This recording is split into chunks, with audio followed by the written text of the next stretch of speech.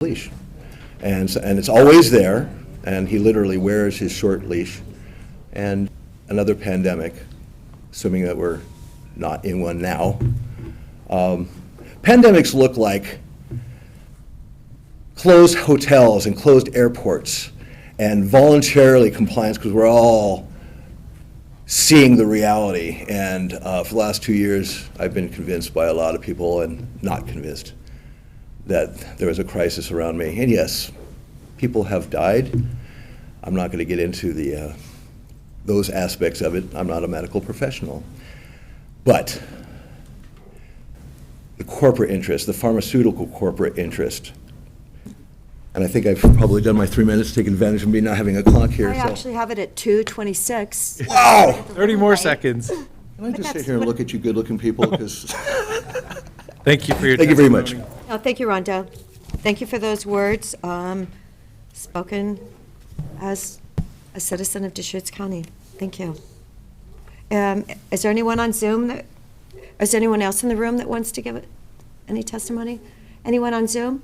Having a little bit of technical difficulties this morning, Commissioner. There we were off the live stream and we just got reconnected, so we might need just a moment to kind of get this. Sure.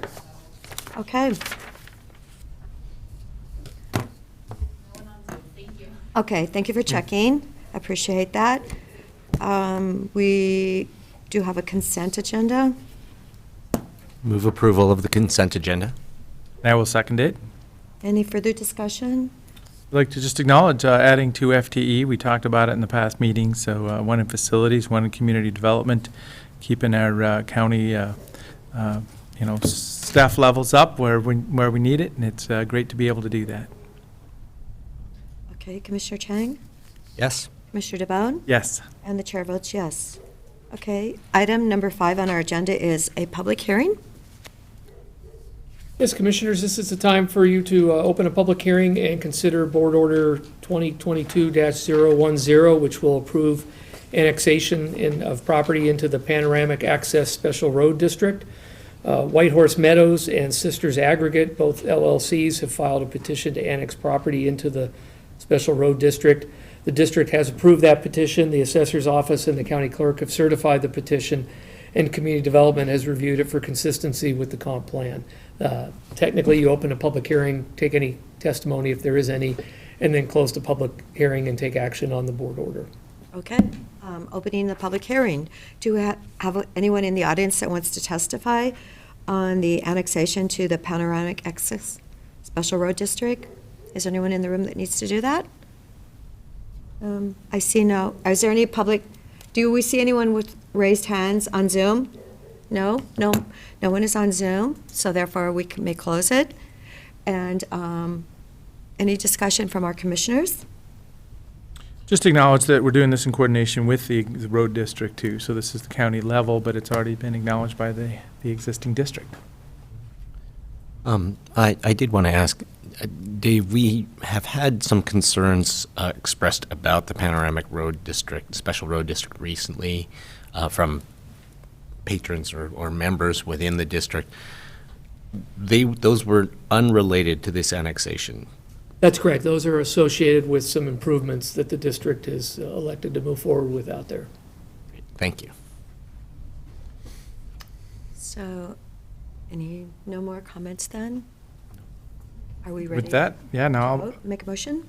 I'll move approval of order number 2022-010, approving annexation of the Panoramic Access Special Road District. Second. Any further discussion? Commissioner DeBonne? Yes. Commissioner Chang? Yes. And the chair votes yes. Thank you. Thank you, Dave. Okay, I believe I saw Nathan Garabee on the screen. He flashed by. There he is. Good morning, Commissioners. Good morning, Mr. Garabee. Welcome. Thank you. Yeah, good morning, Sergeant Nathan Garabee, Deschutes County Sheriff's Office and Emergency Services Manager for Deschutes County. We're here before you today with regard to a resolution declaring a drought emergency and requesting a drought declaration from Governor Brown. And I think it's fairly well established that we're in kind of a continuing drought condition. So I know that I need to bore you with the details, but I'd be happy to answer any questions if you have any before you consider the resolution. Nathan, does somebody have easy access to what is the level at WikiUp? I know a couple of months ago it was at 41%. Has it upped from that point? Do you know? I mean, I noticed it was actually one of the better ones. I don't know why I'd asked for it at the time, but it wasn't as bad as I could have imagined. I know it's not great. It's still under 100,000 acre feet at this point. Oh, well, it's 97,000, but what is that percentage of being filled? That's what I want to know. It's a 200,000 reservoir. So is it Yeah, 50%? that's less than half. It's less than half. It's still like less than half, 50. Yeah. Okay. I'm having internet issues on my other computer, which I could look up that information for you. There is a website, Oregon Water Resources, and I think Bureau of Reclamation maintain online where you can check the status of reservoirs and stream flows, and that's a great site to bookmark to go to frequently. And I would check it for you, but it's not working for me this morning. I'm sorry. That's quite all right. And the good news is I think we just got some new snow at Mount Bachelor. They're at 71 inches or something. So hopefully we can still get some more snow this month. We truly need it. I know I've only had like 15 inches at my house, averaged 33. So, but I need it to fall where it really needs to fall. So are there some more questions for Nathan? I don't have any questions, but Pacific Northwest climatologists are estimating that it would take 150 to 200% of normal precipitation for the next 2 months to get us out of drought, which is statistically, it's a very, very small chance that that's going to happen. We are in our now 3rd year of drought. And the situation is very dire, not just for those who depend on water, but also for our coming wildfire season. This drought declaration is really focused on providing relief for agriculture during these conditions, and I'm very supportive of us sending this request forward to the governor to declare a state drought in Deschutes County. Okay, Commissioner DeBonne? So with that, I'll make a motion. I'll move approval and board signature of resolution number 2022-021, declaring a countywide state of emergency and requesting state declaration of drought emergency within all of Deschutes County. Second. Are there any further comments? Just acknowledge this is in response to a letter from the Board of Control, which is all the irrigation districts working together, and it is a resolution asking the governor's office to declare this emergency officially. Thank you very much. Okay, Commissioner DeBonne? Yes. Commissioner Chang? Yes. Yes, and the chair votes yes. Chair Adair, I have one comment. Yes? For the record, Eric Kropp, Deputy County Administrator. In the recent legislative session, the legislature passed Senate Bill 5561 that provides Deschutes County $585,000 to help with drought relief. The purpose of the funds will be to use to provide domestic and community well assistance. We'll have a group of staff that will meet shortly and talk about different options for the board to consider, and that'll include Sergeant Garrity. We'll come back to the board and seek direction on how the board wants to spend these funds. But the key to the funds, they're pretty flexible.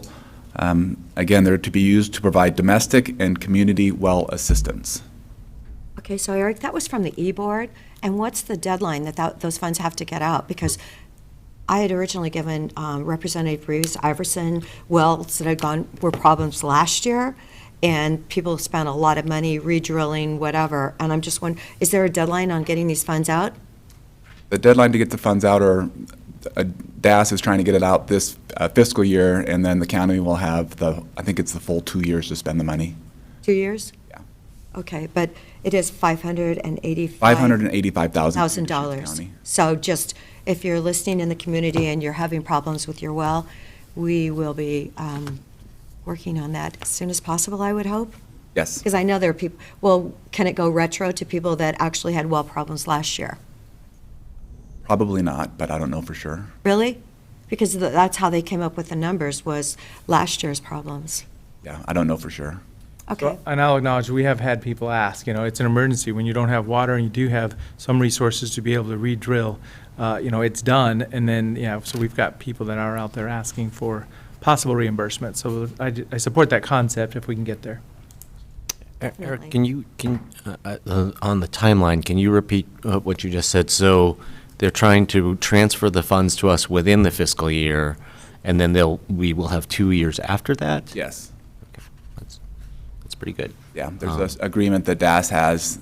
Once we know how we want to spend the funds, we'll propose that. They have to approve it, but the funds are actually from the state general fund, so there's not a lot of restrictions. They're pretty open in terms of how we can spend the funds. And if commissioners have any other thoughts, that would be helpful as we put together our options for the board. okay. So but we are waiting on a transfer from the state to us. There's an agreement. In the agreement, the county needs to specify how we'll spend the funds, and then the transfer will occur. So staff will bring the board options on how to spend the funds. Once the board gives staff direction on that, then we'll work on the agreement with DAS. Okay. Sounds like a plan. And then we're picturing essentially making individual grants to property owners who have had to deepen their wells. That's an option, yes. Yeah. And another consideration is other reimbursement programs like that. We work with Neighbor Impact or COIC to administer the program, so that might be, that's an option for consideration as well. Yeah, we were exploring whether we could apply for some community development block grants to work with Neighbor Impact. Yeah, it's just in that way when the E-Board delivered this Yes. Opportunity for us. Yeah, we were looking at CDBG COVID funds, but it didn't fall into those parameters, but here's another option. Okay. Great, well, we'll need to get back with you on that group because we truly need to get our agreement done so we can get that funding, because I know the community is in need. Yep. The well drillers are very busy. Yes, so more to come. All right, thank you, Eric. And, okay, so now I believe we are in Envision Bend. Thank you, Whitney.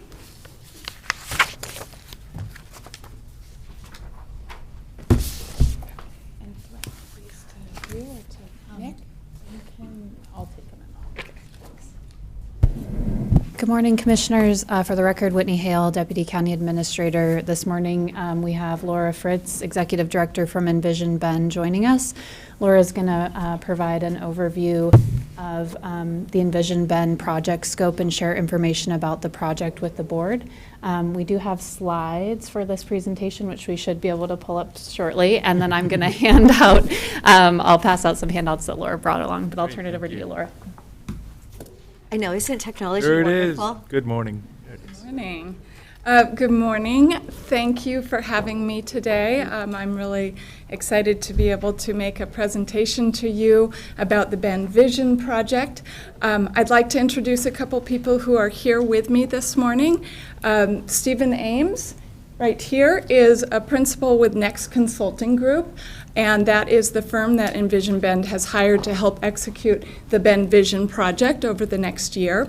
I'm also here with Ted Schoenborn, who is a member of our board of directors. And Ted is here for a little color commentary, if it's appropriate, when questions and answers occur at the end of the presentation. So I'd like to take Well, I realized last night that my presentation was a little longer than it should be, and so I've produced a couple handouts for you with a timeline of the history of Bend 2030 Envision Bend. Some of you may have known our organization as Bend 2030, but we rebranded about a year and a half ago.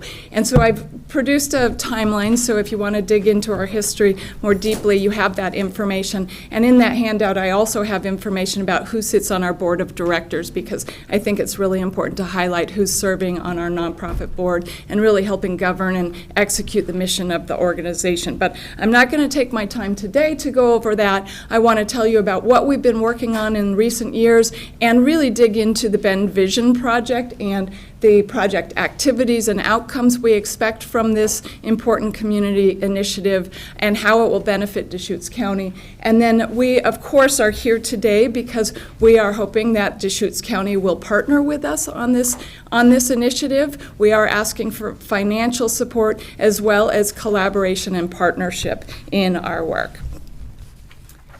So Envision Bend really has been a community convener for its entire existence, and we have served as the champion of our community vision.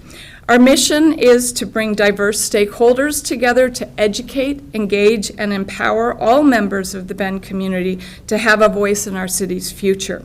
We are indeed a nonpartisan, independent nonprofit organization. What our mission means on a day-to-day basis is really that Envision Bend serves as a steward and a champion of our community's vision, and we work to ensure that the vision remains vibrant, relevant, and strategic. And we do that in a number of different ways. First of all, we convene the Bend area community periodically to revise and update and refresh the vision, and that is indeed what we're focused on over the next year plus. We also assemble diverse community stakeholders to advance the initiatives and the ideas that are grounded in the vision. And we welcome and engage the community in a nonpartisan, inclusive manner to promote a healthy and livable community for all.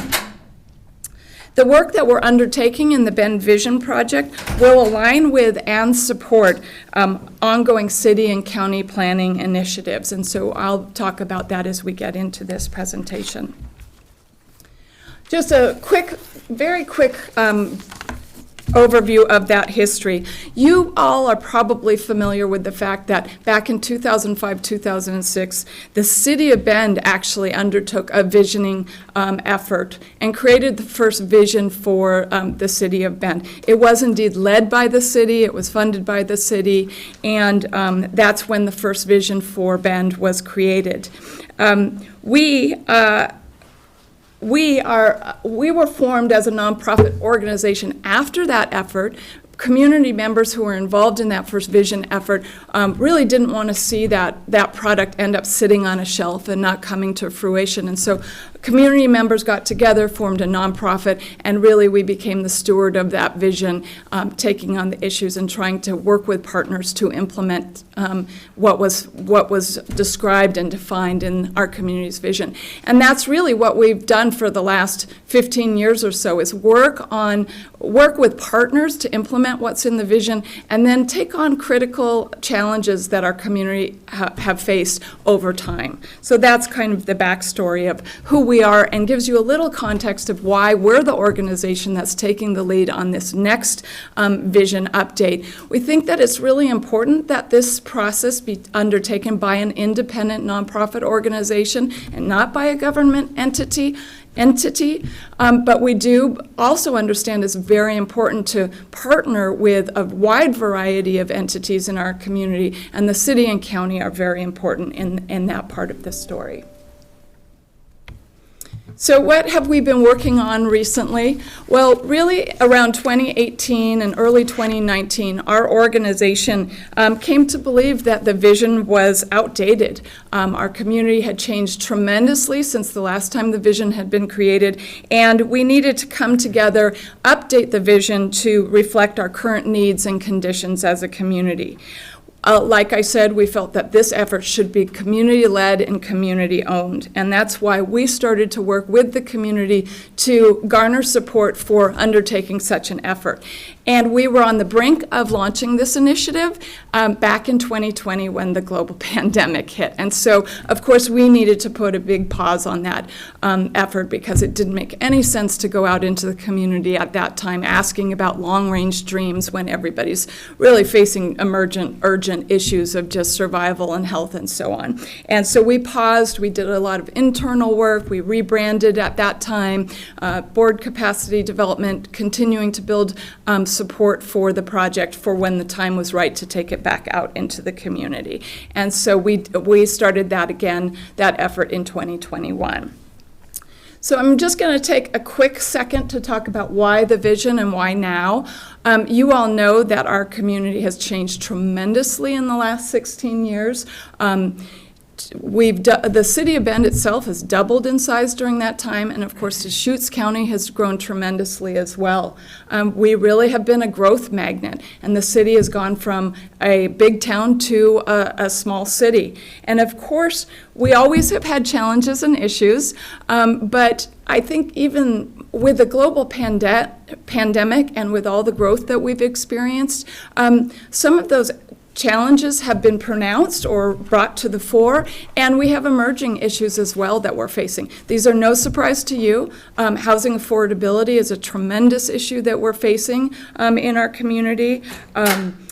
Health, of course, resiliency in so many different ways, social equity, and so on. And so that is why we feel like it's really important we take on this initiative now. We believe that the Bend area community is very hungry for genuine dialogue around the future of our community. So the timing is really right for this. Quickly, I know that you all know what a vision is. I want to share just a quick overview of that for people who are listening as well. But you know that a vision is a plan that really describes our desired destiny as a community, and it serves as our North Star for where we want to be in 10, 20, 30 years down the road. It's our preferred future, our aspirations as a community, and we don't want to leave that to chance. That's why it's really important that we undertake this effort. Forward-thinking communities undertake visioning so that our future doesn't just happen, we actually help shape it. Through the process of building a community vision, there's a lot of collaboration and consensus building, and you're able to identify core community values that help shape the conversation and the framework of that plan. The other thing, of course, I want to emphasize is that we know that visioning really works. And I have an example here in the slides of the Sisters Country Vision project, which was recently completed. I know that you all were a partner in this effort, partnering with COIC and the City of Sisters in delivering this process. And many of the strategies are being implemented from this plan under the guidance of the city's vision implementation team. And also, the Sisters Country Vision provided a backdrop on community aspirations that was used to inform the development of Sisters' new 2040 comprehensive plan. This visioning process is serving in part as a model for the Bend Vision project as well. So let's, this is our new brand for the project itself. We wanted to make sure that we had a brand that was very distinctive so that it would not conflict with other planning efforts. It's hot off the presses, so I just wanted to unveil that to you. So now, quickly getting into the meat of the actual, the project itself and how it's going to unfold. The timeline is indeed December 2021 through March 2023. We have begun and we have embarked on the project, and I'll go into some detail about the various stages of it in a minute. Our reach is to focus on the Greater Bend area. And by Greater Bend, we mean the city of Bend plus outlying areas whose residents relate to or participate in the life of the city on a regular basis. We very intentionally chose this open definition to make for a more inclusive and purposeful conversation, as well as to ensure that we could engage with regional entities whose purview was beyond the city proper. The emphasis is in the project will indeed be on inclusion, dialogue, visionary thinking, and consensus building. There are 5 phases to the project we'll go through in just a second, and there is engagement with the community in every stage of this process. And then the final result will be a whole of community, nonpartisan conversation. We really like to describe it as an investment in the well-being of the entire community. We anticipate that the total cost of the project will be almost $300,000. So this is our project process map right here, and I'm going to quickly take you through what we're doing in these various stages. I was indeed going to help read this, so We'll help read, won't it? so, you know, if I stumble a little bit, that's why. So in phase 1, we are framing the process. We have developed a framework for the Vision project, and we're conducting research right now. We're really laying the foundation for the community engagement that is ensuing. Some of that research includes holding stakeholder interviews with community leaders, and we're also gathering information on existing plans so that we know what's going on in the community, that we can align and not compete. And we're also doing an environmental scan so that we understand the strategic issues that likely will impact the community. In phase 2, we're going to facilitate a number of community listening sessions in the city and in the county. These listening sessions, combined with the interviews and the information we've been collecting in the first phase, will help us identify our core community values. And then also during this phase, we're doing a lot of work like this, which is getting out into the community, talking about the project, making sure that everybody in all corners of the community know what this project is about, why it's important, and that they should participate and engage. Well, a lot of work with partner organizations to reach very diverse communities and constituencies. Third, oops, I think I just went past it, sorry. Third phase is really the very highly visible phase of the project, and that is when we are having a lot of community engagement events out in the public. We will have workshops, we will have focus groups, we will have an online survey that will be translated into Spanish as well. Lots of conversations where we gather the community input, which then makes the basis for the vision statement and the strategies that will be in the first 5-year plan for the project.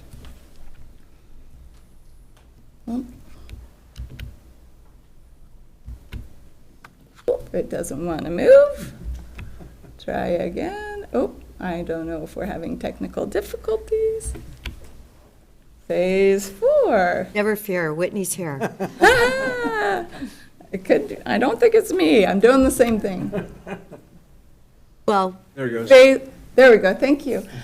Phase 4. At this point, we're going to gather a diverse citizens action team, a group of community members who will work with our consultants to actually figure out what will go into the first 5-year action plan, to define what we're going to try to undertake in the first 5 years of the action plan. We can't just have a plan that doesn't say what we're going to try to implement. That plan will indeed identify willing partners who want to participate in those activities. We're not just going to throw ideas into a plan and say, here, whoever can do it, come and get it. We will identify those partners who will help implement, and that plan will also have measures so that we can make sure that we're keeping track of whether or not we're advancing the vision and it's becoming our reality.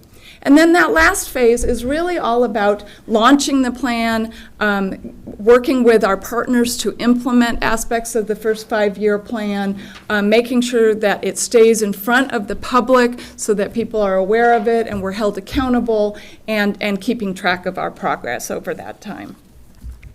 The final actual physical pieces that will come out of this is a statement of core community values, the long-term vision statement, which will be organized in a way that has focus areas, the priority areas that the community has indicated we need to focus on, and focus our efforts on. And then that first 5-year action plan, which has specific actions under focus areas, describing what we want to achieve as a community. Signature projects, which are multi-stakeholder projects that will require a number of entities to come together to complete. And there will be 3 or 4 of those, because that's what's realistic in a vision statement, which has the shelf life of 20 plus years. Is about 3 or 4 signature projects. Again, identified plan partners, success measures, and then we're also going to take this plan and we're going to try to bring it down to the individual human level and create a plan for individuals to take action in their own lives to help make that vision become our community's reality. We will also have analysis of key trends and strategic issues that are going to affect the community. The robust, intentional conversations that we have with underrepresented communities will also be very informative and useful. We will be able to break down our survey information demographically so that we can tell you where the information came from, if it's from residents of the city of Bend proper or Deschutes County residents. And we will go to the people where they are. We're working with partners to reach constituencies. We're not just expecting people to come to us in a big community meeting on a weekday night, so that we really do hear from the whole community. So hopefully from these comments you see the value of this project, how it can be incredibly helpful to our community. But I do want to focus a little bit on Deschutes County itself.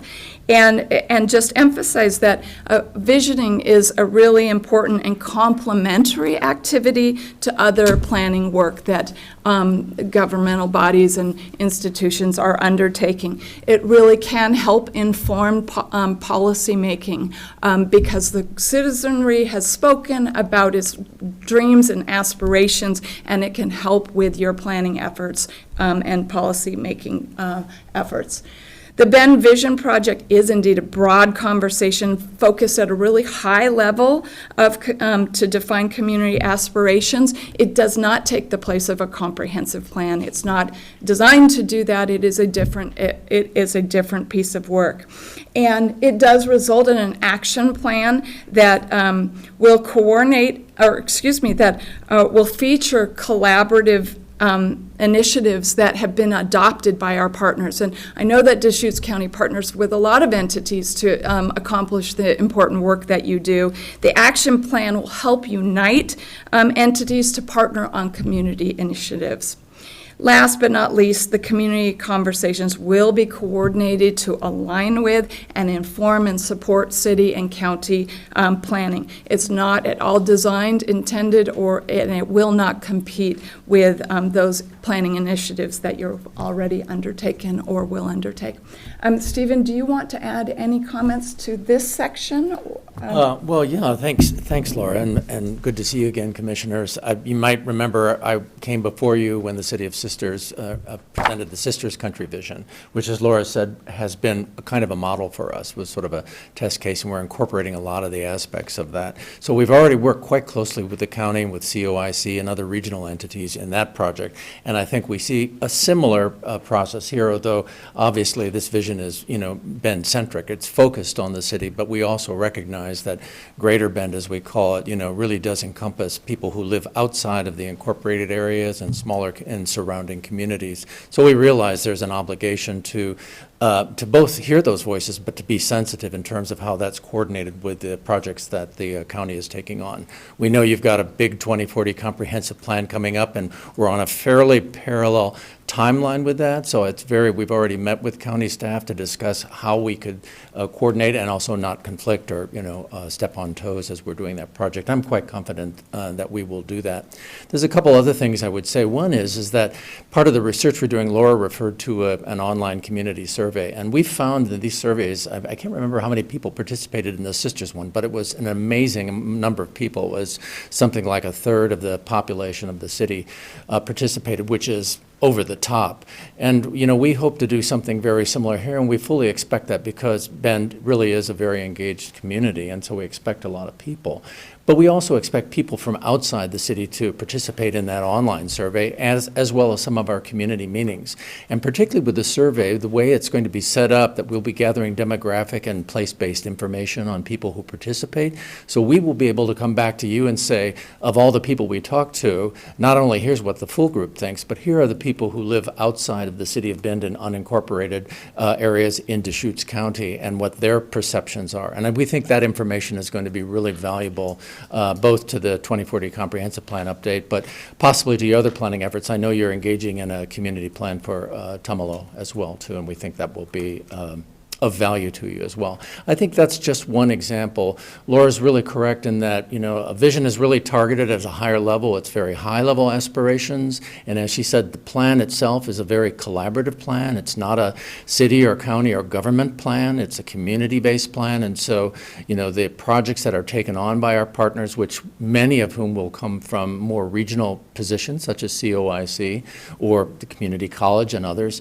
will be participants in those plans by agreement. It's not dictating to those organizations what they do, but finding out where are the collaborative areas where we can work together to help achieve those bigger, longer-term aspirations. So I'll wrap this up and take questions in a moment, but we are indeed here to request financial support from and partnership from Deschutes County, and we hope that you will commit $50,000 to this important community initiative, which is about 1/3 the level of support that we are requesting from the City of Bend for the Bend Vision project. We are indeed raising the remainder of the funds through the community, through normal fundraising channels of looking for support from local businesses, foundations, etc. So I invite you to help plan the brightest future for our community together. The result of all of this work will create a collaborative, forward-looking, and exciting shared vision for our community's future. Thank you. Thank you, Laura, so much. Thank you for all this information. Yes, I actually even have a sisters meeting tomorrow about their vision and implementation of their vision, which I believe probably Peter may be a part of that now. I know Nick was for a while. So yes, we're truly still engaged there. I know that as far as asking for funding today, that's something that we are going to put into we have our budget coming up shortly. In May, so I believe that's where we'll be putting our analysis. So if you can get us maybe a request on top of this packet would be great. Okay. That would fit with what we would be doing. Will do. Thank you. Are there questions? Nick, would that be the process for us to consider this through like a special project or a special project request during the budgeting process, or is there?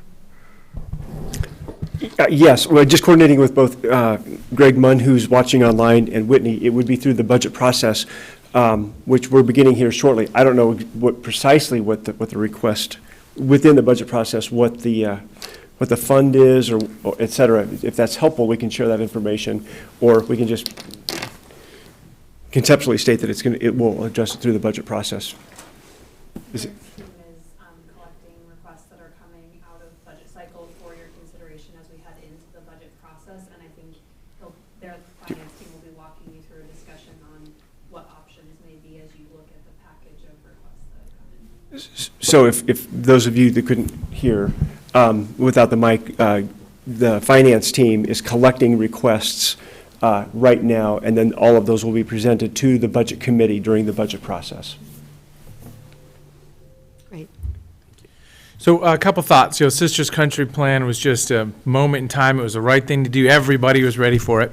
How does this fit in with the city of Bend? As in, I think of all the different aspects that could be, kind of studied or what things could pop out. And I've got a list here as I was thinking it through. So, the environment or healthcare, public safety, arts and culture, land use, the economy, energy, and then branding. This is just a little list of things I was thinking of, the aspects of what could be put in a plan here.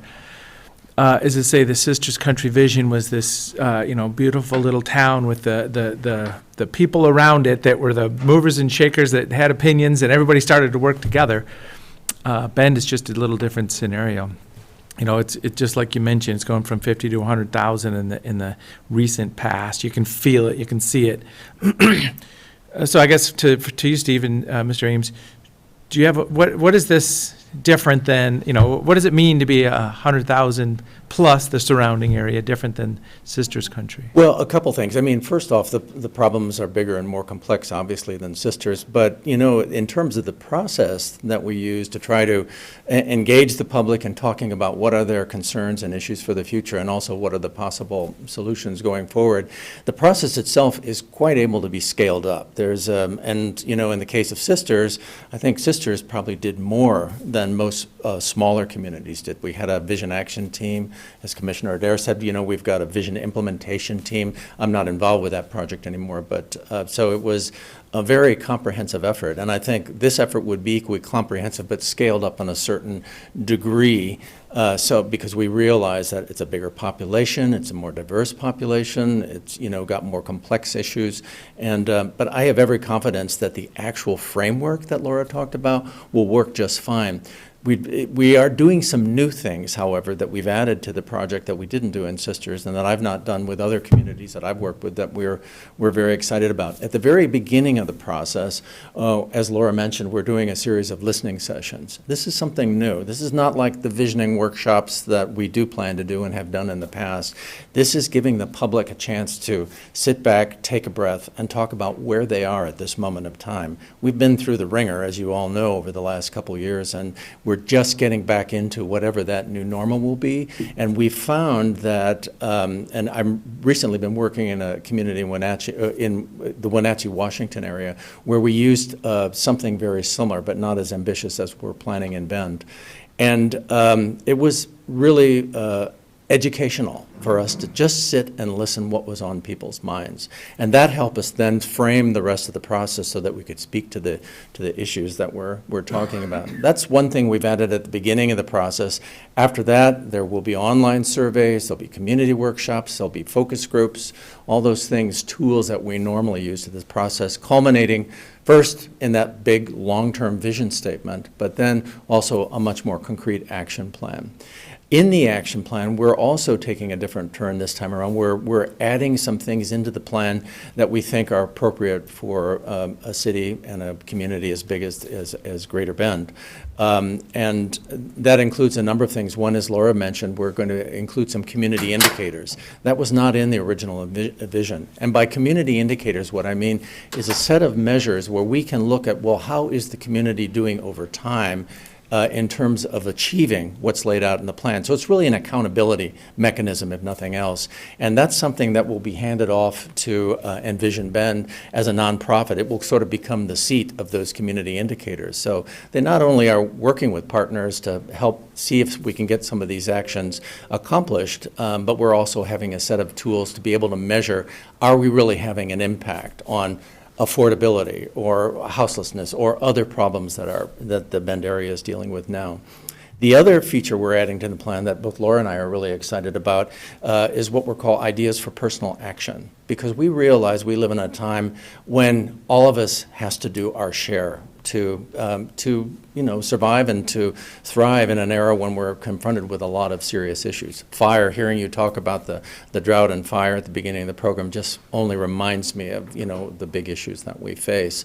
So we're going to add an element into the plan where people who read the plan, who are, Joe Citizen, who, doesn't belong to a board or work for a government agency or has the power to do something, can say, what can I do in my own life, with my family, in our neighborhood? What can we do to help, for example, make the Bend area more fire safe, or to make our community more affordable, or to help with people who have not been engaged, underrepresented populations?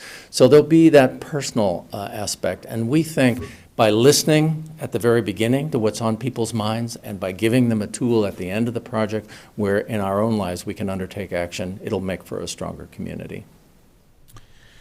So along those lines, we need to make sure this is not a I absolutely want to advocate, this is not a competing effort. You know, if we do a comprehensive plan at Deschutes County, we have professional planners, we have a planning commission, we have the tax authority, we have land uses as assigned by the state, and it can't be a competition of, hey, here's our plan, and those guys did this. I mean, it's got to be one team, one vision. You know, as I say, I like the branding idea, and then things that may pop out. You know, we need to really focus on, fuel reduction or healthcare or whatever these things, because the community conversations are always good. But, a sly comment about, well, we're not government, that's just not going to work. You know, I mean, I represent the people with the government and asking for money, right? But we've got to be complimentary on this. No, whole and we process. have met a few times with county staff because we understand that that is so critical. We cannot compete. We need to add value to what you already are doing. And so communication is going to be critical, and I think we've really created the foundation for that. And the brand itself was indeed a conversation that we had with your staff about how we need to make sure that these things are not going to be confused and that they complement. Yeah. I think so. Also, the nature of the plan that results. I mean, it is flying at a higher altitude in one level. It's not a land use plan or any kind of development plan, or even a smaller community plan like what I know you're considering, in the Tumalo area. So I'm pretty confident that we can make sure that there is no conflict that way. And there's a couple of the things we're doing, as Laura mentioned earlier. At the very beginning, we're doing stakeholder interviews. We'll be reaching out to county and other officials, who are out in Deschutes County or with organizations that have a broader regional reach, such as the school district and the college and COIC and others, for the same purpose. And part of that is gathering out what are the big plans and policies underway in all these institutions that we need to be aware of, because you don't want to try and replicate or duplicate those in a vision action plan. That's not the purpose. The vision action plan is more like icing on the cake. What can we do that's not being done, that involves collaboration among all, public, private sector businesses, community groups, that is not being achieved or is the purpose of government plans. Well, and then, just like you mentioned, a survey of the ongoing planning activities around this effort, but also, I mean, maybe that's a great opportunity to, have the, planning horizon playbook for that survey. As in, as soon as a citizen comes in, remember, there's a comprehensive plan, there's long-range planning in the city, there's a planning efforts going on at the county, so the education of the community around that, instead of, your effort knowing it, maybe that's part of this. One of the first steps is, here's a web page, part of Envision Ben, with the 5 links to the comprehensive plan and the planning system of the state of Oregon. And now I'm helping you design your work, but I'm just thinking it through as we're talking. Well, no, I think it's an excellent idea, to have an educational component. We are reaching out to our so-called project partners now. Those are the organizations that really do have a big reach in terms of the different communities they speak to, not only to inform them what this project is going to be about, but also to find out, well, what are you doing, and where do we need to understand that. But even beyond that, I think you give us a great idea, and that is when we're doing our interviews and in the online survey, is to have a little bit of explanation at the very beginning, what this is, what it isn't, where you can go for other information.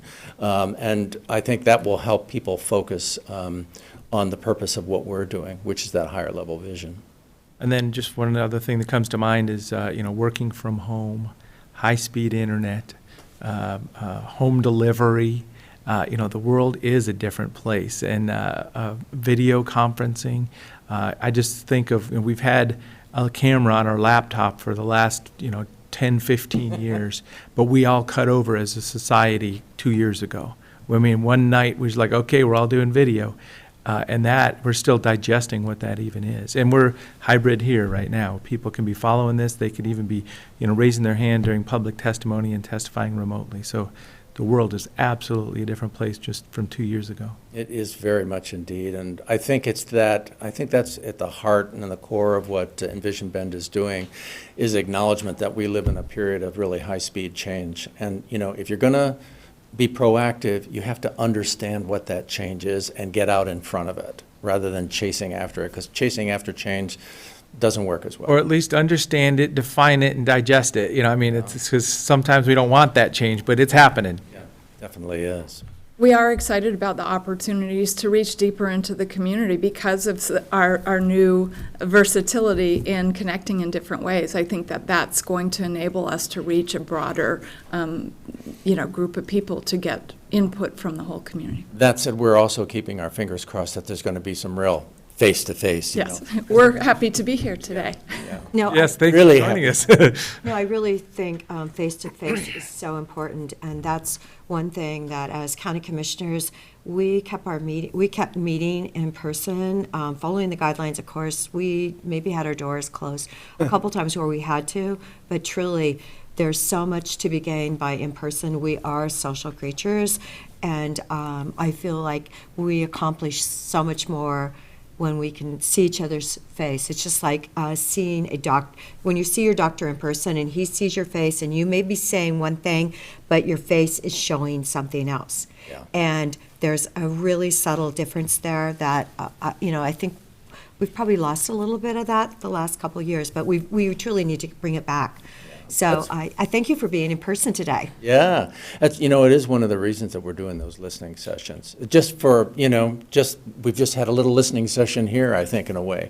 And that's what we really feel people are craving that right now. So with a little bit of luck, those things are going to be face to face. Well, I just think it's kind of interesting how you talk about sisters. Okay, they were like 500 people for a long, long, long time, but they truly branded their city. They had their Western theme, and Sisters is a very sweet place to be. I'm from Sisters Country, and truly the community was really engaged on their plan. And now, even though there's a little over 3,000 people in the town itself, so a friend of mine that moved there was sure there's now 15,000. That's how it feels, and she hasn't been there that long, but you feel the bustle and hustle of the community. So, yes, thank you for your work there. Thank you. Can I just I just wanted to say that I'm very excited to be seeing this move forward. I tracked the Ben 2030 process pretty closely 15 years ago, and I was able to see how visioning helped to bring a community together and help them articulate their hopes and dreams, and then organize in different ways. Frequently non-governmental, more informal, collaborative partnership kinds of ways to make that vision a reality in so many ways. One of your slides reflecting that, the vast majority of the action items in the Ben 2030 vision have now been implemented or are substantially along the way in progress is really exciting, and. Watching that happen, I definitely feel that a plan, a vision like that, it needs to be updated on a regular basis. And the fact that it's been 15 years, and the Ben 2030 vision, while still timeless in some ways, is really outdated in other ways, and is not it's not a reflection of the community. At this moment in time, and indicates to me that this is a very good time to undertake an effort like this again. So, thank you for leading the charge on that, and I'm very excited to see it happening. Nick, you wanted to say something? Thank you, Chair Adair, and certainly having been a part of the Sisters process and project, two of the greatest values that I saw through that whole process were the role as the convener, just to bring everybody together, which is local governments, we often don't have that capacity. And it's such a valuable piece. And another piece, as you mentioned, is then measuring and monitoring progress over time. Again, something that local governments, we don't always have the capacity to do or do very well. My question is, with Sisters, 90% of the land area was the rural county. 70% of the population was probably the rural county. Yet the city played such a significant role. They were so committed. They were such great partners throughout. They paid more than we did for the process. They attended every meeting. I'm just curious, and then And then I then had the benefit of participating in their comprehensive plan update before I transitioned to my new role. And I could see their progress in really referencing the vision through their comprehensive plan update. I'm just curious about your perspectives about the city of Bend and their commitment, beyond the financial, because financial is just one piece, but their commitment to the process, because this is going to be just the opposite. 90% of the land is going to be in the city. I mean, probably 98% of the population is in the city. And their commitment to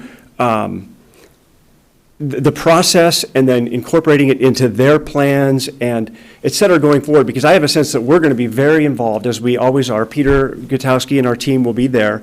And as Commissioner DeBone was saying, one of the outcomes is going to be what the signature projects are. Well, if Deschutes County is there, we know that where the funding requests are going to come for those signature projects. And so I'm just curious about your thoughts about the city's commitment to the process and then to implementation of the outcomes going forward. So any thoughts would be great. Thank you. Yeah, thank you. The city is very much behind this project. We have been assigned a liaison, who is Brian Rankin, who's the senior planning manager for City of Bend. And he's very familiar with visioning, is a big believer in it, thinks it's important on that higher level to help inform other planning work underneath. He is our main point of contact with the City of Bend. The city's putting money behind the project. We also are working with other staff members at the City of Bend to ensure that we have a very inclusive, robust outreach process. So we've been meeting with Zavi Borja, who is a community liaison. We also are, just as a little sidebar, we're working with folks from COIC to make sure that we're reaching rural residents who we want to bring into the fold in this conversation as well. City has committed $50,000 to the project at this point. They know we're coming back in June or early July to ask for the second half of the remainder of what equates to half of the cost of the project.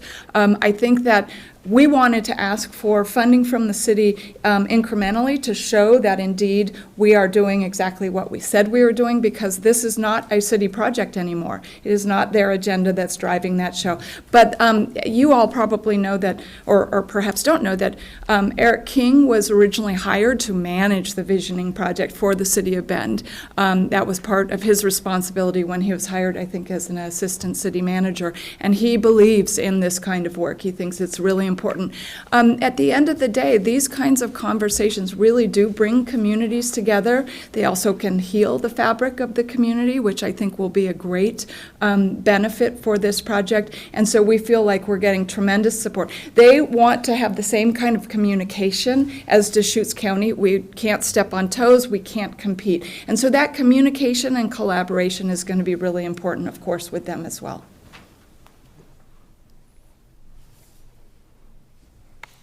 Thank you very much. Thanks for joining us today. And Laura, if you'll send back in your packet for our budget committee, that would be wonderful. Thank you Is so much. there any color commentary by Mr. Schoenborn? Yeah, I was going to ask about that. Dressed up for I saw you. him taking notes the whole time back there. He's definitely the best dressed one. There we go. Thank you very much. Thank you all for joining us. Thank you.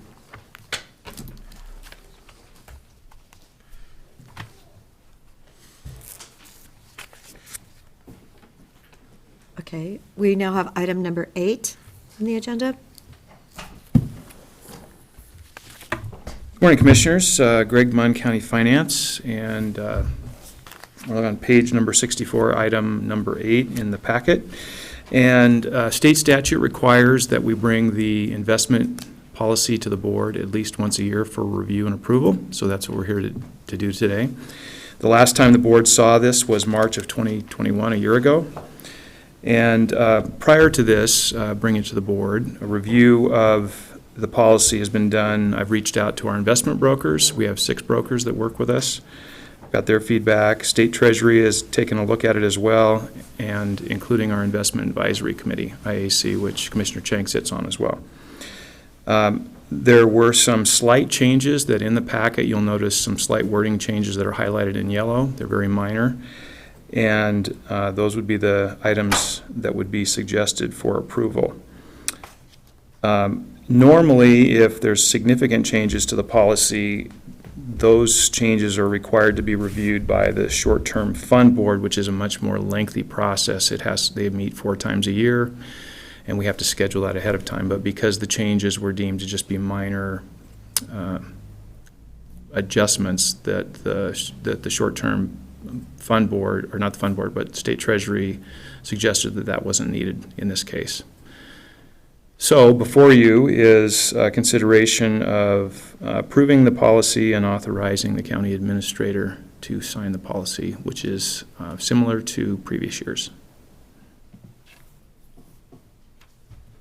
So a couple of questions. I see that, mitigated switched to managed in many places. Yes.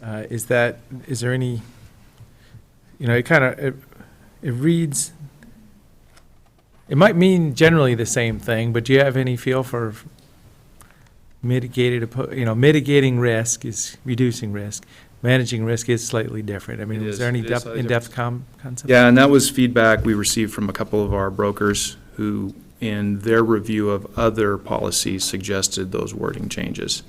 And it is slightly different. It's really our job to, the policy constraints are very narrow already.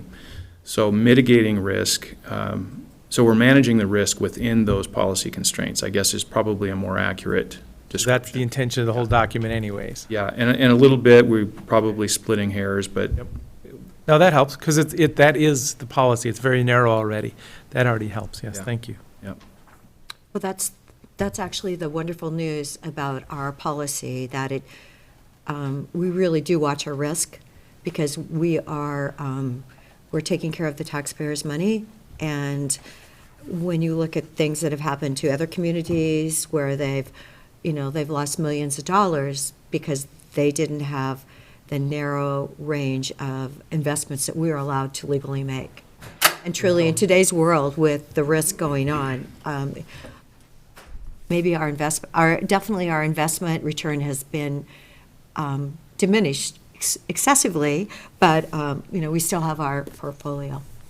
Yeah, and I would say that we have turned this over quite a bit inside out with having so many different professionals look at it and give us advice. And for the most part, there wasn't a lot of suggestions that they had to really change the policy. And we talked about extending the term of maturities beyond 5 years.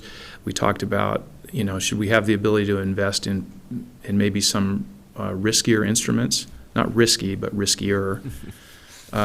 We really went through all of those factors, and I really feel like the general feedback was we're doing pretty good. We have a pretty good policy set up.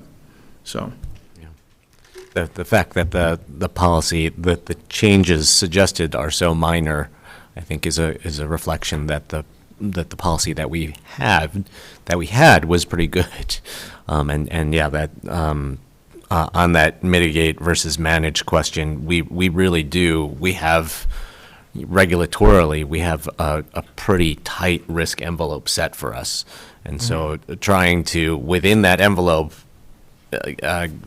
give Greg and the investment advisory committee as much flexibility as I can to see if they can increase returns a little bit within a very low risk envelope already, I think is a good thing. Understood. So I take it Deschutes County doesn't have any Bitcoin investments? not that I'm aware of. Well, You should know. let's hope you know, right? No, it's We have no direct Bitcoin investment. Here we go. Yes, well, Somebody else, yeah. do we have any Secondary. gold or silver?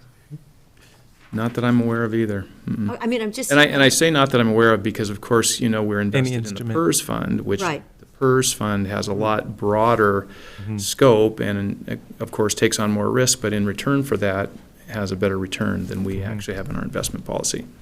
So, yeah, some of the investments or instruments that are invested in might secondarily have something like that. And the PERS fund also is a much longer-looking fund. So, they're looking out 30 years, where we're looking out maximum of 5 years. Okay, do we have a motion?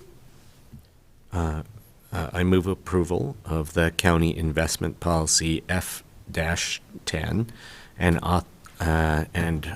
also move authorization of the county administrator to sign the policy document. And I will second it. Any further discussion? Commissioner Chang? Yes. Commissioner DeBonne? Yes. And the chair votes yes. Thank you. Greg? Thank you. Okay, we're now at item number 9. Kyle, welcome. Thank you. Good morning, Commissioners. For the record, Kyle Collins, Associate Planner with the Community Development Department. Today, we are here to have a set of deliberations on a plan amendment zone change application for 2 40-acre properties to the east of Bend. The file numbers on these are 247-21-000, 616-PA, and 617-ZC. Both of these properties are owned by Dave Swisher. These deliberations follow a public hearing that the board held on February 2nd, which was followed by a 21-day open record period. There were a few comments received during that open record period. During the first period, there were some submittals by the applicant themselves, as well as Deschutes County Legal Counsel. During the rebuttal period, there were some comments submitted by Central Oregon Land Watch in relation to that first set of open record period comments, and then finally a final legal argument from the applicant themselves. Each of the commissioners here today has a decision matrix. There's 5 big discussion points that we can kind of go through one by one. I believe the board went through a very similar process to this a couple of weeks ago. So this will follow a similar pattern. We can just kind of walk through each one, open it up to discussion, and then have a general up or down vote on whether or not each of the commissioners agree with what the hearings officer in this case rendered for each of those issue areas, or if they'd like to have other discussion and edit them in some way. Any questions before we launch into this? No, thank you for printing it on giant paper so that we can easily read it. Of course. Thank you, Kyle. There's also a map on the back of this decision Right. matrix just to kind of orient yourself to where these properties are again. So the first big issue area just relates to growth management concerns in general that were raised by several surrounding residents. No specific approval criteria pointed to in these, but it primarily had to do with things like congestion on surrounding roadways that might occur with additional development on either of these 2 properties. Loss of groundwater associated with additional residential wells in the area, which will actually come up again in another issue. The applicant, however, pointed out that the county's comprehensive plan specifically anticipates the need for additional growth in the rural area, and that there is a specific mechanism that allows for rezoning farmlands with poor agriculturally designated soils to rural residential zoning designations, which is what this application proposes. They've specifically demonstrated that the subject properties are composed of poor soils. We'll get into a little bit of how they've done that further down the line. But they also point out that there are several other properties in the surrounding area that have multiple use agricultural zoning designations already, which is specifically what they're requesting under this. Again, the oppositional comments point out that the subject property may or may not be appropriate to serve future residential development. There may be better areas in the county closer to specifically the city of Bend's urban growth boundary to accommodate this type of growth. The hearings officer in this case, however, found that rezoning the property is consistent with Section 3.2 of our county comprehensive plan, and it does indeed or will indeed provide an orderly and efficient transition from urban areas to more rural areas of the county and agricultural lands, and that they specifically don't have the authority to deny this requested application on the basis of concerns about growth in general. Staff agrees with the hearings officer's findings in this case, but I would open it up to the commissioners if they have any questions or comments they'd like to provide here. Just kind of an observation, big picture, so that we're talking about a plan amendment, and a zone change, so 2 steps in the process here. Plan amendment refers to going from exclusive farm use, which is resource land, to exception land, which is possibly not farmland. But I'm just acknowledging that MUA 10 is, small parcel, probably not farmland for profit, but there could be agricultural type activities on a small scale. Correct, yeah. So the multiple use agricultural zone, as the name suggests, does allow for farm uses and agricultural uses outright on those areas. So it's not like agricultural use is being precluded with a change in the zoning from EFU currently to MUA 10 as the proposal. And then it's always a function of water and soil conditions, which is Correct. big picture. So I support the hearings officer decision. And I do also. Related to the water concern raised, I mean, the likely pathway to water supply for these parcels, if it's chunked up into 10-acre pieces, is probably domestic, an exempt domestic well. So one well for each of those properties that's developed. Is that likely Fair to say, ultimately, that's not a portion of this proposal, though. I mean, really, the issues of where water supply is coming from typically comes at the land division step, which is may or may not happen. I don't know the specific plans for each of these properties.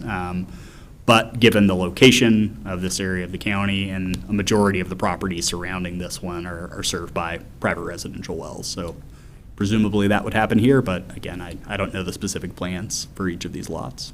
Unless they want to work a deal for treated wastewater from the plant that's up on the other side of the property.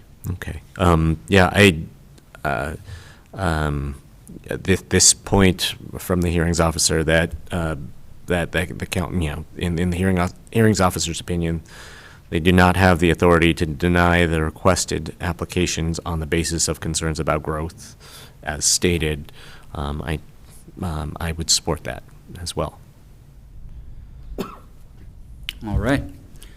We can move along to the second big issue area then, which has to do specifically with traffic impacts on surrounding roadways. The opposition, again, in this case, didn't point out any specific approval criteria, but staff calls out the OAR language, which specifically requests traffic impact studies as a part of any type of plan amendment zone change application process. So a traffic engineer is hired, they measure what kind of the highest possible development if a zone change were to occur on these, and then estimate what the impacts on the surrounding roadways are. That traffic impact study that was submitted with this application found there weren't going to be any significant changes related to what was already occurring out there, either from Abbey Road, which was kind of the roadway that actually supplies access to each of these lots, or Butler Market Road, which Abbey Road extends off of to the south. Outside of that traffic study, they noted that the classic estates lots, which are the two public comments that were submitted that called out traffic impacts as being a major concern, those are to the south of these individual lots. They're served by two roads, Peterman Lane and Parker Lane, and any traffic associated with development, these future lots, wouldn't have any direct effect on either of those roadways. They're far enough south, and they're actually accessed through a few different ways. One of which is Butler Market, but given that that's an arterial roadway, it's already expanded to the size to meet that capacity. Those oppositional comments, however, they focus on what the current traffic trends are in the area, general traffic growth concerns, and the overall road design for the project. The hearings officer in this case found that the proposal would be consistent with the identified function, capacity, and performance standards of the roads in the area, that the changes wouldn't have any effects on the functional classification of any existing or planned transportation facilities in the area. The changes wouldn't allow any types of uses or levels of land uses that would result in major changes to travel or access, which are inconsistent with those functional classifications. And finally, it wouldn't reduce any performance standards of transportation facilities in the area below what the current requirements are in the county's transportation system plan. The applicant's traffic study was also evaluated by our senior transportation planner, who agreed with the methodology therein and agreed with the major findings. And staff agrees in this particular case with both our senior transportation planner as well as the hearings officer regarding traffic impacts.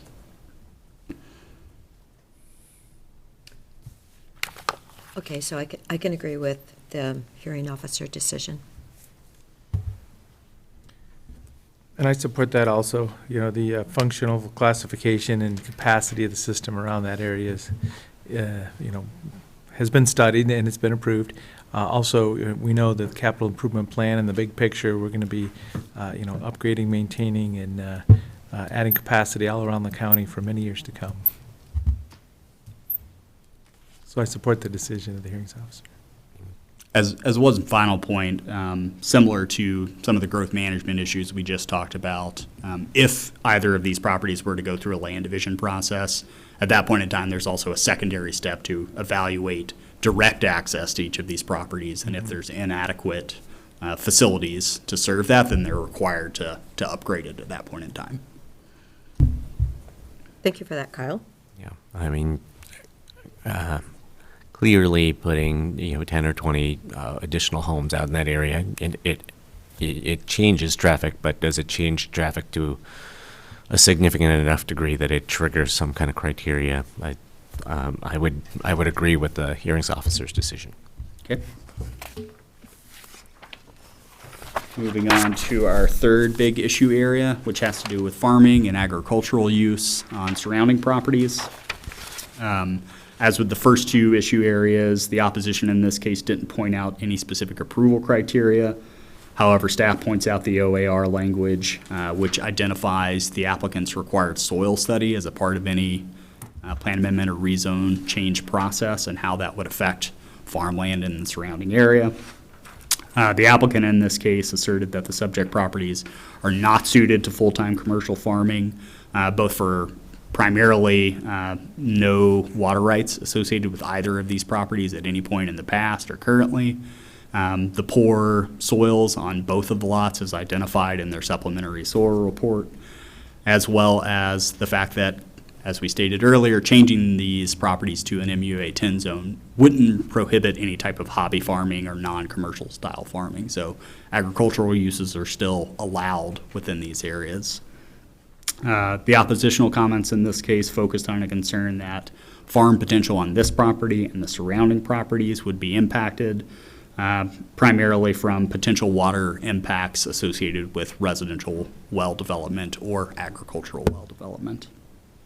The hearings officer in this finding found that both of the subject properties are comprised of class 7 and 8 soils, which are not identified as suitable for farm use according to the ORS language. It takes into consideration a bunch of different factors: soil fertility, climatic conditions, existing or future water rights that might be available, land use patterns in the general area. And they pointed to a significant amount of evidence in the record that supports a determination that neither of the subject properties can currently or likely in the future be primarily utilized for attaining profit through any type of agriculture or enterprise. In this particular case, staff agrees with the hearings officer's finding in this area. One of the big things that we actually evaluate through this plan amendment zone change process is not only the soils report for the individual properties, but what the surrounding pattern of land use in the area. As we discussed during the public hearing, the surrounding properties are split roughly 50-50 between MUA 10 properties, which is what this would transition into. Those are developed primarily with single-family dwellings. Some of them have hobby farming associated. There are some EFU properties in the area. Some of them have small-scale agricultural operations, hobby farms, things of that nature. But a majority of those properties as well are also developed with single-family residences. So this is a similar fit in types of land use development pattern in the area, and transitioning from EFU to MUA 10 likely wouldn't alter that in a significant way.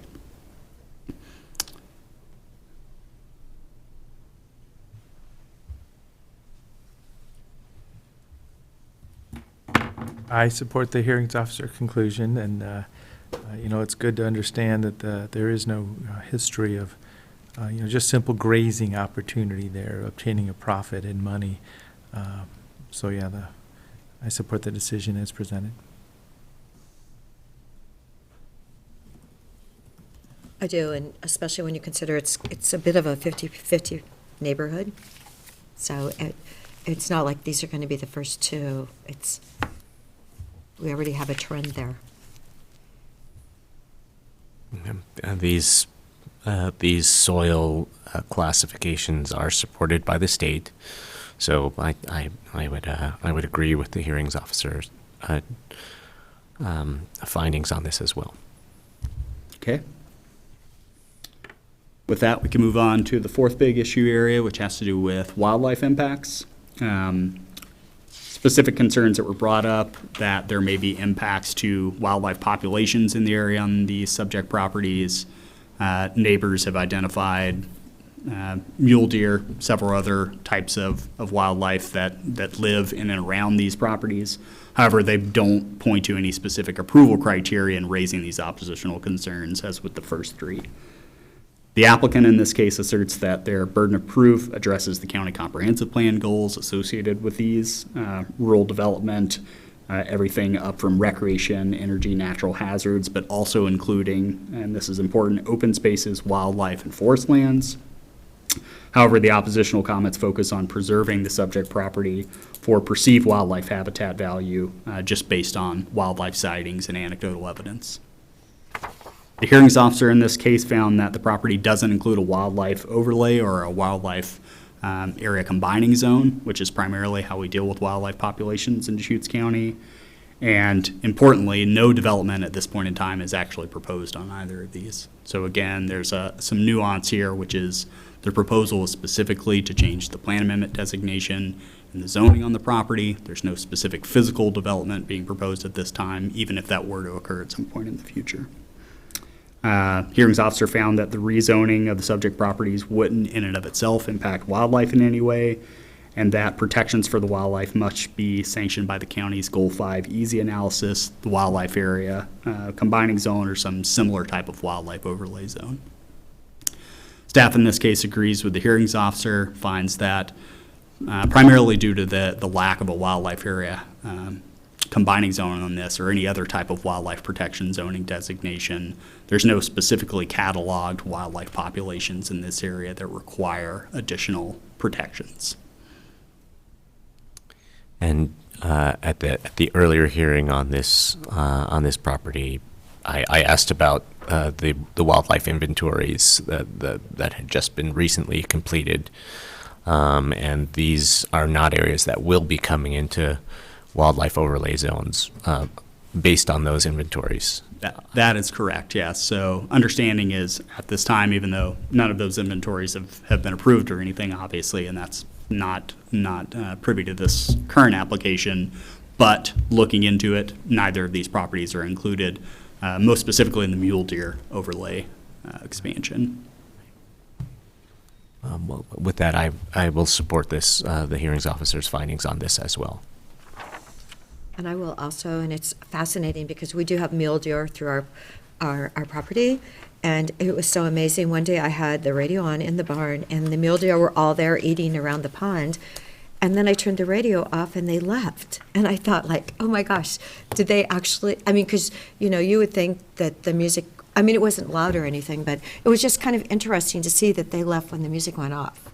And I would have thought it would have been a reversal. So. Were you listening to classical music? No, I wasn't. I was listening to KSJJ. But it's, anyway, but it was just kind of like, what a, they don't seem to, I would have thought, because actually horses, it's not good. Because they're a sensory, they listen, they hear, that's how they've survived, because they flee from danger. And so music isn't really good to have on for them. I know where it makes cows give more milk if they have classical music. So, yeah, but the deer seem to like it, so. So I support the hearings officer decision also. Sorry about that. Okay, now we're at number 5. Get out there. Thank you, Kyle. Of course. The last big issue area is probably the most complex. So forgive me for having to dive into some nuance and big details of the state land use system here. But this has to do with the applicant's supplemental soil study that was provided as a part of their application. And the specific oppositional comments stated that that soil study does not legally alter the agricultural designations for the subject property, which are based on the National Resources Conservation Service soil classification system. So to flesh that out a little bit, the opposition states that the property meets the legal definition of, quote, agricultural land as identified in the OAR language.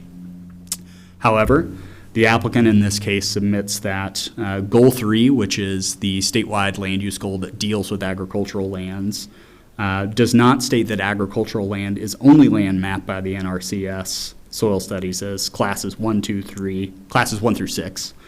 But the applicant argues that the DLCD rules do supplement that goal, and they allow that the mapped soils in classes 1 through 6 are agricultural land, but property owners have the right to challenge those NRCS soil studies by hiring a certified soil scientist to conduct a more detailed soil study for the property in question. They have to have the Department of Land Conservation and Development vet that soil study, so they actually look at the methodology that was proposed, and the state ultimately gives a thumbs up or a thumbs down whether or not they agree with that methodology. And then finally, that vetted soil study, if approved by DLCD, can be used in a specific plan amendment zone change application, which is what's occurring currently. The applicant calls out that a soil classification system and the soil study maps themselves are not one and the same thing, and that they have the right to challenge the NRCS mapping as allowed both by the text of Goal 3, the ORS language 215 to 211, and in the event of conflict between those two, the ORS language actually controls over the conflicting provisions. They finally call out that the OAR language, which is what the ORS language actually gets pulled from, requires soil scientists to study and report on soils based on the soil classification system itself. So there's three kind of interlocking pieces here between the Goal 3 statewide land use systems, the OAR language, and then the ORS language that implements both of those underlying pieces.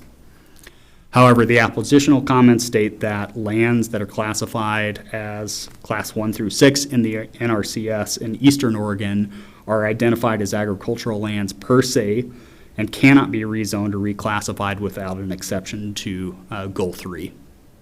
The opposition states that the OAR language specifically states that any land meeting an NRCS Class 1 through 6 classification shall be inventoried as agricultural land. The hearings officer found in this particular case that the NRCS soil study maps are not definitive or binding, and that specifically agricultural land can be rezoned without a Goal 3 exception if both a county's comprehensive plan calls out that process as allowed, which Deschutes County does, and they go through the specific supplementary soil study process that's been vetted by the state, used in a specific plan amendment zone change application. They cite some recent case law in this case, the Assetti case, which I think most of the commissioners are aware of, which went through a very similar type of process. And in that case, LUBA found that the county can rely on more detailed data on soil capability than provided by the NRCS, provided that the soil study has been vetted by DLCD in this particular case. And as such, hearings officer found that the applicant has met that burden of proof, showing that these properties are not agricultural land and they do not require an exception to Goal 3 under state law, and all the applications that are consistent with the policy and our comprehensive plan, which allows us to do that, which is 2.2.3. In this case, staff agrees with the hearings officer's findings on this issue area. And they, again, I want to point out some specific findings that were highlighted by county legal counsel that were submitted as a part of the open record period after the board's hearing.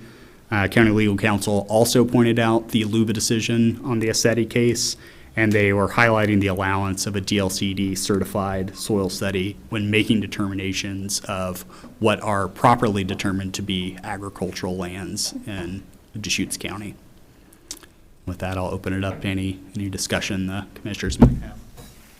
One question, back to the soil analysis and the DLCD certification process. You mentioned the methodology to be certified or acknowledged. Is that also the results? Or is it going in or coming out of that process that DLCD acknowledges it? So DLCD doesn't make a determination on whether or not the results themselves are conclusive, because they are not the jurisdiction actually making a determination or a finding on whether or not a rezone is allowed. That's up to us as the local jurisdiction to do. They basically are just looking at the soil study and saying, yes, we agree with the findings, not the findings, the methodology that they reach these findings, and thus this is liable and able to be used in a specific rezone application. So it's kind of a half a step away from approving the product, but it is, yeah, it's kind of certifying the process and the report itself. Yes. Okay, that's interesting.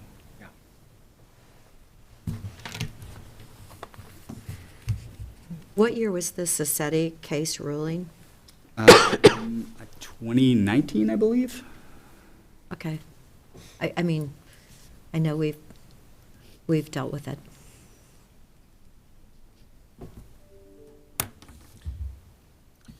So I support that logic and the hearings officer decision in this process also. And I want to thank you for going to county legal from that Assetti case, just going further and giving us that information, Kyle. I think it's relevant to what we're doing, and I do agree with this. You can thank Adam Smith for that. He provided. Thank you, Adam. Yeah, if this all comes back to the soil, and we have a soil study that the state has validated the methodology for, then I would agree with the hearings officer's decision as well. Adam, I saw you pop up. I don't know if you want to add anything. Adam, did you want to make any comments? Adam Smith, Assistant Legal Counsel. I have nothing to add. I think Kyle captured the issue quite well. This is not a new issue for Deschutes County, as demonstrated by the Assetti case. This exact question has been debated, and we have guidance from at least that decision, and I would argue implicit guidance from several other decisions. So I think Kyle captured the arguments well in the current state of the law. Thank you, Adam. All right. With those big issue areas, I would open it up to any other general deliberations that the board might want to engage in. Otherwise, next big steps would be if the board does want to have a future date for more deliberations, they can set that now. Otherwise, we, at this point, could hold a vote on whether or not to uphold or overturn the hearings officer's recommendation in this particular case. And either direction, we would come back with an actual written order at a future date to have a first and second reading. Okay. Is there a motion by the board? Yeah, so I'll support that. Move approval or hear. We're in that same situation. Accepting the hearings officer decision on the both file numbers, 247-21-616 PA and 617 ZC. Just point of clarification, technically you're accepting the recommendation. He doesn't make a decision on this. It's ultimately for you folks. Yep, no, that's good. So accepting that recommendation as the decision of the board. Okay. Second. Any further discussion? Commissioner DeBonne? Yes. And Commissioner Chang? Yes. And the chair votes yes. Thanks for such a thorough process and great detail. Thank you, Kyle. That was very informative and businesslike to get to that decision. So. Yeah, of course, it's a long process. Thanks again for everything today, and like I said, I'll be back in a couple of weeks for first reading of the order once you put that together. If I could just flag for kind of longer term, bigger picture, thinking about issues like these,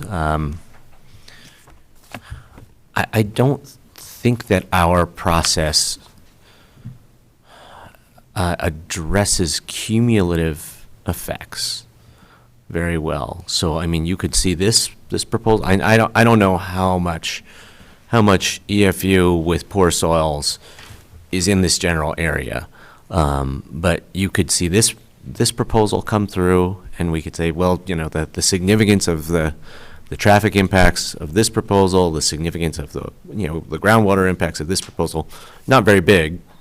Move it forward, and then when if another one comes in the next week and you say the same thing, and another one comes in the next week and you say the same thing, eventually you reach a point where you are talking about significant traffic impacts or significant groundwater impacts. And I'm just curious how within our system of review, how we deal with that, or how we account for that as you kind of review each subsequent application. I mean, ultimately, these applications are evaluated on their individual merits. Right. From a cumulative standpoint, I mean, every time a rezone, plan amendment, zone change application comes forward, we're having to look at what that specific development is going to affect in terms of all surrounding properties. That has to do with transportation, agricultural impacts, land use patterns, et cetera. And so you're right that there is potentially some threshold at which there are greater impacts that have increased over time to a point that one more straw is going to break the camel's back, so to speak. But presumably that would actually be captured in a future plan amendment zone change process. So let's say another 100 acres wanted to redesignate their property. They also had poor soils. They had all the information that proved that, and they were going through the process. Presumably those cumulative impacts from previous plan amendment zone changes would have to be encapsulated in that new project. Whether or not that's a perfect system and it would capture all possible impacts, I can't say. But that is ultimately the goal and how everything should happen moving forward. That would be impacts associated with the zone change in the Correct. plan amendment. It wouldn't be impacts with the speculated development. Future development. That would be, you can't deal with that. That's not allowed. We're only ever looking at the individual property itself. Right. I mean, and kind of along the same lines, if you received, if you received one application for a very large project, 100 acres, 150 acres, something like that, 36 acres, versus a 10-acre application here, a 10-acre application there, I mean, would I'm trying to understand how the consideration of 10 small pieces versus one big piece covering the same area, would the consideration of those applications and the impacts, the cumulative impacts, be essentially play out differently, because those 10 pieces came in one at a time versus one large piece, which to go back to like the traffic study. I mean, you say I want to chunk 100 acres into a lot of small parcels. I mean, that it seems like the traffic study would be more dramatic in that case than the one by one, and so still just trying to get at this kind of idea of this question of how do we evaluate the effects of a series of land use applications in a kind of cumulative way. And I got an idea. How about a comprehensive plan policy? I'm just joking around, but I mean, that's the other thing here, a 10-year horizon and a 20-year horizon. If that is the way that we capture that, then I'm just saying, there is another layer of planning. That's all right. And then you have to think about Senate Bill 391, and we have 7,800 possibilities already existing, and then we have another 2,000 2-acre pieces of property that would be eligible for that too. So, I mean, that's quite a bit of housing in rural Deschutes County. But truly, how many people do we hear from on a daily basis that can't find a place to live? Will, I'd love to hear from you. Yes, thank you, Commissioners. To reinforce legal counsel's perspective, it's important to remember that this plan amendment zone change creates a single lot of MUA 10 property, which is afforded outright a single dwelling. So the action at this step is only creating a single dwelling right associated with it, and then any subsequent subdivision of the property would come through a full application and that would be a moment to check for failing intersections. We definitely have had at times people come in with proposals that would overload a failing intersection, and they've had to work to find a solution with other partners to fix that intersection. So that's really, in terms of traffic, where the cumulative impacts comes in.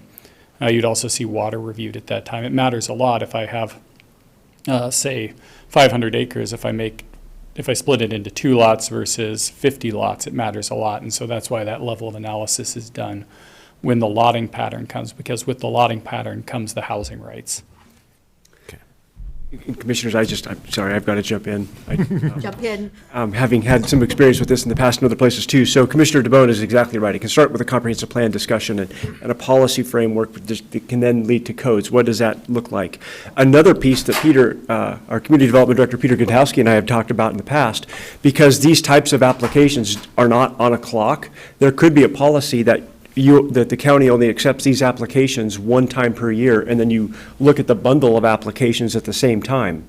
So that if you have 3, 4, 8 rezones from resource zoning to exception zoning, then you can see, are they in the same area? What do those look like? And then the final piece, and I know this is not a popular piece, but I'm going to say it, is that our non-prime resource lands policy actually would have limited the number of subsequent rezonings from, for example, 10-acre minimums to a 20 or 30 or 40-acre minimum, but that was challenged and, of course, ultimately withdrawn. So this is the process that we continue to have in place today, absent another policy framework that can be an outcome of the comprehensive plan update.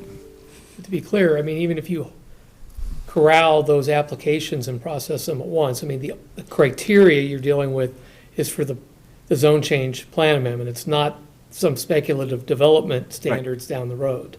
So you still have to examine it from the applicable criteria, and those being the criteria applicable to zone changes and plan amendments, not something that you assume is going to occur down the road, development. That gets dealt with at that time, and if you import it prematurely, you're violating someone's rights, and we would lose that.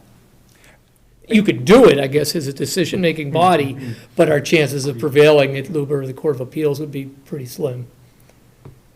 And that could be a policy framework that comes out of the comprehensive plan, is to bundle them and to change those criteria in our comprehensive plan. There are various ways. Yeah, I agree. I've just seen it in other jurisdictions outside of Oregon, right? But it's often in cases like this, I think Commissioner Yes. Kennedy is getting at, that yes. the folks opposed to it are saying, I'm not necessarily opposed in a snapshot to what's occurring, but I know what's going to happen behind it. That may be, but you don't get to speculate and apply those criteria ahead of time to what's on the table in front of you. It's Comprehensive planning, where you go. Yeah. Okay. Thank you. Of course. Thank you, Kyle. Thank you, Will. Nice to see you, Peter.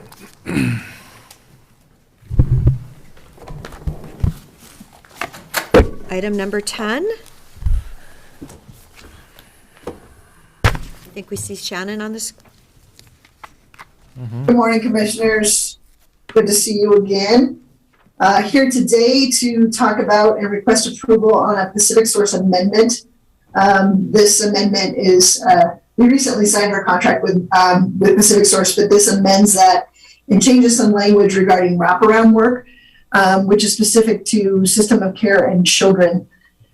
So historically, wraparound, well, let me just back up a little bit. Wraparound is a fidelity approach to coordinating care for children who are at risk of out-of-home, school, or community placement due to significant mental health needs.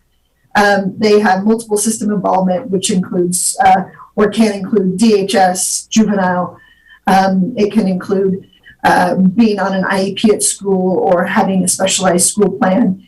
And so this is a process for which a fidelity trained care coordinator brings all people involved in the child's life together and creates one plan. So if you could imagine having a primary care provider, having a school counselor, having a mental health counselor, and a psychiatrist, all providing different interventions, this care coordinator brings everybody together so everyone's on the same plan, same page and the same plan, so care is not fragmented.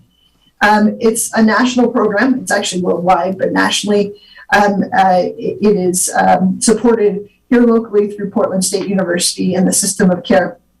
And we've been doing this in Deschutes County since 2004. Matter of fact, it was my first job at the county. It was as a wraparound care coordinator. So this amendment looks to changing the payment structure. Historically, wraparound is funded through Medicaid and on a individual billing service, and much of Medicaid is not reimbursable for wraparound services. So what this amendment looks at is a per member per month rate versus an individual billing. And when I say Medicaid for individual fee-for-service isn't billable, one example of that is that in the wraparound planning process, you can have multiple Medicaid providers, like I said, a therapist, a case manager, a psychiatrist. Not all of them are able to bill only one. So this has been largely an underfunded program, and this effort moves to make this a sustainable, self-sufficient program. So it moves from a fee-for-service model to a $1,319 per person enrolled per member per month. This effort will increase our revenue strain for wraparound. It'll increase about $800,000 per year. So it'll make it a fully sustainable program. This effort has been done and been recommended throughout the United States in terms of per member per month. SAMHSA has recommended it. And we went through a pretty thoughtful cost analysis to say, hey, what does it really cost us to run this program? And our rate of $1,319 is mid to competitive compared to other sites throughout the United States. For example, Milwaukee is one of the highest, Milwaukee, Wisconsin, which is one of the founding areas for wraparound, and they're $1,500 a month compared to Georgia or Indiana, which are in the mid 900s per member per month. This is super important as we expand services. So as you are all likely aware or will remember, we're the recipient of a $4 million 4-year system of care expansion grant that looks at expanding services to children, youth, and families with really significant complex needs. So these last few years, we're in year 2 of that grant, and we've significantly expanded services in Sisters, in Redmond, and in La Pine. So this per member per month rate is super important as part of the sustainability of that of those positions moving forward, because it allows that infrastructure for a competitive and supportive rate for services that we offer. So Shannon, I see that we're estimating 65 youth. How many are currently enrolled? That estimate is what we currently have. So that's a great question, Commissioner Darrow. We have 65 youth. Per wraparound fidelity, you cannot have any more than 15 people assigned to one care coordinator. So right now we have 4 designated wraparound fidelity care coordinators, and then through system of care expansion, we've added 3 more that serve kind of a dual role. As we continue to develop our system of care expansion, we can see over 100 youth. So that, I think where you're getting at there is that number would increase in terms of revenue the more individuals we serve. Right now we see 65, but we could, as we continue to expand in terms of system of care and really our services in La Pine, Sisters, and Redmond, we could see up to 100 youth. And they're going to increase that? That rate would then, yep. No, we will receive the $1,319 for every single member. This is a cost estimate. You'll notice that it's a cost estimate simply because it is dependent upon how many youth we have in care. Likewise, if for some reason we dropped below 65, we would see a decrease in revenue. But we've held pretty closely to 65 or 70 for over the last year. And with the addition of the 3 fidelity trained wraparound care coordinators as part of system of care expansion, that number will increase. So we do have the capacity to serve more? Yes, ma'am. Okay. Yes, ma'am, we sure do. Okay, thank you. And Shannon, did you say that this will result in a net revenue increase of $800,000? Approximately, and I know Cheryl was going to try to join. I don't know if she's in the waiting room, but yeah, approximately $800,000. Which again, when we're looking at, we hired 7 people as part of system of care expansion, a supervisor, some administrative, and then clinicians. And so this will make that a sustainable program moving forward. So does that mean that under the old system where you were billing Medicaid for the services that you could, for the individuals that you could, that we were only making, the revenue was only something like $200,000? Yeah, it's amazing what we bill for and then what we get reimbursed for. Yeah, you're correct in that. So that cost analysis said, hey, here's the true cost of what it takes to do the business, and Cheryl's coming in now. So here's the true cost, and here's actually what we receive.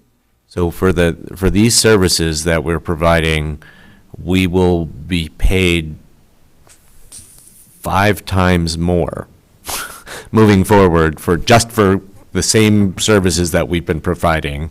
And then if we add more members, then we'll be paid more, or if there's less members, we'll be paid less.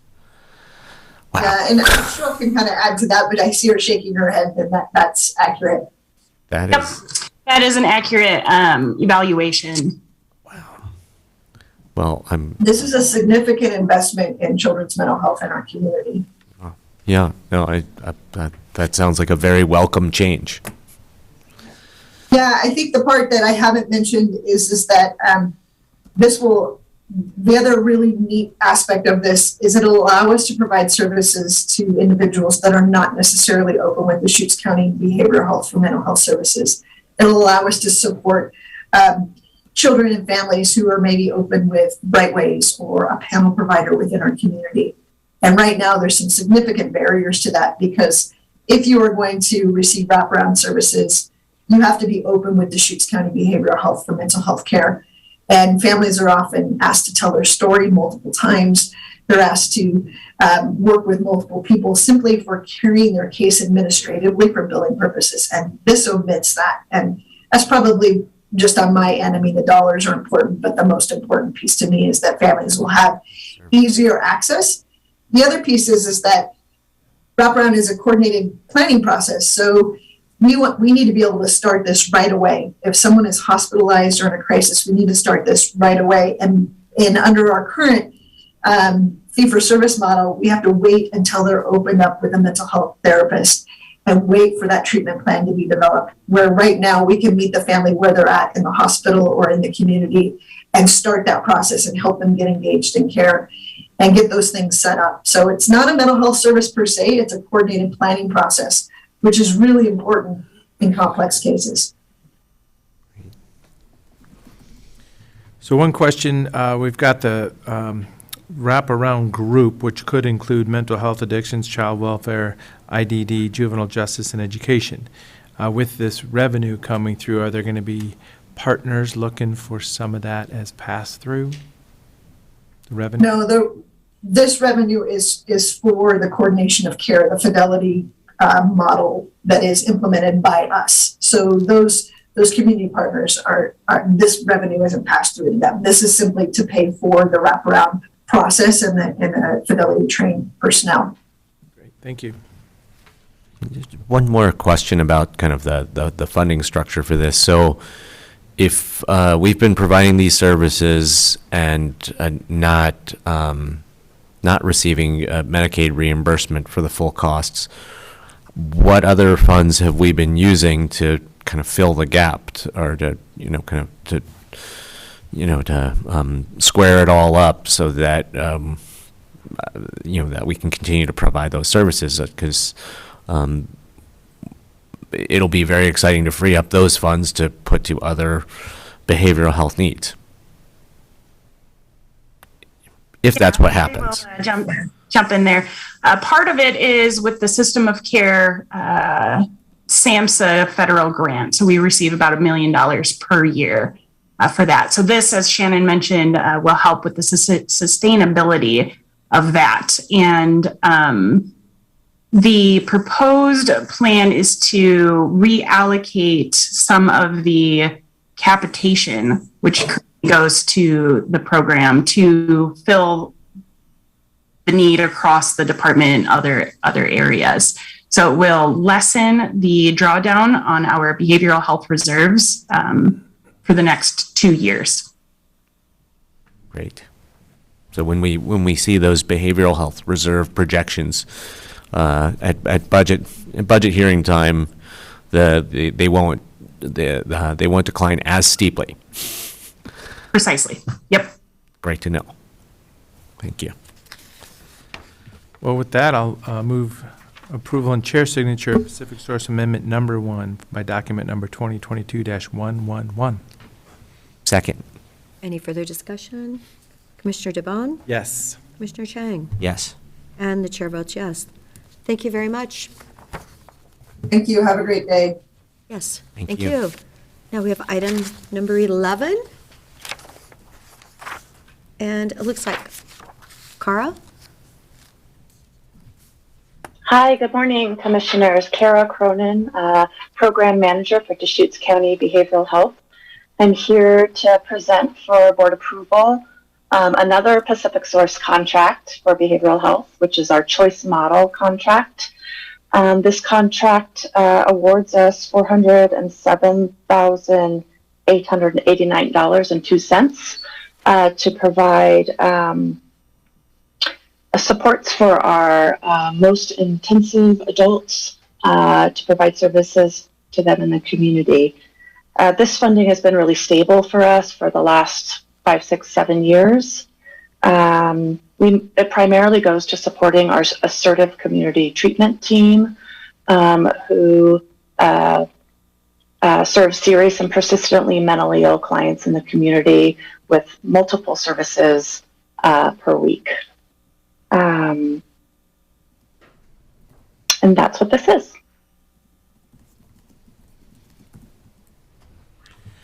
So from my experience, these are kind of the contracts as they roll out through OHP and Pacific Source. So that, I mean, it's time, it's ready. You know, it's just the point in time when this thing's ready to go. You're saying there's a long history of this, and it's a great, service that we're providing. You were saying that the funding is stable, so did we get the 407,000 last year, or was it more? Yeah, it's the same amount, so it's been pretty flat. It hasn't It's been increased flat. or decreased. So no recognition of cost of living or anything like that? No. Nope. Okay, flat. At least stable and flat. At least stable. Yes. Stable's good sometimes. Got to focus on something positive. Kara, for me, sometimes with the clinical and professional terminology we use around this work, it can feel a bit abstract, and I feel like I have a sense of the work that's being done, but it would be very helpful for me to hear about a couple of examples of, tell me about a client with serious and persistent mental illness. Like, what are they experiencing, and what kind of services are they going to get through this choice model services program? Like, take it out of the abstract for me a little bit. Yeah. So what we primarily mean by that is a client with schizophrenia who's functioning very poorly, is often using higher levels of care, acute care, previously the state hospital, though that hasn't been happening. They're impacted severely on a daily basis by their mental illness of hearing voices, seeing things, believing things that others might not see as true or valid. So this team and this money goes towards supporting them. So it could mean that the ACT team is seeing them maybe 3 times a week, maybe more. That could be a psychiatry appointment. That could be a nursing appointment supporting them and getting medications that they need. That could be case managers supporting this client getting into their PCP. That could be providing some skills training on how to grocery shop. It could mean supporting them in getting into housing, meeting their kind of basic needs. Does that provide some flavor? Yeah, and by providing those day-to-day human support services, you're hopefully kind of managing the acuity of these people's challenges. Yeah, and hopefully in the process, they get to experience getting better, that they get to experience, some joy and happiness in their lives, and some stability in what's often a really chaotic disease that, is a different path in life, and a difficult one. Thank you. So, Kara, on Monday, I gave the governor the third letter on opening up Deer Ridge. Truly, we need a psychiatric hospital. I know that there are people in our community that are wandering around with horrible mental health issues, and truly, seeing someone 3 days a week at the point that they're in is not really, it's not enough. So, I can only hope that something will happen on this side of the mountain, because the state hospital is, what is the word? It's persistently, it's full, and there are no beds available for people in our community that truly need more help. So, but I thank you for what you do. Yeah, thank you. And I think I read in this staff report that there's a significant nexus with civil commitment. So, I mean, are many of the people being served through this program, likely to be the focus of civil commitment processes if, but for these services? Is that? Yeah, absolutely. The right way to frame it. Some of the criteria is that they're at risk for civil commitment, or they're under civil commitment, or have been on civil commitment in the last 12 months. So, it is definitely entwined with our civil commitment process. Good to know. Thank you. Do we have a motion? I move approval of chair's signature of document number 2022-233, Pacific Source Choice Model Services Agreement. And I will second it. Any further discussion? Commissioner Chang? Yes. Commissioner DeBonne? Yes. And the chair votes yes. Thank you so much for being your here time today, and thank you for what you do. Thank you. Bye. Okay, we're at item number 12. It looks like Tom Kuhn should be on.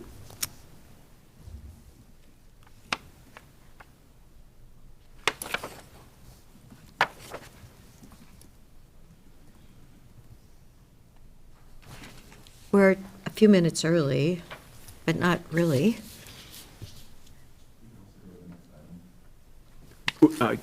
Chair Adair, we can also move to the next item if that's helpful with health Okay. services as well. All right, we'll come back to that one. Okay, item number 13. The release of ARPA funds.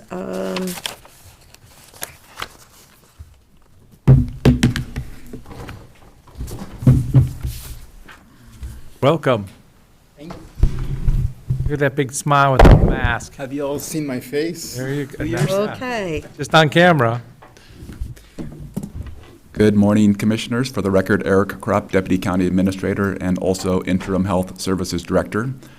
Joining me this morning is Nahad Sadra Azodi, our Director of Public Health, and Cheryl Smallman, the Health Business Officer.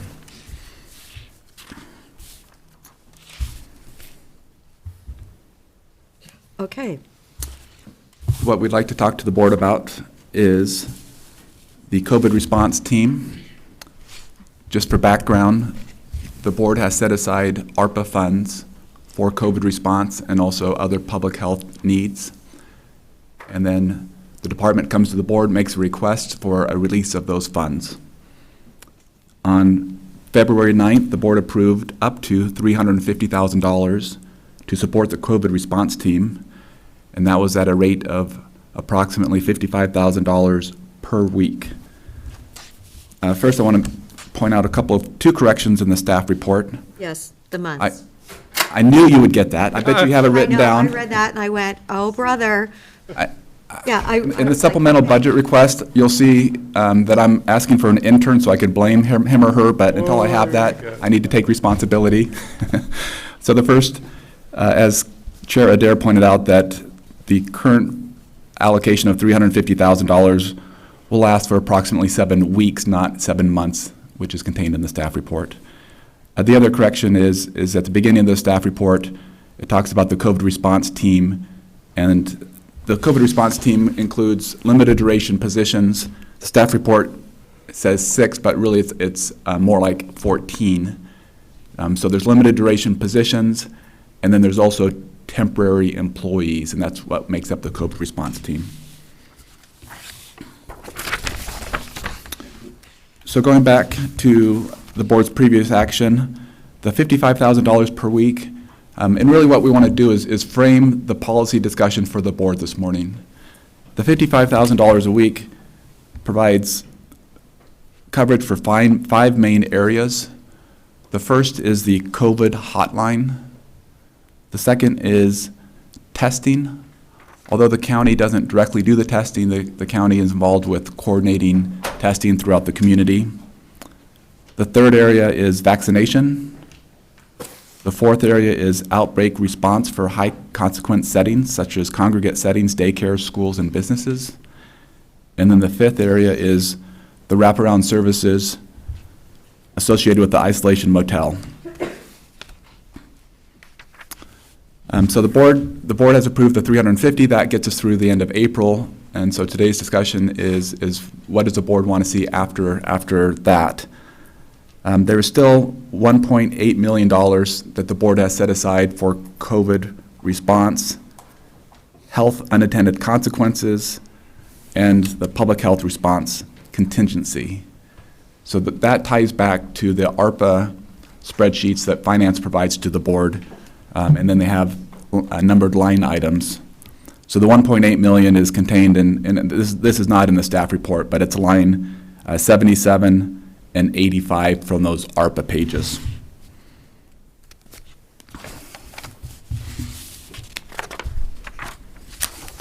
So you're saying 2 lines then, 77 and line 85. Correct. And what is that funding total that isn't allocated then? 1.8 million. Okay. And those categories again are health unintended consequences and public health response contingency. So part of what we'd like to discuss today is really we want to talk about the different service levels that the board would like to see, and then we've outlined how much those cost. Of course, as we've known from the last 2 years, things change, and things change quickly.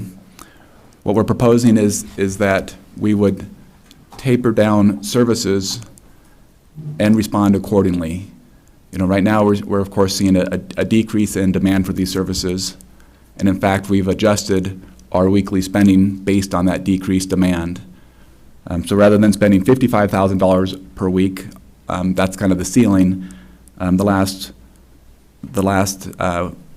when I wrote the staff report, the first week of March was more like I think it was like $38,000. So the department has ramped down that based on demand. You said 32 in the... 30. Oh, 32, okay, thank you for that correction. Of course, if the demand goes up based on the BA2 variant, then the services would need to be ramped up again. What we're trying to do is taper down services so that we can adjust either way. If we were abrupt about it and did not continue the employment of the temporary employees, if we ended that abruptly and needed to change back, it would take several weeks to ramp that back up, back up the infrastructure.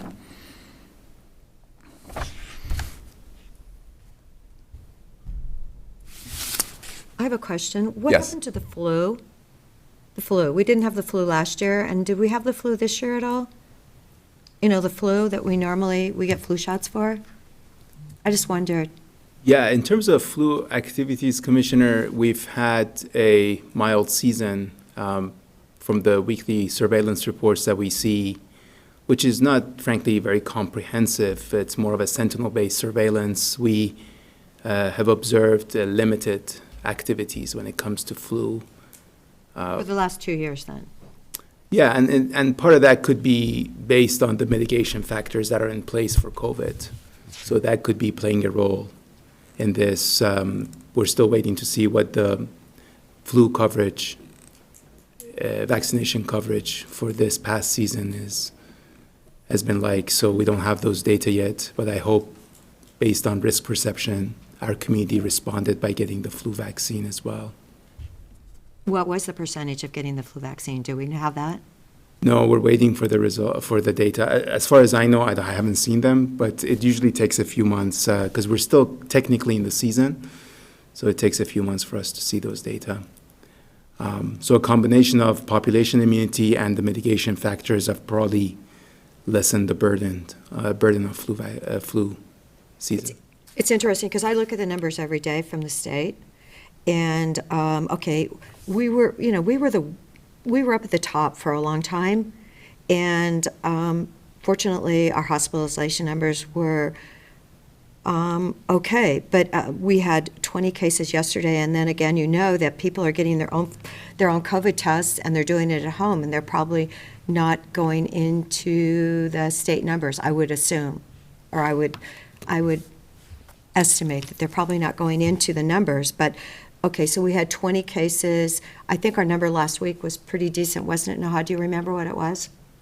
The total number for the week? Yeah. Yeah, it has dropped significantly. Right. It's really dropped. So are we still using those temporary people? Our staff? Uh-huh. Temporary Well, staff. okay, you said we had 14. It's not 6, but it's really 14 limited duration plus temporaries on top? Yes, and that's the. Yes, So- in that group of staff, both the limited duration and the temporary, provide those 5 levels of service that are on the current slide, Right. 5 main service areas. So we're not doing, as you're well aware, Commissioner, we've shifted strategy based on state guidelines. We're not doing contact tracing. We're not doing case investigation. The focus is mostly on consequential congregate setting outbreak response. So that's an area where long-term care facilities, adult foster homes, and equivalents, we focus on controlling outbreaks in those settings to minimize any morbidity or mortality. We're still continuing to provide vaccines to our especially remote populations, hard-to-reach populations. So those are still ongoing. Our call center is still functioning as efficiently as possible, making sure that those who want to connect with a local number and local staff and people of the community, they're able to do so. We're still continuing with our outreach efforts when it comes to wraparound services and bilingual communities and bicultural communities. We provide services in multiple languages. So we're doing still all of these, we're carrying out these processes still. Are we totally responsible for the call center then? We were doing it originally with St. Charles, but we are now the only group that's answering the phone, right? Yeah, it's been many months that this responsibility has been taken on. So how many calls a week do we get? Do we have that tabulated? We're averaging, so it has vacillated from, the range has been from a few dozen to 350, 400 during the height of the surge. In recent weeks, we're averaging 34, 35 calls a day. A day, okay. And that's what's shown in these charts. Yes, the call center stats, those are about a couple weeks old. What I shared is actually as of a couple of days ago. Okay, so what's in the staff report is a little bit older than what Naha just shared is a more. That's what we need to hear is what's happening today, because it has truly, it went up so high. And if those numbers would have been relative, to Delta, where so many people ended up in the hospital, but fortunately, Omicron, the numbers didn't go in the hospital. A lot of people had it, but, it wasn't as impactful as Delta. Yeah, if I may add, there's still, there is growing anxiety around BA2 variant, as Eric mentioned, so people are calling in to find out more about that. There's still people calling in for where they can get their tests, and especially with summer coming and international travels and requirements for that, they want to know where they can get a rapid PCR, for example. Vaccination, I anticipate some growing calls around vaccination when probably a second set of booster dose or additional dose becomes available for older populations. That's very likely to generate some more calls. When under 5 vaccines become available, probably in the next few weeks, that will probably generate some more calls too. So this is really a resource. The call center is really a resource for the community because some people just feel more comfortable calling locally than calling Salem or Portland. Although I don't want to say anything negative about the state call center, we rely on them. They're very helpful as well. So we need to complement each other, in my view. I think I called them. I know, yes. And they were really good. And Yeah. that was actually nice to know, that they actually answered the phone, they had a good answer, and yeah. They told me a mystery caller called from. Mystery caller. No, I identified myself. It That's was like, Sisters oh my Country. gosh, you answered the phone, this is good? They called from their barn in Sisters Country. With And- country music in the background. Oh, brother. And I think the fact that many people in our community feel more comfortable calling our call center is a reflection of high levels of community trust in our public health team and our COVID response team. And that, to me, that's a good thing, that faith and belief in, in the county and in their local public health authority is there. And we want to make sure that we are responsive enough to community needs that we can maintain that faith in our capacity and to serve their needs. So as I'm looking at this situation, I'm quite relieved that we have low numbers right now, and that we've been able to ramp down our team to a certain degree. I want to be sure that if a new variant emerges, we are able to quickly respond, and that so there's this real balance between kind of paring down to a level of staffing that's appropriate for current caseload and current concern in the community, but also not hamstringing ourselves so that we're caught flat-footed if a new variant emerges and we have another wave. I mean, because we basically through the history of this pandemic, we have seen we have a wave. We have maybe a month or two break, then we have another wave, and maybe that cycle is breaking now, maybe not. But I mean, if there's going to be another wave in a month or two, then we want to be able to respond to that. The results of the audit, showed that we have done a very good job of dialing up and dialing down our response capacity as needed, in tune with the kind of pattern of the pandemic.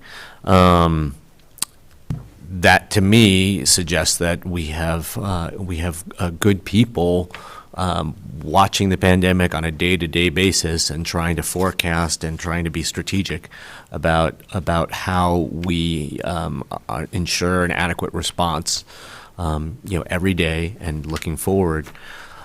So with that, I mean, on these questions of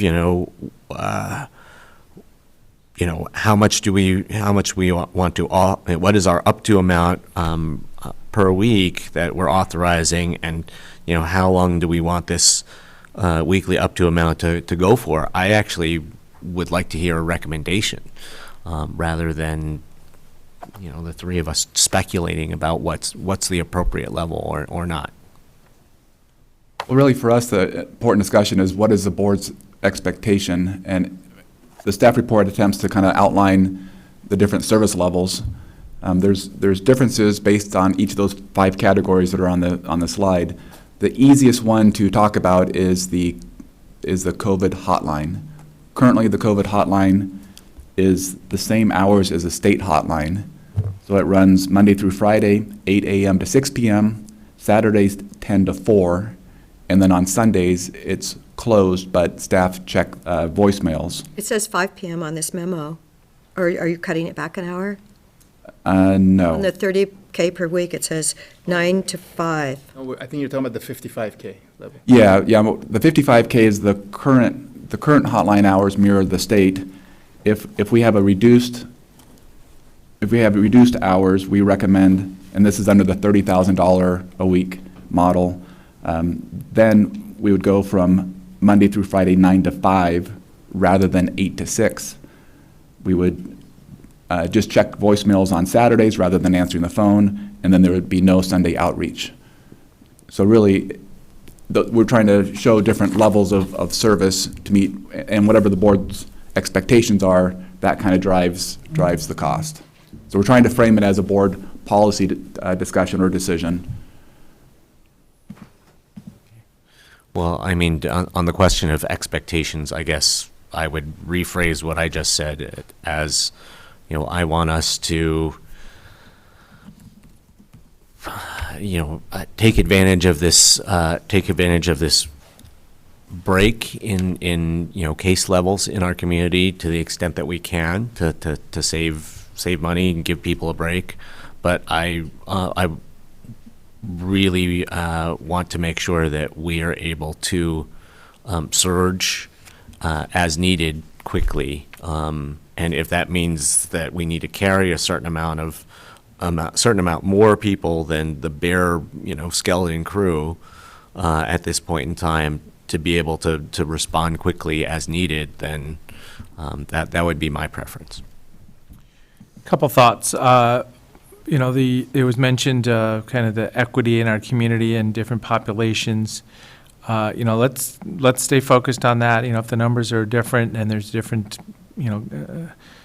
information flow or cultural expectation there, let's make sure we're focused on that right now. I mean, that's a good area. But also, maybe this is our opportunity to promote primary provider connections. I don't know. I'd like to learn about that, I guess, is my thought. Primary providers, if I was going to go to the doctor and we have a vaccine available and I'm not feeling well today, maybe there's a huge opportunity for outreach and connectivity there for people to say, oh, yeah, I should probably, now that we're not in a surge, take some time and get to know what do I do? What doctor do I go see if I'm not feeling well? So, as I say, that's kind of jumping tracks on you a little bit, but I'm just thinking, what would I want to invest in, or what could we get excited about? Also, having some of the surge capacity. We don't know exactly where we're at right now. So whatever we do, I'm envisioning dialing it down a little bit, but not letting go of everything. So putting a little bit of structure to the conversation here. Well, we've definitely dropped significantly from the 4,500 or whatever cases we had a week when it was, we were at the top. And we got a lot of whatever over it, but the good news was if we didn't really end up with that many people in the hospital, thank goodness. So, we're definitely down here, and I do believe that the teams need to have a break as much as they can. The people that have really been working hard for 2 years. So, definitely they've worked really hard. But I would say cut back on the phone system. If we're only getting 35 calls a day, that seems like someone could actually be answering the phone and doing something else. Are they just sitting there answering this phone? Mm-hmm. Yeah, I would think. For it to ring. Yeah, I would think 35 calls a day, yes, they could be doing, so hopefully we can, and if we need to change that direction, surely we can. But the question is, Does the board want us to change the hours of the hotline? I mean, the 35 calls was kind of the low number. But I mean, if the board would like us to change the hotline hours, that's a board policy decision. We're happy to do that accordingly. Okay, so will the phone go through to the state number then? If you were not answering it, doesn't it get answered by the state? If it gets, does it get forwarded? Automatically forwarded? There are some options for that. There's also a voice message where people listen to, we're not available at this time, you can call this other number and what have you. So we have that arrangement. And just to be clear on the staffing piece of this, we have adjusted our staffing hours and the numbers according to the calls that are coming in as well. So when we schedule a staff member, let's say for 4 hours or 2 hours or 3 hours, because they're temporary staff and they have some flexibility around that, is it possible that they're sitting there for an hour, they're not getting a call? Sure, that's of course possible. At the same time, usually we try to maximize their time where they're available for the calls that they're getting as well. We can't predict whether the call is coming at 11 o'clock or 4 o'clock or 2 o'clock. So we just have to be, there is some level of inefficiency built into that regardless of what service level we want to provide at which point. But it's probably like the 911 call center where during peak demand, there are more temporary staff there. And then during, based on previous data, when there are hours of less calls, then there's less people there. Yeah, and we have those numbers. We know what the peak hours are and everything. And things change, of course, now with the surge going down. Certainly, there's some system changes in all this. And Commissioner Devon, I think you were alluding to this analogy, which I really appreciate, because that's what I've been communicating with my team as well, in that we cannot really function based on an on and off switch here. It probably needs to be more of a valve where we kind of open it up, tighten it up, depending on what's happening outside. And really, I think that's what, as Eric is mentioning, this is the scenarios we're presenting are reflective of this valve analogy. Yeah, and I want to be very mindful about not sending people away that we have invested a tremendous amount in and who have a whole lot of experience with COVID response for us, and not being able to get them back.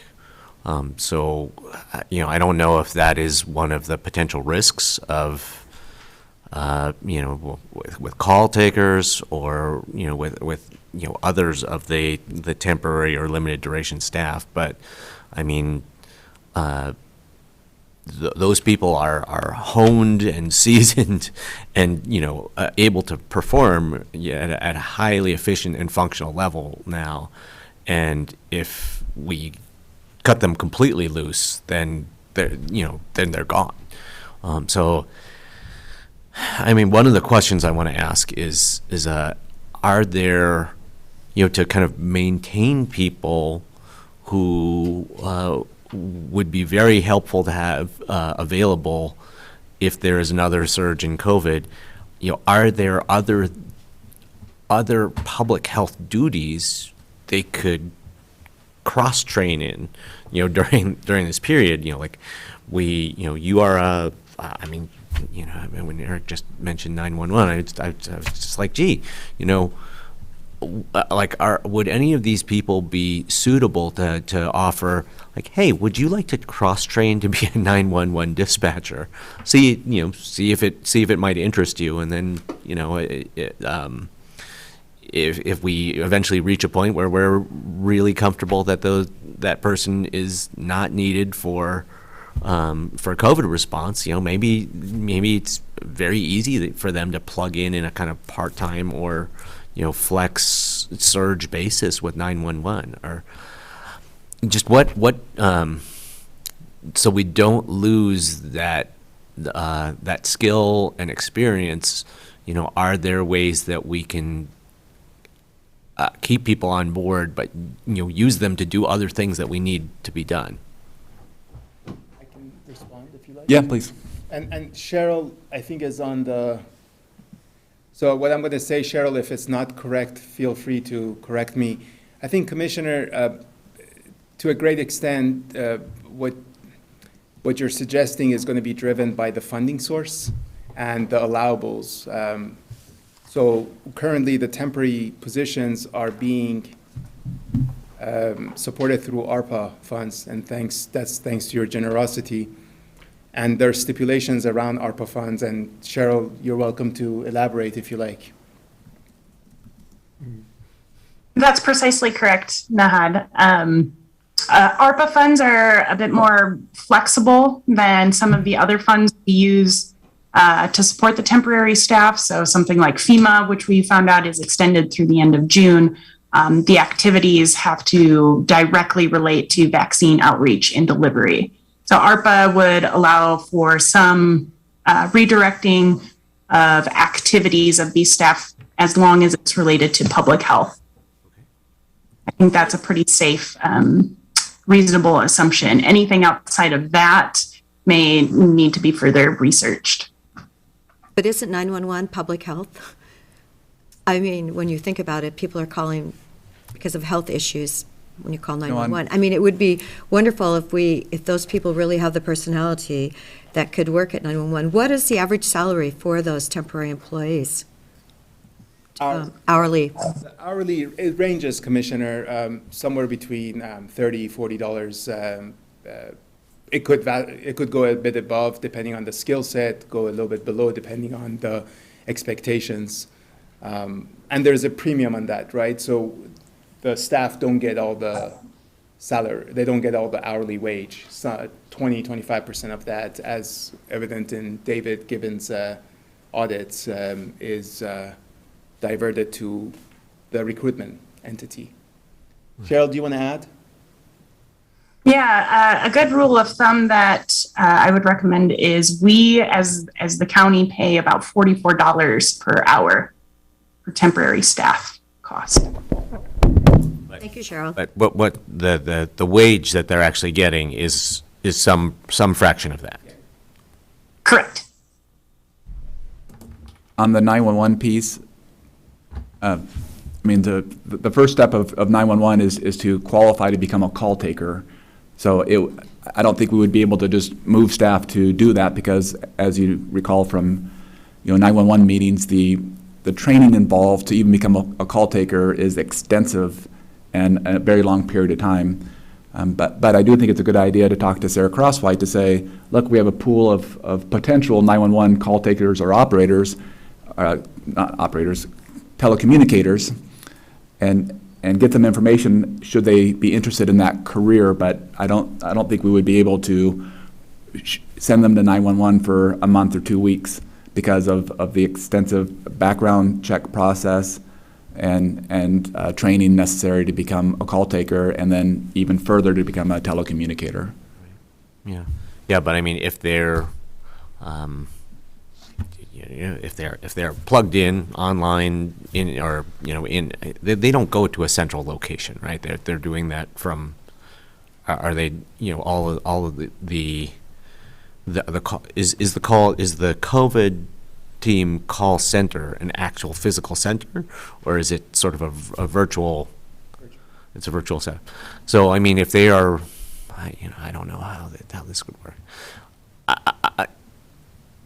If we're in a place where we want to maintain a certain number of them, we know that the call volume is low, but we want we want to basically provide them with a certain number of hours so that they'll stick with us. I mean, maybe you can plug people in for some hours where, Sarah would, give them, kind of give them an overview presentation, for a couple hours and answer people's questions. And then if there are some people who are interested in pursuing that, you could kind of weave in a certain amount. I don't know how much time the 911 training takes, but I mean, you could weave in a certain number of hours, again, to keep capacity available, and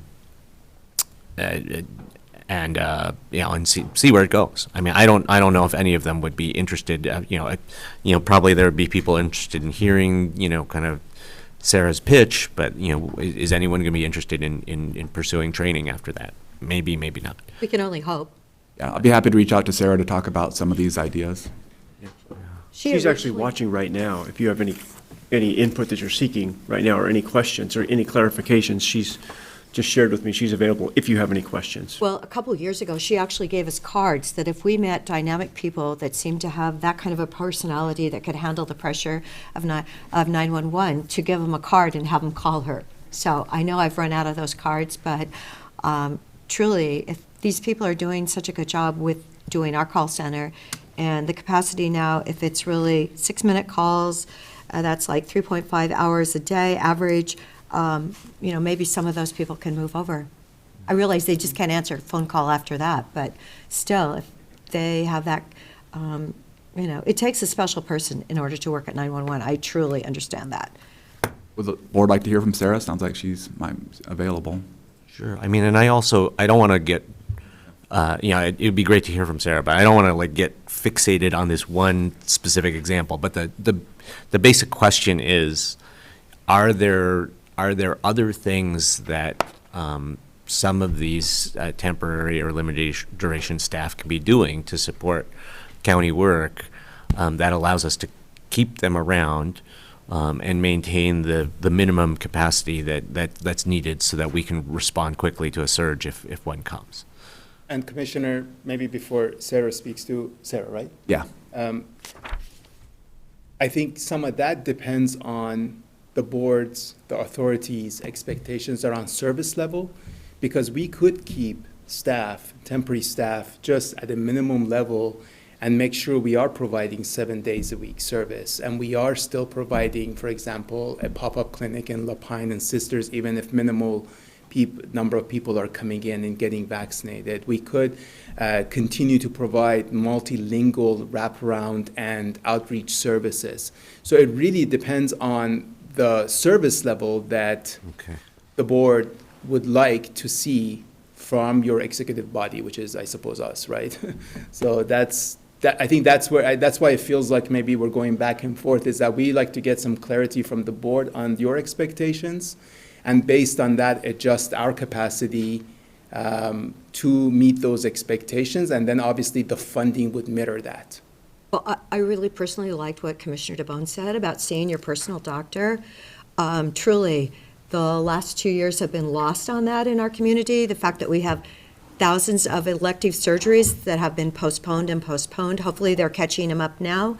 But people really need to see their personal physicians and get back into some kind of a routine. Remember when we were looking at the fact that a lot of children haven't been vaccinated. So there's a lot of things that personal physicians can do that we as public health, I don't believe can do. And we really need our community to get back and see their physician. But I mean, pre-COVID, one of the key focuses of our public health department was to address the needs of people who don't have primary care providers. And I don't know, Nahad or Eric, if you have a statistics off the top of your head, but I mean, there are thousands and thousands of people in our community who do not have a primary care provider. The people who do, because of their insurance status, I 100% agree that they should be, getting together with their primary care provider, tending to, deferred health needs and things that we've all been distracted from during the pandemic. But for the people who don't have, a primary care provider because of their insurance status, we can't expect primary care providers to carry the load of COVID education, COVID response for the entire community if a large fraction of our population doesn't have a primary care provider. Well, I know per the Health Council that the number of people applying went up like 18,000, something like that. I mean, it went up a significant number during COVID for getting insurance through that plan. Through OHP or through? Right, through the Medicaid plans. So, yes, it went up incredibly significant, which, wasn't, it was good. People were signing up. Well, then that's another opportunity. If we have Oregon Health Plan, if we have a working adult who isn't insured to the level of what they can go to their a doctor, they're hesitant to do it. I mean, this is the window of opportunity to learn about that. What are the disconnects? I mean, this is another opportunity with these outreach efforts, with these dollars, with these temporary staff to help people get connected or understand, because some of it's just perception. Oh, I can't go in there because I don't have insurance. Okay, well, what's option 2? What's option 3? Right. We can, again, I'm jumping in front of Sarah, so I'm so sorry. We almost had her in. Commissioner, if the guidance for us as one of your departments is to look at the infrastructure needed for us to connect people to primary care providers, we can look into that and come up with a proposal for your consideration, depending on how much of it really makes sense to be within our shop or not. We looked at this a few months ago as an opportunity to maybe link, find people primary care housing, right? But it's not a matter of somebody just, when talking to someone, saying, hey, do you have a primary care provider? If not, you can do X, Y, and Z. It takes more than that. It's an infrastructure that we need to put in place. So if that's your guidance, certainly we can take that on, and I'm not necessarily suggesting that we should take it on over the platform of COVID. It's probably something that requires something outside of COVID as well. But we're happy to take that on, Commissioner. We could also, and I'm kind of speaking outside my lane, but look at the scripts provided to the hotline employees. And I don't know if they currently do this, but if the first early question is do you have a primary care doctor? If so, if you need assistance or vaccine, that might be a good avenue. Yeah, we looked at that in particular because, as you know very well, treatment options are still limited. Not everyone can access them, and one way is to get tested, get confirmed, and all that. And the second piece of it is to go through a primary provider. So we certainly looked at how we could make sure that those who really needed access to treatment would get them, and how we can link them to a primary provider. But it's not that straightforward. It really requires some structural support for that individual to get connected to a primary provider, and then make the mechanics of it work. There's a lot of paperwork involved as well. That's if they don't have a primary care provider. If they don't have it, we're talking about. But you guys, I think one of the things that have happened because of COVID, not only has our country gained weight, we haven't, all these things happen that have to do with the health of our nation, the health of our county. And I really think that getting people back to see a doctor is critically important, getting them back outside, healthy. Truly, if you look at the big numbers from COVID, you realize that a lot of people more people in America are on antidepressants now than ever before. We've got to really get people back to, truly making healthy choices. We agree. Doctors and dentists. Right, I think dentists I maxed out too. my dental plan this year because of skipping during COVID. Oh, no, I know. When we saw our dentist, oh my gosh, the things that they have seen, and truly, yeah, there's a lot of really important things that people need to recognize that there is a reason why you're supposed to see your doctor once a year, and your dentist more than once a year. Would the board like to hear from Sarah now? Yes, Sarah. Thank you, Sarah. You're so patient. Morning. Do you need any more background information, Sarah, or did you hear the whole discussion about? No, I did hear the whole discussion. We're trying to find you appreciate that people. Everybody. Yeah, is there any kind of an opportunity somewhere in here for recruitment and cross-training? Yeah, I love that you guys are thinking outside of the box. That's kind of, when I'm listening to it, I'm like, oh, that's intriguing.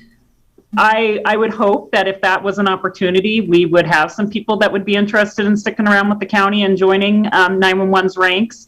I do think that one of the things to always consider is that we have that 2 to 3 month, potentially 4 month of training for call taking, and people have to work shift work and go over for the academy for 3 weeks. So, I'm just not sure if the people that are doing these current positions, if that's something that interests them, but that would be really intriguing, and we would love to do an open house and bring them in and kind of introduce them to what the job's about. So if we do have some people that are interested that you guys are looking to keep around, send them my way. We would love that.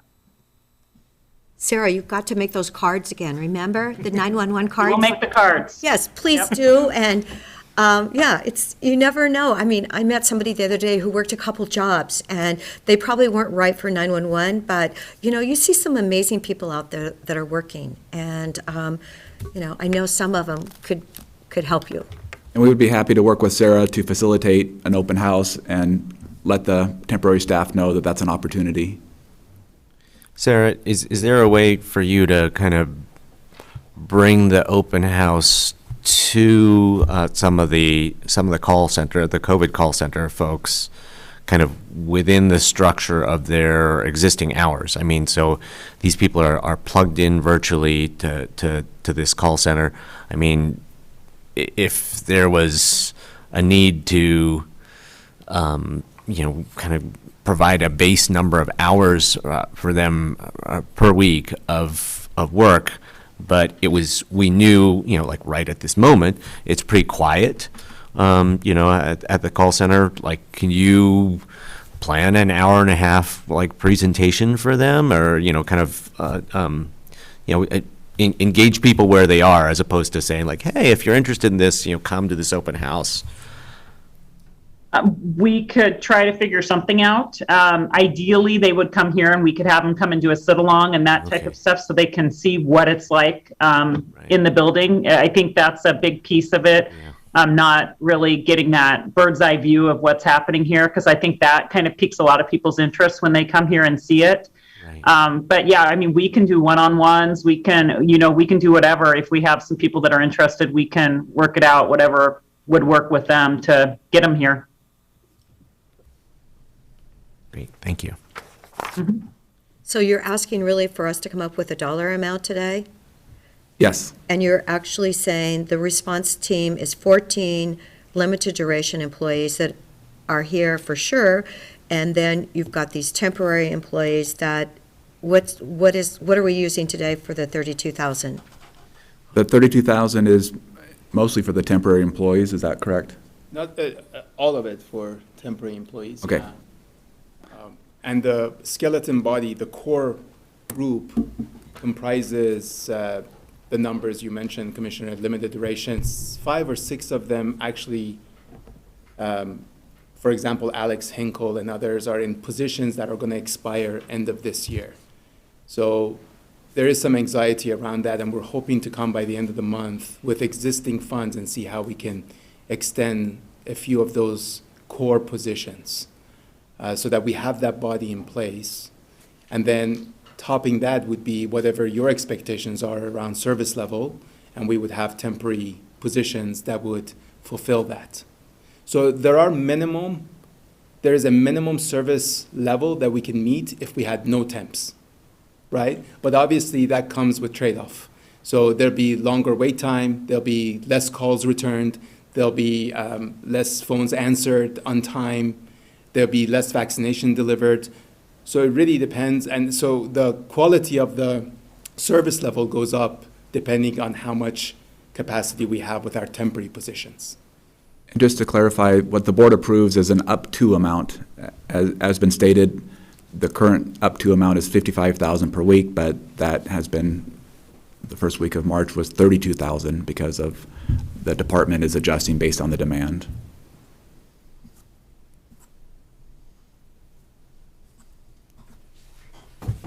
And one of the important things to note about that is that you currently have an up to 55,000 threshold, and you're not using it. So, I mean, you've tapered down to a certain degree to below the 55,000. So, if we give you broader discretion, it doesn't, if we give you the discretion to do 55,000, doesn't mean you're going to do 55,000. We're basically, trusting your judgment to, maintain that, the balances of service, level of service and,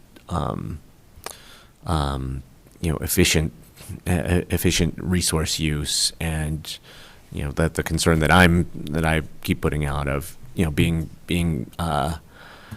being ready to respond to future surges as needed. That's correct, because there's two variables that are happening. One is we're spending less, so that the money goes further, and then also with the FEMA reimbursements is occurring, so a certain percentage of, a certain dollar amount is being reimbursed by FEMA, so that also extends the amount of time the funds. And that's through June, correct? Through end of June, correct, Commissioner. And believe me, none of us want to manage people who don't have work to do. That's a lot more work for us. So we're not having people just sit around. None of us want that responsibility. So I want to be clear on that. It's really a matter of meeting your expectations. And to some extent, it would be easier for us, but of course, this shouldn't be driven on what's easier for us. Is if we were told you have only 10,000 to spend or 20,000, then we would adjust accordingly. But we're willing to go with whatever your expectations are, of course, and the service delivery and level you want to have for our community, and adjust accordingly. And really, the staff report has two options, but obviously there's multiple options. We just tried to model the 55,000 versus the 30,000, but really it could be anything in between. But we just try to clearly delineate different service levels based on those two. So 30 to 55, 1, 3, or whatever months also, right? Yeah, those are the main decisions. Yeah.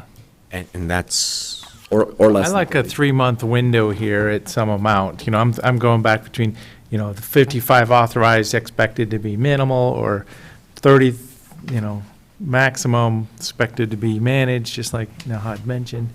But maybe a 3-month window with some X amount.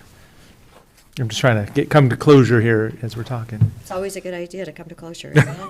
Well, looking at the numbers, I would like to minimize what we're spending, because, okay, if you're saying it's coming back, we're going to need more money to be set aside for that. And I think, what is our country's debt now? $30 trillion.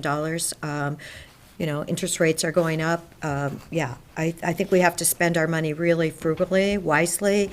And, I would say if we're getting by with 32,000 and we had 20 cases yesterday, and we have, so many, we're at the better end of the Omicron at the moment. So I think we should recognize that and be frugal. And then if we need to ramp up, you can always come back to us. We do listen. So a 3-month time frame at some amount that we agree upon? What's 30,000 times 12 then, right? I would rather give the ceiling amount, the higher level ceiling amount, for a long period of time, and give the lower level ceiling amount for a short period of time, because we don't know what's going to happen. Well, but we're talking about a fund that is on a line item in the ARPA funds that's not going anywhere else. So within a week, we could be meeting if there's authorization needed, or there's going to be enough flexibility in the health department to respond overnight to something, within a day or two, to respond to something that's catastrophic, and we'll be talking about it in our next board meeting. So I think we have the flexibility either way. I think we do. I mean, we have the flexibility to dial money up and down, but HR processes take a long time. And if you don't have certain kinds of predictability associated with dollars, then we're basically, we're quite possibly wasting a whole bunch of staff time on HR processes on a month-to-month basis, making changes. You're not talking about getting rid of any of the 14 limited duration people, are you? May I? Yes, please. So, Commissioner, we're hoping by the end of the month or early April to come back and seek your approval for extension of 5 or 6 positions of the skeleton core positions, because they're slated to end of December, right? Like Alex Hinkle type of people. These are people that we have hired in limited duration, and they're slated to But if the board says 30,000 rather than 55,000 per week, it's the limited duration positions aren't going away, it's the temp staff would be dialed down. Yeah, we would start dialing that exactly. We would Yeah. start. I think for us, what would be helpful, Eric, if you don't mind me saying, is really the service level expectation.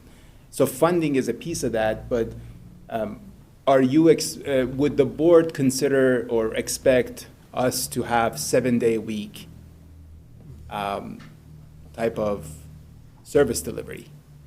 12 to 14-hour day call centers, multilingual wraparound services, because then that dictates how we manage. Yeah, I mean, but the question at hand is if the board said $30,000 a week versus 55, we would reduce the temporary staff, not the limited duration FTEs. Correct.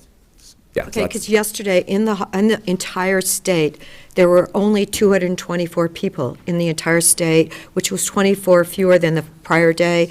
And in ICU for the entire state was 34. I believe one is in St. Charles. So truly, we are, we're at the lower end of what we're dealing with, and we can only hope that we're going into summer and, this is going to be something we're, and if it's not, then it's not. I just think, okay, maybe we have to think ahead and not touch that entire money, so there's something there when we need it. Just to be more conservative with those funds. I really think it's important. But again, I mean, the audit showed that the people we have managing the COVID response are dialing up and dialing down as appropriate, when we give them the envelope to work within. So again, just saying up to 55,000 doesn't mean they're going to spend 55,000 per week. We're seeing right now that with discretion, the COVID response team is coming in at 32,000 per week. So I don't see a downside to leaving the management of pandemic response to the professionals who have been tracking the pandemic, thinking strategically about it, and teeing up for us an adequate response for 2 years.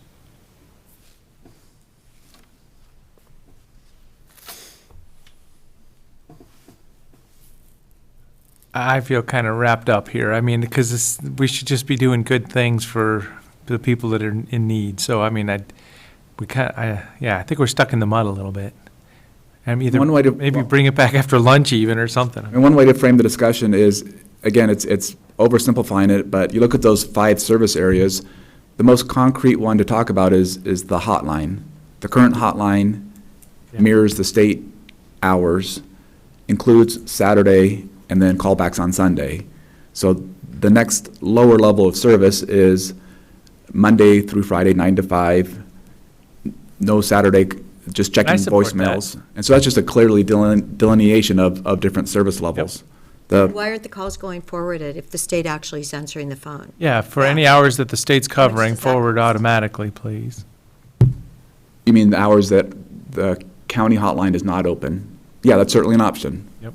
But we want to make sure that there's a discussion with the board, because if we made that change, then all of a sudden somebody calls in and says, hey, how come your hotline's closed on Saturday? We want to make sure that that's discussed.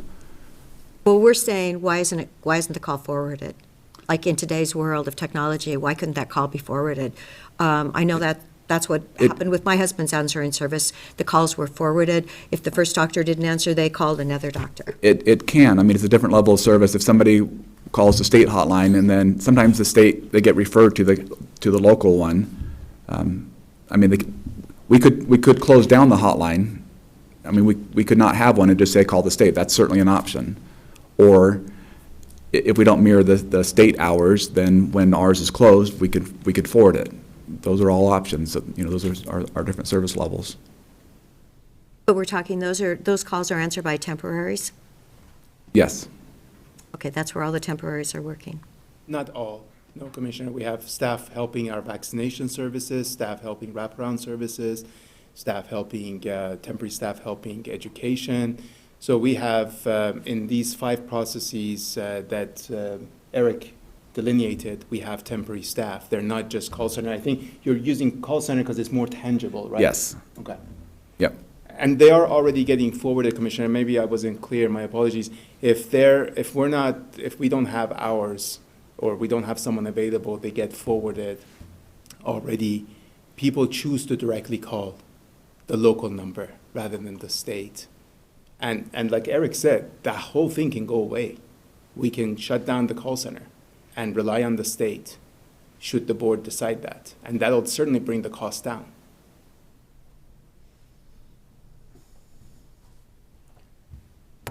So what is a call center costing a week then? What are we spending today? What did we spend last week on the call center? Cheryl, can you pull that number out? I'd have to get back to you on that, but it is feasible to look at. Is it like 3 people or something that work that system, or is it more than that? I would say a higher proportion of our temporary staff are based in the call center at this point. We have a few doing our outreach services, the wraparound. We have a few doing vaccination. I think only 1 doing testing at this point. I think maybe 1 doing public education, and vast majority are based in the call center. Well, it's like $17.60 a person at $44 an hour for 1 employee for 40 hours. So, and there are no benefits or anything on top of that, correct? So, No benefits, correct. okay, all right, so that's like $17.60, that's like $2,000 for 1 person for the call center for a week. All right. So, okay, so Commissioner Chang, you want to do the 55,000 max, and Commissioner DeBonne, where are you at? Well, if we're talking about the number, I already said, let's, kind of give a three-month window, and I would be happy with, some $35,000 number, knowing that that's the number that we're aiming for right now, and we can be flexible if anything comes down. $35K a week for 3 months. Okay. I mean, that's pretty tangible. Right, and then we can, okay, so what if something terrible comes in? We'll step it up again. Commissioner Chang, can you second that or not?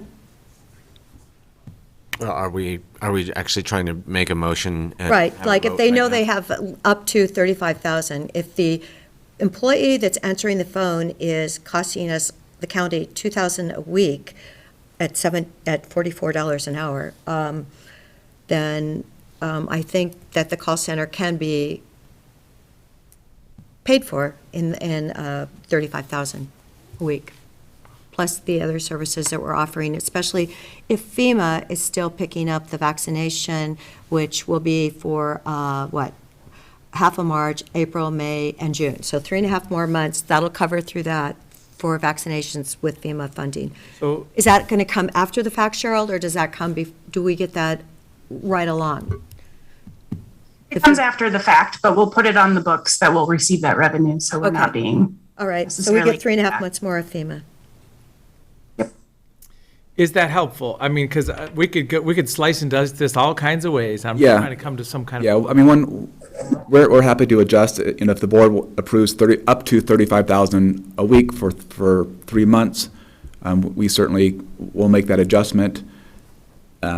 Is the expectation of the board that the hotline hours remain as is, or that decreased amount? And really, we could do either one. If we continue the existing hours, then the money may run out sooner, because we may be spending a little bit more than 35 per week. But is the expectation for the board the hotline hours remain as is and mirror the state one, or reduced a little bit to reflect the 35 a week?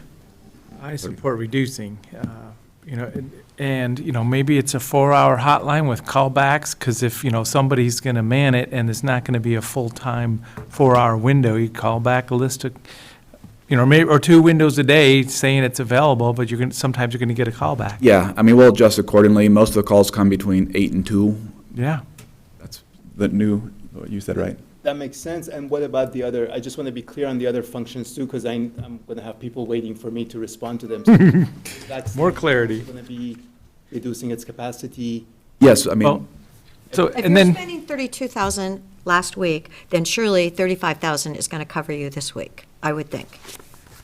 And, But is it the right amount, is it the right amount to authorize for 3 months? oh, well, that's what. I think it is, and then if we need to up it, we will, but we're getting FEMA money too, so don't forget the FEMA money. How much would that be, Cheryl?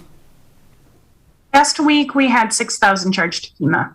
FEMA, 6,000, okay, so then we're talking about spending 35 and 6, you said 6,000? So we're over 41. It was roughly 36,000. We charged 30,000 to Arpa and 6,000 to FEMA. Okay.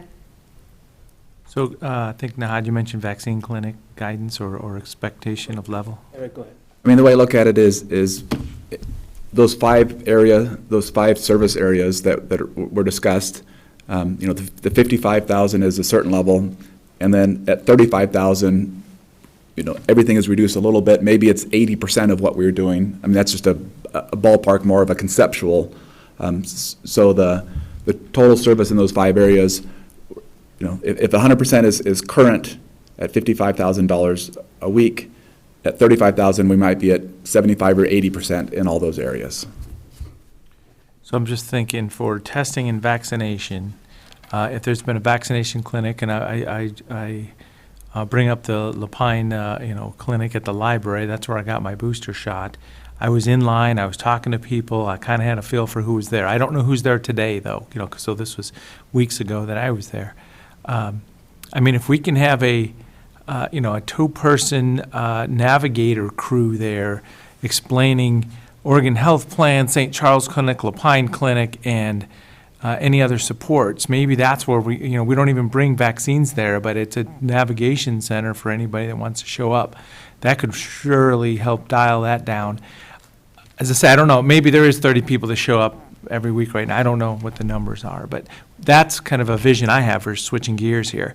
Yes, we're going to show up to that same location that we've been advertising for months now, but we're totally switching gears. Here's your pamphlet, here's a little personal support, and here's what the community clinic and the St. Charles Clinic and Lapine are doing, and here's what Oregon Health Plan is offering. And I would kind of put it to the COVID response team to say, Yep. okay, Does if that we have make sense? 35,000, what makes the most sense? In fact, when Nahad and I first had a discussion about how to frame this discussion, at some point he said, it might be helpful just to give us a bucket of money and we will deploy the money, based on our background and knowledge. So we will, the COVID response team will make For those the next 3.5 changes as months, appropriate. FEMA is paying for vaccinations. So is there a limit to how much they will pay? Is there a limit? Not really. We're mostly limited. We have a not to exceed agreement, but we can request for that to increase should it be needed. Okay, all right. So really, I don't even know if we need to talk about vaccinations then. So it's the other parts of the 4 items that you're talking about evaluating with the 35,000. Yeah, and we're not asking the board to make service level decisions on all those areas. It just kind of helps get a general sense of, okay, well, we will dial back the hotline hours and other areas. So the outbreak response for high consequence settings, I certainly wouldn't want that to be dialed back. Yeah, and within the, I mean, maybe there's not that much coming in, demand for that service, but that's a service that we want to ensure is, is 100% available because long-term care facilities. I mean that we saw how many of the deaths from COVID came through.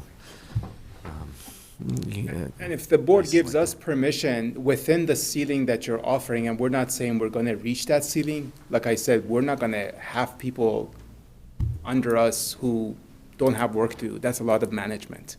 So, but within that ceiling, we can pull the levers as needed and adjust accordingly. So if we need to dial back on call center, but dial back up on business liaison and business consultancies, or consequential congregate settings like long-term care facilities, for example, if we have that flexibility within that ceiling to adjust the service level, then we can proceed with that. Well, I support that flexibility. What a great opportunity to get to these high consequence settings, is that kind of the group we're talking about.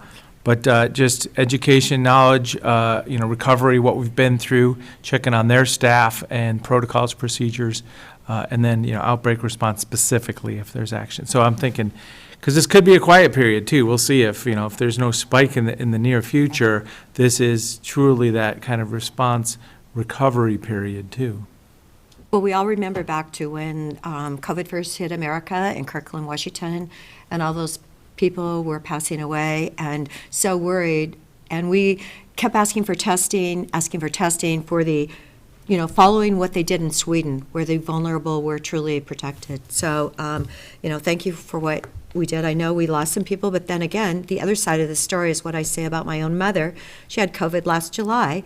She's in hospice, and her death is still going to be counted as COVID. And I honestly, that seems to be not right. So that's a government decision. And anyway, yeah, it's been months, and I don't believe anybody actually in her home passed away from COVID. So that was the really good news. But they're dying, and they had COVID, so then they're counted. Sorry to hear about you, Commissioner. Oh, this has been so horrible for the older people in our country. They've been locked away. They've been eating their meals alone. It's been 2 years, practically. Well, it has been 2 years. And this is not the way anybody would want to spend the end of their life, where you're, you lose all your socialization. It's been horrible. And anybody that's had to have someone that has passed away alone, it's not been a pretty picture. So, thank you, Nahad. I think you'll do a great job. And we've got the FEMA money still coming in till the end of June. So I would suggest a board motion, just so that we have clear direction. Okay, motion, please. So 3-month period at a maximum of $35,000 per week with the items as discussed. I mean, because there was a lot of... That's clear direction. Thank you. Yeah. I'll second it. Any other discussion? And on the record, please make note that we do have FEMA funding coming till the end of June, another 3.5 months. So, which, according to Cheryl, can be raised, the billing there. So, Commissioner DeVon? Yes. Commissioner Chang? No. And the chair votes yes. And I'll just say again, my preference would be to provide a broader envelope for our professional public health staff to function and operate within. All right, thank you. Thank you, Commissioner. And Commissioners, if we just have the one item that we skipped over, and I see Tom Kuhn is available. Oh, Tom. If we can just cover that one last Item item number before 12. lunch. Tom, you weren't even number 13. Lucky number 12. Oh, we were. Hello, Commissioners. I'm Tom Kuhn from Deschutes County Health Services Public Health, and I am here today because in our 6th Amendment to the Oregon Health Authority Intergovernmental Agreement, we finally are receiving the balance due to us for our Public Health Modernization Regional Funding, or Program Element 5102. It's in the amount of $181,700, bringing our total for this year, fiscal year, to $328,000. This was a funding that I've discussed with you all in the past, and you approved our application for this, and we were awarded this regional funding in early January, and we finally see it showing up in an amendment recently. So here it is in the amendment, and this is what was expected that we would receive for this current fiscal year. Please let me know if you have any questions. I did circle, it said Sixth Amendment, so, yes. Any questions from the So board? this is the amount that has been discussed in the past, and you're just saying this is the paperwork to follow up, correct? Correct. It's every amendment, a different program area gets a little tweak to their funding. We might get up to 10 to 15 amendments in a fiscal year sometimes. So just a very routine fiscal adjustment. Great. I'm good to move forward with this, but Tom, could you just speak for a minute or two about what happens within the regional partnership implementation program element? Sure. Basically, we've had several positions that have been existing for several years through the regional partnership. We have a regional epidemiologist, a regional nurse that goes into long-term care facilities throughout the region. And we are currently recruiting for a nurse to complement that work that would go into congregate settings.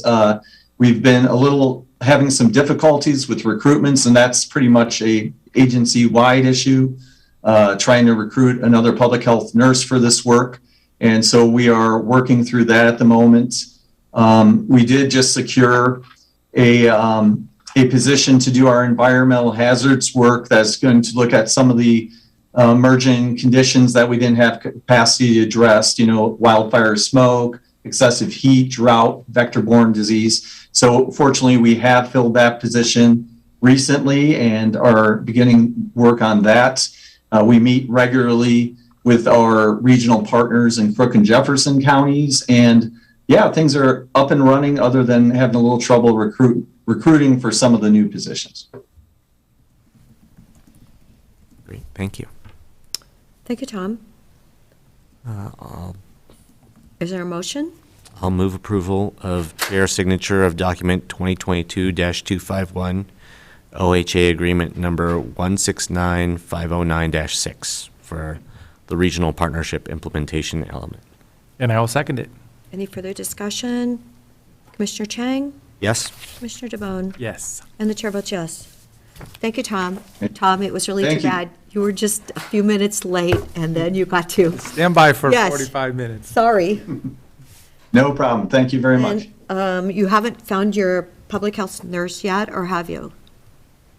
No, we haven't. It's just kind of a system-wide issue with recruitment. That's why there's been so many workforce development bills and efforts coming forward, and other efforts by like Central Oregon Community College to really try to get the workforce available here in Deschutes County. Truly, I know. We did help funding with some public health training, so. Okay, all right, well, we need a public health nurse. It's been mentioned, so hopefully maybe that'll help and you can find those people. So thank you, Tom. Thank you for being there, truly, thank you for being there. And we'd love to see you in person. Yes, I will do that in the future. Okay, thank you. All righty. So, okay, so now we have a lunch recess. Should we come back then at what, 1:15? Would that be okay? Great. Okay, let's come back at 1:15 then. Thank you.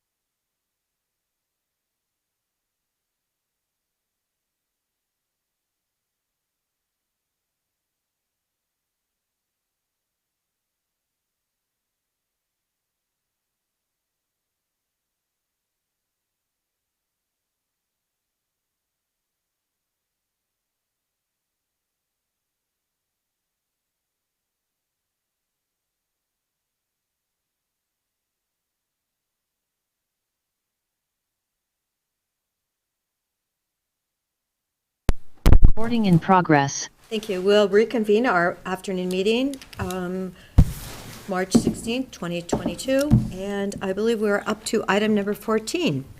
Eric. Good afternoon, Commissioners. For the record, Eric Kropp, Deputy County Administrator. I changed my blazer. This morning I was wearing my Interim Health Services Director blazer for the morning presentation, and now I'm here as Deputy County Administrator, so I changed blazers for you. Thank you, Eric.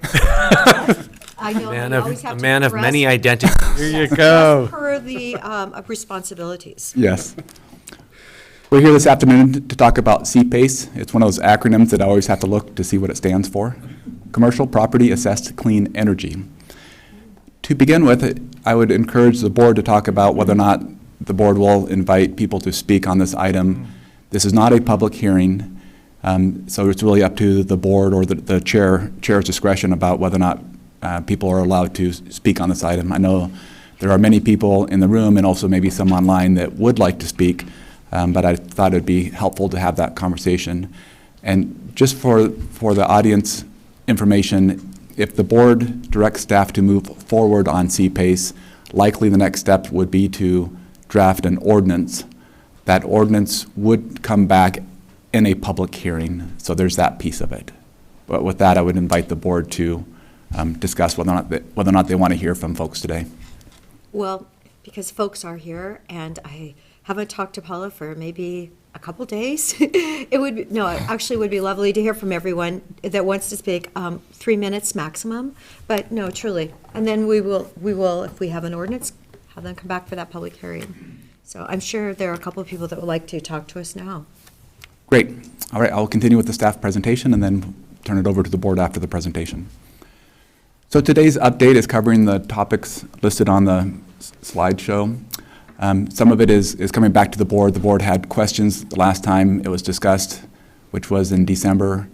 The board was curious about Benton County and City of Corvallis efforts. There was also direction to talk to Michael Yaki and look at some model Oregon PACE local program documents. We also got some input from our county assessor, Scott Langton. Commissioner Chang asked about local interest in CPACE and the timing of those projects, so I'll cover that today. Commissioner DeBone asked about CPACE financing versus traditional bank loan financing, so we'll cover that. And then we'll talk about some options and then seek board direction. So that's kind of the outline for today. Great, thank you. Based on the board discussion, County Counsel Dave Doyle reached out to Benton County and the City of Corvallis. There's a memo in the packet from Dave Doyle, but essentially the Benton County and City of Corvallis are not currently adopting or pursuing CPACE, the CPACE program. Instead, those jurisdictions talked about kind of wait and see approach about a possible statewide program. So that's one piece of follow-up from the last meeting.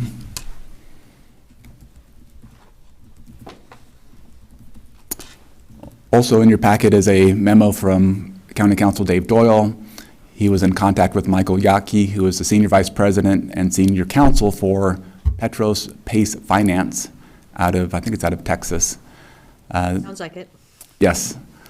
Michael is part of a kind of a consortium that has put together model documents for CPACE. Those were provided to County Counsel Dave Doyle, and really what the model ordinance has is more of a checkbox application approach, so that county staff would not be doing a lot of the heavy lifting. The model ordinance requires the applicant to submit engineered drawings, has an engineer stamp in terms of the energy savings, and then county staff would be more looking for that engineered stamp and not necessarily would not be looking at the calculations. So the model ordinance is more of a checklist, and also puts more of the risk on the owner and the capital provider, not the county.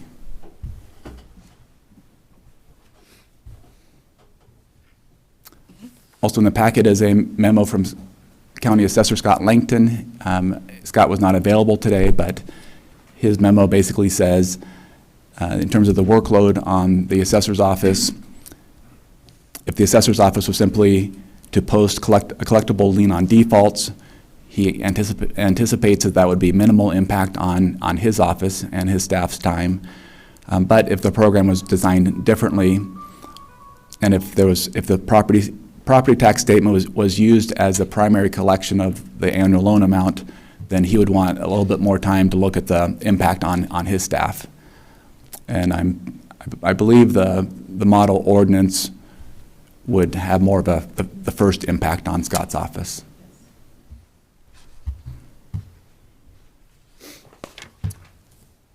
Next, as I mentioned, Commissioner Chang asked about local interest in CPACE.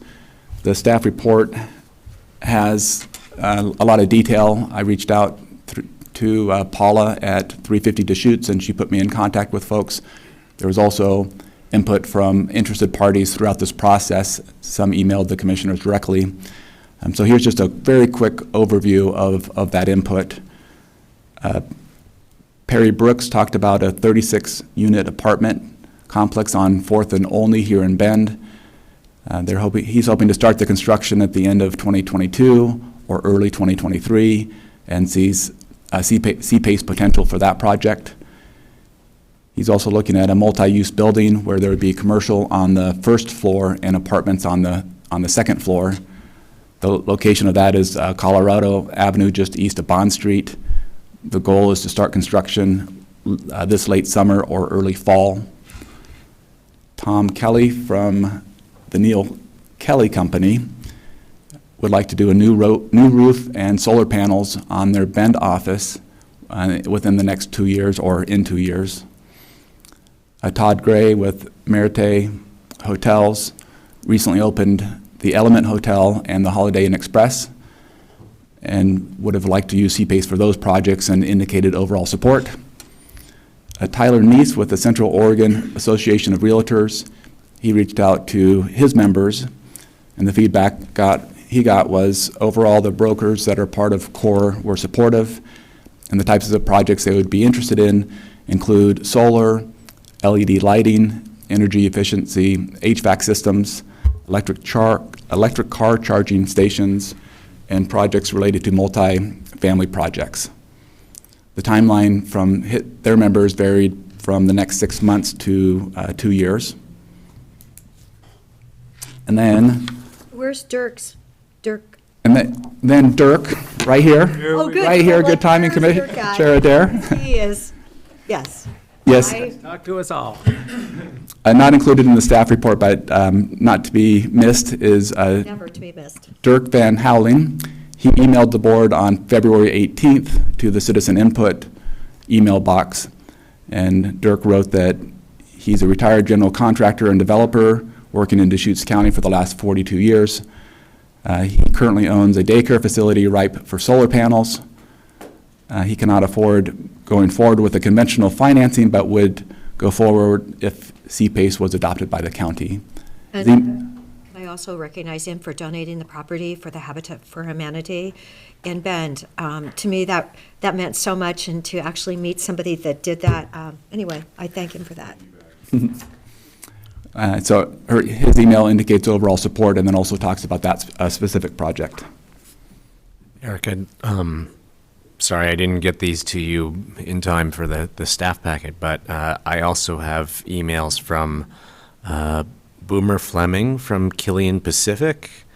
They're the group that's working on a 311-unit multifamily mixed-use project over in the area of the box factory, and indicating that they would like to use CPACE financing for a number of energy efficiency upgrades or improvements that they'd like to do with that project. And I've also had a couple of verbal discussions with Ledge Capital, who's a group that is working on affordable housing projects in the Redmond area, that they would be interested. If we had moved forward with CPACE a year ago, then they could have used it for one of their current projects, and they would be interested in using CPACE for a future project that they're working on. All right, thank you. Then going to Commissioner DeBone's question a few weeks ago, the traditional bank loan versus CPACE financing. The staff report has an example or a hypothetical, and it walks through. But just to summarize that, with a traditional bank loan, there's usually a required down payment. There's a shorter loan term, less net cash flow, and the security is a trust deed. With C-PACE financing, there's no down payment. There's a longer loan term that results in a higher net cash flow, and the loan is secured by the county lien.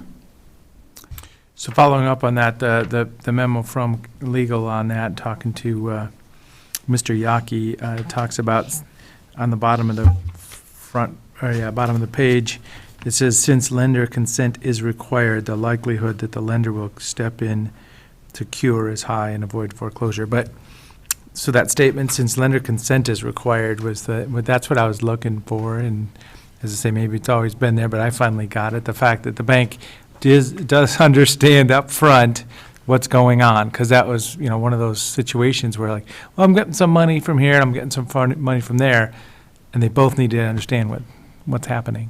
Yes. In fact, because of there's more security on the loan, allows for that type of the C-PACE financing in the longer term. I don't know, Dave, if you have any comments. I thought the last comment that Mr. Yaki provided, that nationwide there were, over 1,500 of these types of arrangements, and there's only been one default and no foreclosures. So obviously the lenders step in when they need to make sure that doesn't happen, and they protect their investment. Well, and I was also thinking into the, and I'm not a developer, so I'm just trying to understand the space, but, is a bank gonna like this idea or be put off by it? So that was just, as I say, kind of trying to think into something I'm not an expert in, but that's why I was a little hesitant. Yeah, and really early in the process of exploring this, in the spring last year, we heard from, I believe it was vice president from First Interstate Bank and a couple of other major financial institutions, that they were really excited to offer this product, this financing product in this market. Yeah, well, as I say, so then I asked some very specific people, like at chamber events or EDCO events, and they're like, I don't know what that is. Doesn't sound like it'd be something that I'd like to do. So, I mean, there wasn't knowledge in the industry, and I'm not, not judging there, but that was my experience. You're saying people are excited, and I talk to people in person, and they're like, I don't know what this is. So it's just not knowledgeable. I don't think it's necessary for every financial institution to understand what this is and want to do it. I just think it's necessary for a couple to cover the how I got demand. my information was personal communication, and there wasn't knowledge about it. That's all I'm saying. Well, as someone who has her son that works in clean energy, it's kind of appropriate, and it does look like we have so many people that are interested in this program here in Deschutes County. It's good. So, thank you, Eric. The next slide, I'm not going to go into too much detail, but just options for the board. We could probably come back to that after others have an opportunity for input. And the options, the staff report has pros and cons, and those are very high level. I know that there are additional pros that were provided, and I'm sure that people speaking today can elaborate on those, but they were just some very high level pros and cons.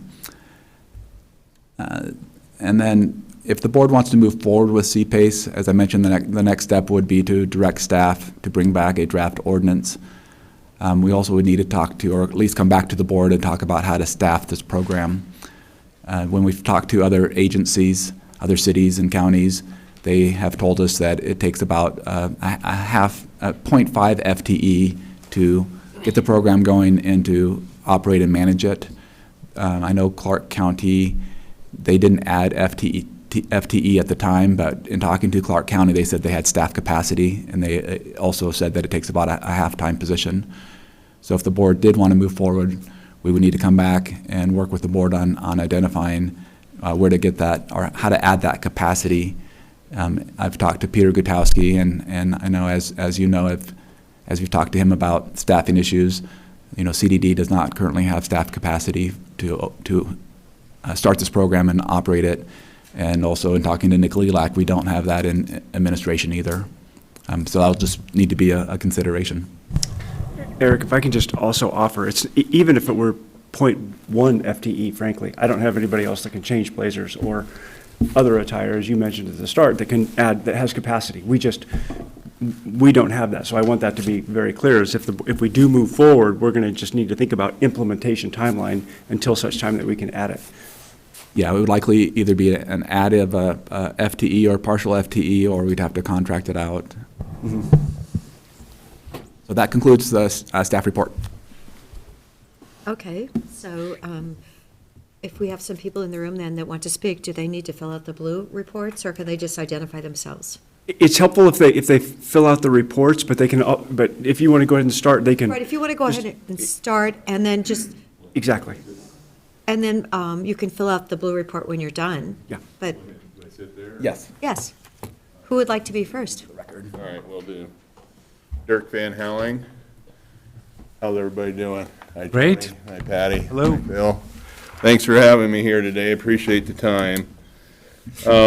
My letter more or less spelled out my interests in that I have a building that I can put enough panels on that I can create like 37,000 watts a day, and I can't afford to do that without somebody helping me with a down payment. And then after the down payment and a conventional loan, I probably might get 5 years, but this system is so much more friendly.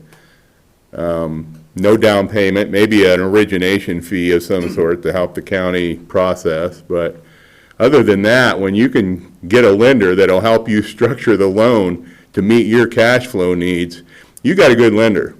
There aren't very many of those in town that would do that.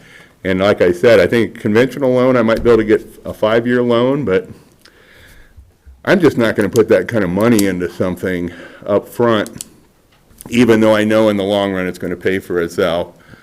With a big down payment and, you know, kind of worrying about in 5 years, can I get this thing paid off? So for a little project like mine, and I'm not sure how much it's going to cost yet, but I know it's more than what I could probably afford out of my pocket, it would be a real boon. And I think for all commercial buildings in town, if commercial building owners knew about this program, and like you were saying, when you went to the bank, a lot of them don't even, the banks don't know about it, so obviously a lot of businesses don't know about it. And if they did know about it, I think there'd be quite a bit of additional business activity due to the fact that people can get money for as little as this looks like we can get the money. So the structure could be up for 20 years on these loans, from what I understand. Also, the loan is transferable. And that's something you don't get with a 5-year, or, you know, 5-year loan. You're not going to get, the bank's not going to say, yeah, we'll pass it on to the next buyer. That's not going to happen. But in this case, it does. And that could be a big deal for someone wanting to sell a building somewhere in that time period where they're still trying to pay off their system. So there's multiple pluses here. And I don't think the county should wait for the state to do anything, because if we do that, we're going to be looking at years down the road, my guess is. And yet we have a county that could, when it comes to solar, we could really kick butt as far as putting panels up if we had a program that allowed people to purchase those panels for no down payment, structure the term so that it fits their cash flow. And it's a win for the county, it's a win for the state, it's a win for the world. The more renewables we get up there, the faster we get them up there, the less some of these other issues are going to create problems for us. So I think it's a wise move. I probably burnt my 3 minutes, but that's basically what I have to say, and I appreciate you guys considering it, and I think it's a very worthwhile program. I wouldn't be here if it wasn't. Thank you so much. You bet. Don't forget the blue sheet. And the next person that testifies, if you can give your name and your address, so we have, I mean, it'll be on the blue sheet too, but just Sure. for the record, please. Sure. Perry Brooks, 19480 West Campbell in Bend. Thanks again for taking the time to review this process. Super exciting. Again, I'm a partner in Roof's development. We design and build multifamily projects here in Bend. A lot of infill, like the Fourth and Only's kind of an infill project. And we really pride ourselves in being sustainable, trying to build net zero as much as we possibly can. CPACE offers, it's a great program. It offers low interest loans to help companies like ourselves who are, you know, small enough where we don't have the capital just to, throw at projects that allows us to really finance this in a creative way and be able to reach our sustainability goals. I was, prior to moving to Bend, I was in Colorado, and I participated in a PACE program there. As here, there was some skepticism about it, not really knowing what it was, but it became a gigantic boon for the entire city. They did it a little bit differently. They took out a bond, a $350 million bond. That bond was accounted for within 3 weeks. So once kind of the firestorm got going, it got very popular, and people did a lot of work with it. It helped the city maintain or get to their sustainability goals in their climate action plan. As I mentioned, we have the apartment building on 4th. We also have a small commercial in Colorado, and we are looking at 4 or 5 other projects in the next 2 years that would be, CPACE would be very applicable to it. And it would be a great benefit for us. It would help us be able to do the sustainability methods that we need to do and not have to skimp on doing certain things because we can't afford it. So a couple questions, 2 questions. So you finished up with a sustainability goal. So if you're building something new, what are those cost added items that would be funded by CPACE opposed to traditional? And I understand there's investment capital, loan, and CPACE would be the other part, but what's that CPACE part that wouldn't be traditionally funded, or what are we gaining for that? A lot of it is, we're trying to build a better building, so we're not doing traditional framing, we're doing panelized systems, so there's a cost increase in that.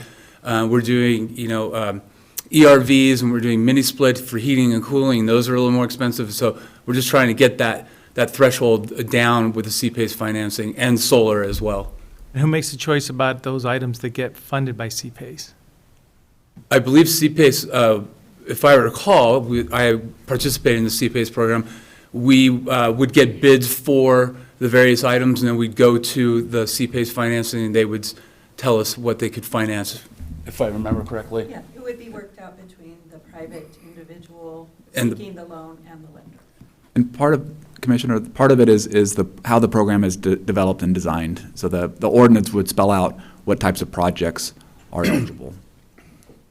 And then you mentioned low cost of money or low interest, but it looks like it's a step above a market rate and at the long term. So then the time value of money is, you spend $100,000 for something, and it's going to be slightly more interest rate, and it's going to be 20 years, so that's going to be generally more costly in the long run, which there's a willing 2 partners in that transaction, so I'm not saying it isn't going to happen, but that's what I'm seeing when you think of money and the time of money, too. But that's also the way that clean energy projects work. There's a whole bunch of upfront costs, and then there's incremental payback every year, and it takes a long term for that payback to catch up with that first cost. So then, as I say, just that 20 years is a long interest run, and it's going to compound out there. And both parties are going to want to buy into that. Agreed. But the cost savings of the energy that you are receiving offsets that additional cost as well. Yep. Yeah, just acknowledging and learning about it. On the one or last thing, where I came from in Colorado, they also had a personnel issue in trying to administer this, and they chose a third party. And from what I happened to work for the city at the time as well, so I was pretty privy to a lot of the nuances of the program, and that turned out to be a very successful endeavor on their part. So if we had nuclear plants come online and drop all the cost of electricity by half for the rest of the time, these things will not look as good in long term. Unless they're heating upgrades, HVAC upgrades, which are not necessarily using electricity. I mean, I'm just thinking, these are the moving parts in here. That's all I'm thinking. I mean, it would be great if electricity dropped, but we see a 5 to 7% increase every year regardless. Yeah. And we have been for a number of years. At our EDCO board meeting a couple days ago or last week, Pacific Power was explaining to us the 6% rate increase that they were requesting for this year. So, doesn't mean they're going to get it, but, rather than speculating about energy costs going down, I think the real signals that we're getting right now are going in the other direction.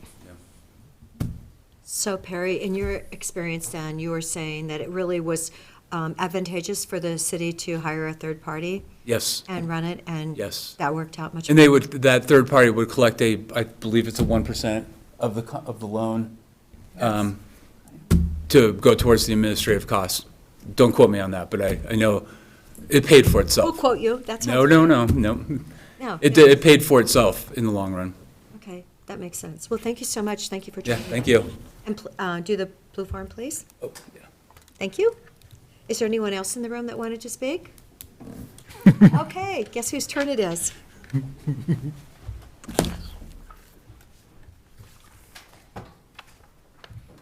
Hello, Commissioners, Chair Adair. Appreciate the time to speak today and for you opening this up. I'm Paula Latassa with 350 Deschutes. I live at 65180 76th Street, Bend, Oregon, 97703. Been here for 30 years. And it's really quite an honor to represent this program and to present it to you on behalf of 350 Deschutes, but more importantly, the stakeholders that would like to use this program. And we're well aware that you've heard from over 60 different stakeholders that either support this program, but primarily over a third of those are developers or Central Oregon Association of Realtors, folks that would use this program, want this program, and know that it can be effective in addressing the hurdles that developers and property owners face when they want to invest in clean energy project to reduce energy burden for themselves or their tenants, as well as reduce the cost operations. And that's where you see the differential, Commissioner DeBone, in why this program is advantageous to building owners, because it's, even though you're looking at that long-term loan, that 1%, which is typically about the difference between a conventional and a traditional loan, any conventional loan rarely covers 100% of your costs. And so if a developer is looking to do a project, they're typically going to have different pools of money to fill that capital stack. And so they're going to get maybe 60 to 70% from their conventional loan, but they have to figure out where the rest of that 30 to 40% is going to come from, aside from their personal equity. And oftentimes, in the case of many developers, that will come from the private market. That private market money tends to be anywhere from 10, and I'm hearing rates of 20%. So, yeah, of course you can't compare it to the loan rate of your conventional loan that's the base of your capital stack, but you have to be looking at what's the gap that this money is filling. And that's why it's been so wildly popular and successful as it's popcorned up across the country. And we recognize that there have been programs that have not been as successful, and a lot of that is because they were developed early on. What we've now seen is that as the program is being developed, it's becoming more streamlined and more efficient. And so, as Eric appropriately addressed, this check-the-box program has become so efficient and so streamlined that King County, that recently implemented their program, had their first application. It took a staff member less than 6 hours to complete that project. So we understand that there's time and investment by the county, but it is more than compensated for by the loan fees. And it's really not the burden that it has been in the past because of that streamline and that efficiency and transferring that burden over to the private lender and the property owner. It really, really reduces the need. Most programs that are operating within this check-the-box program do not see right up front the need for a 0.5 FTE person. Certainly we do recognize and we do empathize with the county for staffing shortages, but as folks, we also are dealing with that. Everybody in the county is dealing with that. That is a pandemic problem. And ignoring this problem and the need based on a current shortage is really short-sighted. We need to be looking at getting this program in place and getting it available for developers and property owners so it can be used now. And we know that the resources can come along. And who knows, if you start adding that little addition to your job requests where people, have the opportunity to work on renewable energy and energy efficiency and a brighter future, you might actually attract some really cool applicants. You never know. So, Recruiting tool. yes. Paula, we need more recruiting tools. Don't we all? I keep saying pet insurance, but oh well. And I know there's a lot of other points that I would like to hit on. I recognize that we're Well, you'll out get of to come time. back when we have our public hearing. Okay. Yes, you'll Fair enough. definitely get to come back, but so appreciate hearing from you today. And, the widespread request from the community we acknowledge that and how important it is, so. And we do know that there would be other people here. I'm not going to go into what has happened, but we have had a tragic event with one of our stakeholders who would have been here to testify, so. Oh, gosh. So, thank you. Sorry to hear that. Yes. And do please fill out a blue page. I'm Thank on you. it, Patty. Thank you. I know. I'm just like, I don't want Sharon, when I go upstairs, Sharon will like go, Patty, where are the blue sheets? So, no, thank you so much. And Eric, do you need to hear some more direction from us then? Yes, I can go back to the slides and kind of the options. Before we dig into those options, I just wanted us to unpack a little bit what we're talking about in terms of staff hour demands and costs to get this up and running. As I understand it, there's at least three parts. There's an ordinance that needs to be written and passed, and that a lot of the work there would fall with legal, but we have a pretty good model that we're working from. We do have a model that we work from, so the time there is negligible. Right. There's work within Greg's shop to, create the, administrative structure for this program. And then there's processing of applications as they come in. Is that, does that capture it? Does that capture the For work? the most part, part of starting up a program is developing tools to outreach and to let people know about the program. So that's another piece of it as well. Outreach as well, okay. Yeah, because it does seem like for the first two pieces, the ordinance and then kind of the administrative structure within finance, those are sort of sunk costs. We have to do those things before people can start to pursue C-PACE projects and submit applications. The third piece, though, processing applications, if we were able to, if we didn't trust that the demand was going to be there to invest in staffing, if we were to set that up on a contract basis, like almost piecework contract basis, you've got the qualifications to review these applications for us. As they come in, we will hand them to you. We will pay you per unit or per hour this much. Then we could essentially wait until the applications were coming in with whatever fee they paid to review them, and we wouldn't have to forward, that investment to get this program up and running. Is that, that's how I'm thinking about at least the application processing end of things. Is there, I is think that? another piece of that is the most efficient systems is you start electronically and you keep it electronically versus having a piece of paper. So we would need to, if we go that method, figure out between our Munis system, between other finance systems, between CDDs, I forget the system that runs the permits and Acela. We would need to look at how to integrate the application process through in the county system rather than, oh, you want to apply for a C-PACE project, here's a paper application. Or it could conceivably be electronic, but it would be in a system outside of our systems that we would need to integrate. Yeah, I think it would want to be within a county system, and then if we had somebody else review it, yes, we could. I don't know, electronically, I mean, IT-wise, I don't know how we would do that, but the data and all the information, I think we'd want to keep in county systems.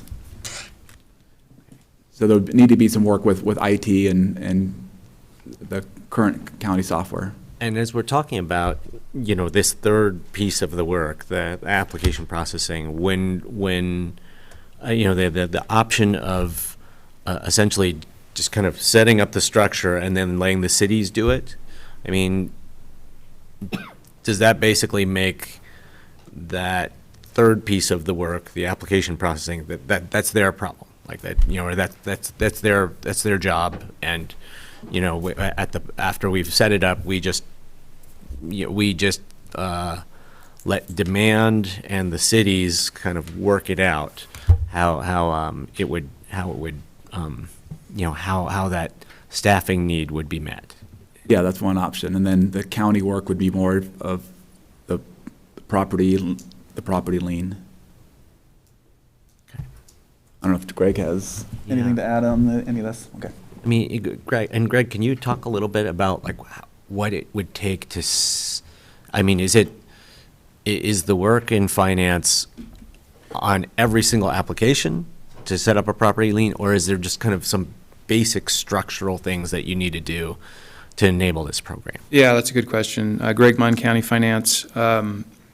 So I don't have a specific answer, but I can tell you what I've gleaned from conversations with different counties, and it's, as Eric was saying, the commitment is about a half of an FTE in terms of all of that needs to be managed. The function needs to sit somewhere. It needs to be owned by somebody.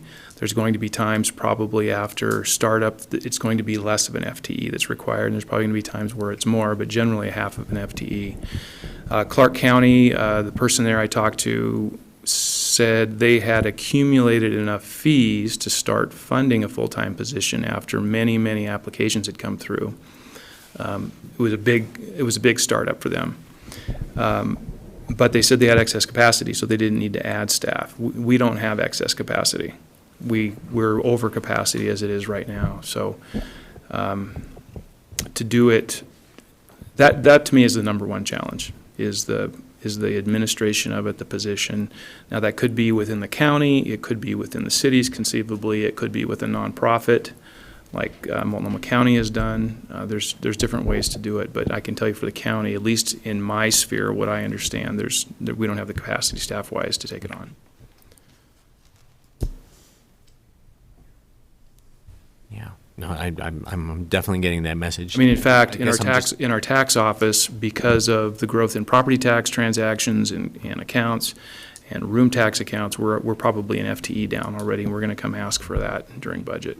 Yeah, no, I'm tracking all of that. Yeah. I guess I'm just still trying to understand what that actual work is. Like, what is that? What are those hours being put into? I mean, another piece of it is, if you look at Clark County, they have great documents. They have a resource guides. So interested customers, they said, tell me about CPACE. There's a great resource guide. It walks through. There's an application process.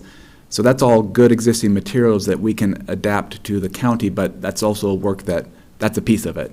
Is somebody who calls up or walks into one of the departments and says, hey, I heard about CPACE, can you tell me about it?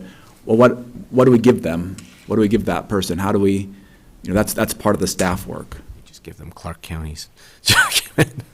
But They said that we could use it, and it's very streamlined and it's very well put together. They had a significant demand. I think October was when this.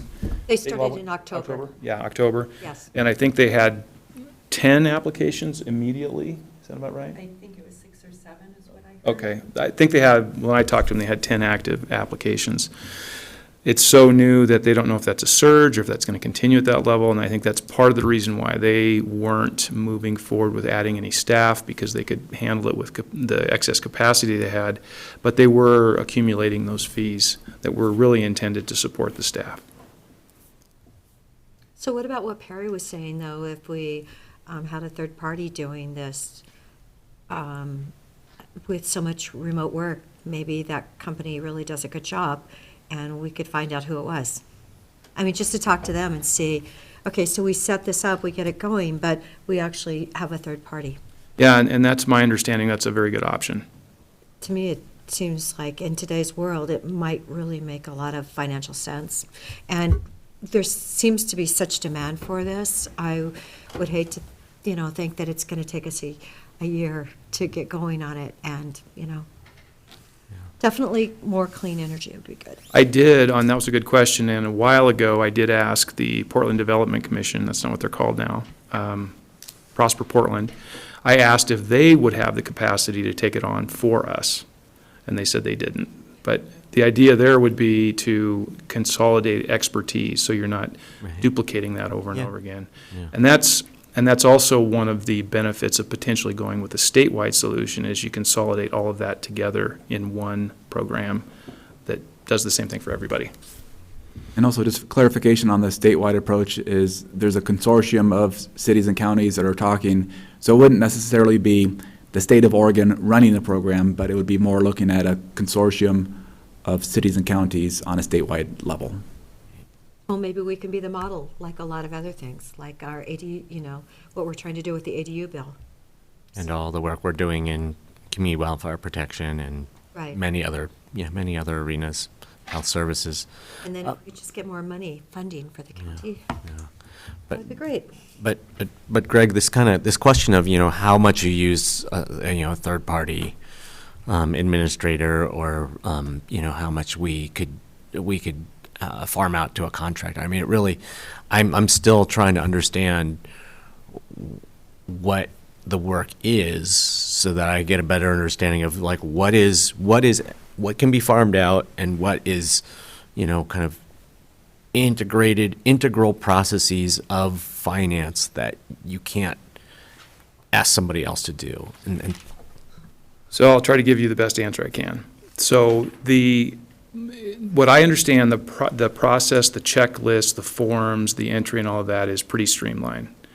Somebody needs to own that. Somebody needs to be the administrator of that, whether that's us or whether it's a nonprofit or whether it's a city. Somebody needs to do that and own that process. There is time associated with that, even though it's as efficient as it possibly can be. In terms of, and I can't tell you really anymore what the workload is there, other than what I've been told is it's a half an FTE. Multnomah County told me originally it was more, but after everything had settled down, they got it down to about a half an FTE. And they don't have a lot of activity right now either. In fact, last time I talked to them, they had no new activity. But what I think part of your question was, what's the impact on finance? So putting all of that aside, the impact on finance and tax is that there's a couple of things. One is largely, there is no impact. It would be something similar to what Assessor Langton mentioned in his. It's attaching, where we would effectively be using the property tax system to provide for the loans that everybody's been talking to that are longer than they would normally be and affordable. And it's transferring the risk from those projects that didn't have a payback or return on investment that the bank is looking for, being attached to the property tax system. So that's not why the property tax system was created, but it can be used for that. So, and in terms of the logistics of that and the administrative, I don't think that's not a challenge for us. It's just another entry in thousands that we do all the time. So it really is. In the event of a default, it's one of 100 we deal with every year, and we work those down and try to get them taken care of. But So the work we're talking about, it really is the application processing. Okay. And that does sound like something that can be farmed out. Yeah, okay. I think the other piece of it is kind of who owns the program. So somebody comes up to the board and says, hey, I want to learn about CPACE, where do we point them to?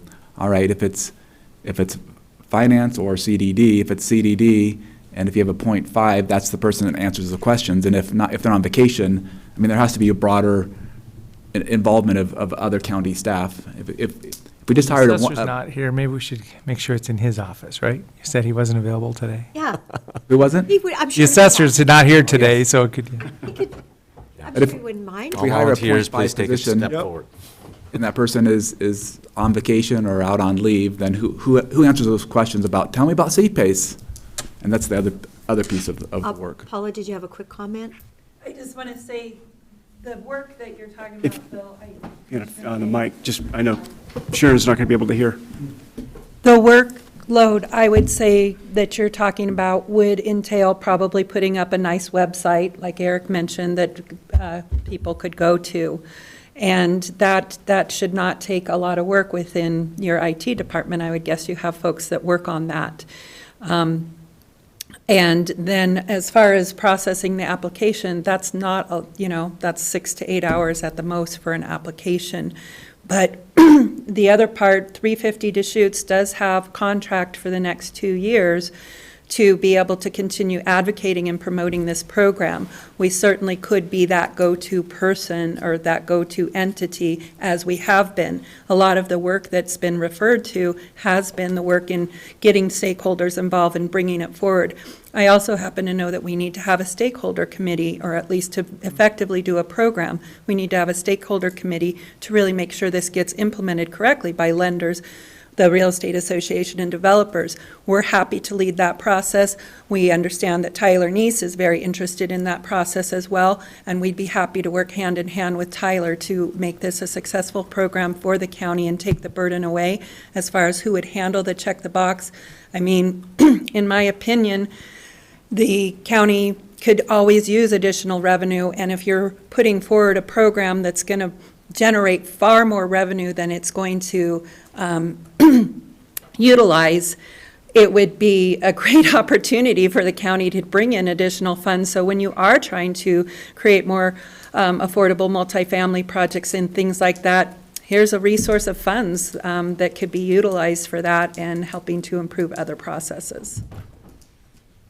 So I just wanted to throw that in there. Does that help?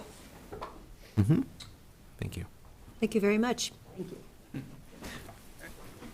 So Commissioners, I think what's helpful is if it's the board's direction that we create the program, of course, as staff, we implement your direction. We just want to create a realistic implementation timeline. That was my point. It wasn't to be short-sighted that we shouldn't pursue this program due to current staffing limitations. My point is we just need to be realistic with the resources that we have in terms of our implementation. So if the board provides the direction, we'll create that implementation plan and the estimated costs and what that might look like with various options, whether it's somebody within finance or we're contracting it out, whatever the case may be. There's still going to be a role for us to create the program, to participate on a stakeholder committee of some sort. Even if we're not staffing it, there's going to be a ton of questions for the county. We will have to play some sort of a role in that. We'll have to manage those contracts. And we can certainly do that. It's just going to take time for us to figure out what those resources look like. And as Greg's seeking additional staffing in finance, or Peter may be in community development or in administration, whatever it looks like, we're there to implement the program. It's just, we just want to create a realistic implementation timeline. That's the key. And we want to be very successful too. That's the other side of it. When you're in Deschutes County, yes, you want to be successful and you want to do it right. Yes.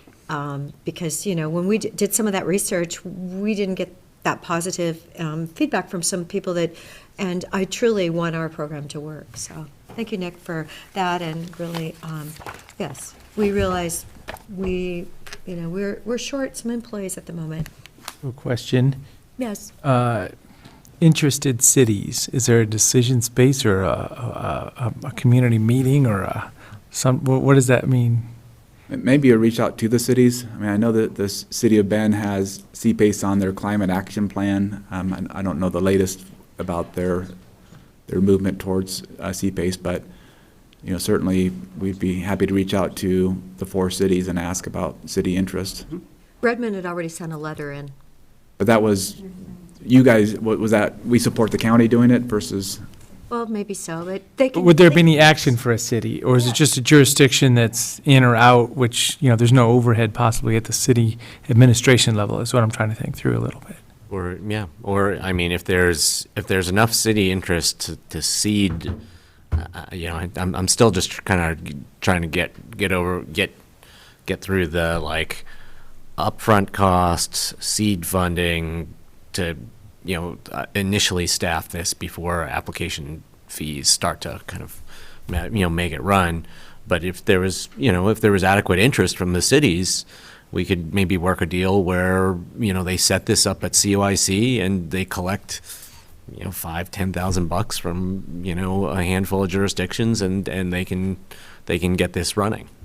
Well, and I was thinking that it doesn't matter if you're in or outside of a city. If Deschutes County allows it on the tax bill in Deschutes County, it's inclusive of everybody. So that's what's more of my thought. Yeah, I mean, there's two main ways of structuring it. One is you just make it countywide, and then the cities can participate, maybe like Commissioner Chang mentioned, financially or seed money. The other approach is you set up the lien structure, but you would have the cities do the application and the processing of applications within their cities. Although you lose some efficiencies because. Well, but let's step back. So you said the seed money for a city to be participating. I mean, I'm just thinking, is there any difference if you're in or outside of a city, if you're in one city or the other? Either the county does the program or we don't. And if you're in a city, I don't see that I don't understand why there's a difference of either overhead or decision space about why you'd participate or not, unless you don't want to participate. I guess if a city said, I can't imagine a city saying we don't want to participate. I mean, you could run the applications through the cities if it's within their jurisdiction. But then But they'd still come right to the treasurer and the assessor's office and say, here's the plan, and we probably wouldn't really make any efficiencies. So I don't know that. I think it would be an inefficient method, because if you talk about a 0.5 at the county, well, if you start doing it at the cities, then it might be a 0.3 and a 0.2 and a 0.1. Yeah, well, and for a city to participate is really to say, put the little sticker on the window that says, we participate in Deschutes County CPACE. If you want to know more, call Deschutes County. So I'm thinking maybe that's all they would do. Might be more on the marketing side. Yep. Well, I know we're talking about clean energy, but next year, the Pacific Power's actually asking for 12.2% of a rate increase.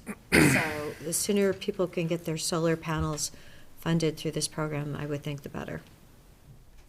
Even though energy in Oregon is fairly reasonable at moments.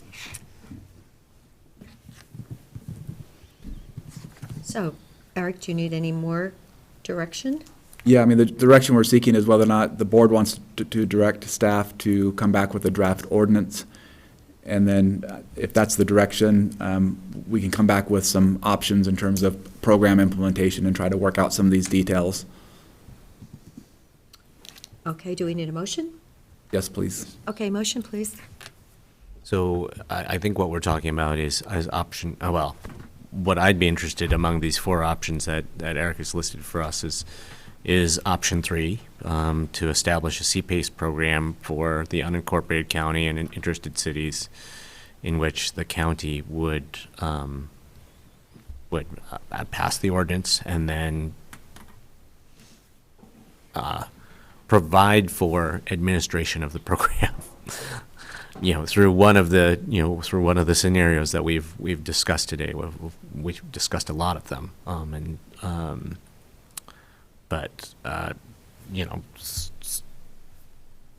just indicating that that's where my leaning is, and we can discuss that before I make an option. If I might make a motion, if people would like. That's the obvious choice from my point of view. Exactly. I think that's the most positive choice we can do at this moment in time. An emergency clause, that would mean that all three of us had to vote for it? Are we talking about that, or are we just going to turn this into an emergency? Yeah. Or would we do that when the ordinance came to us? What? If it's not an emergency clause, the board would adopt the ordinance. There would be 2 weeks for second reading, and then the implementation, or the ordinance would be effective 3 months later. If the board passed by emergency clause, it would need to be, if there are 2 commissioners here, it has to be both commissioners, and if it was 3, all 3. But really, passing it with the emergency clause and having it sooner, we're not going to be able to get the program started. I mean, if the board approved the ordinance and said, okay, we want it effective in a month, we're not going to be able to, we won't have a program ready anyway. So I would, it's an option, but people could start dreaming too, though. Yeah. If we could get more calls, Paula could call us and say, have you guys gotten that done?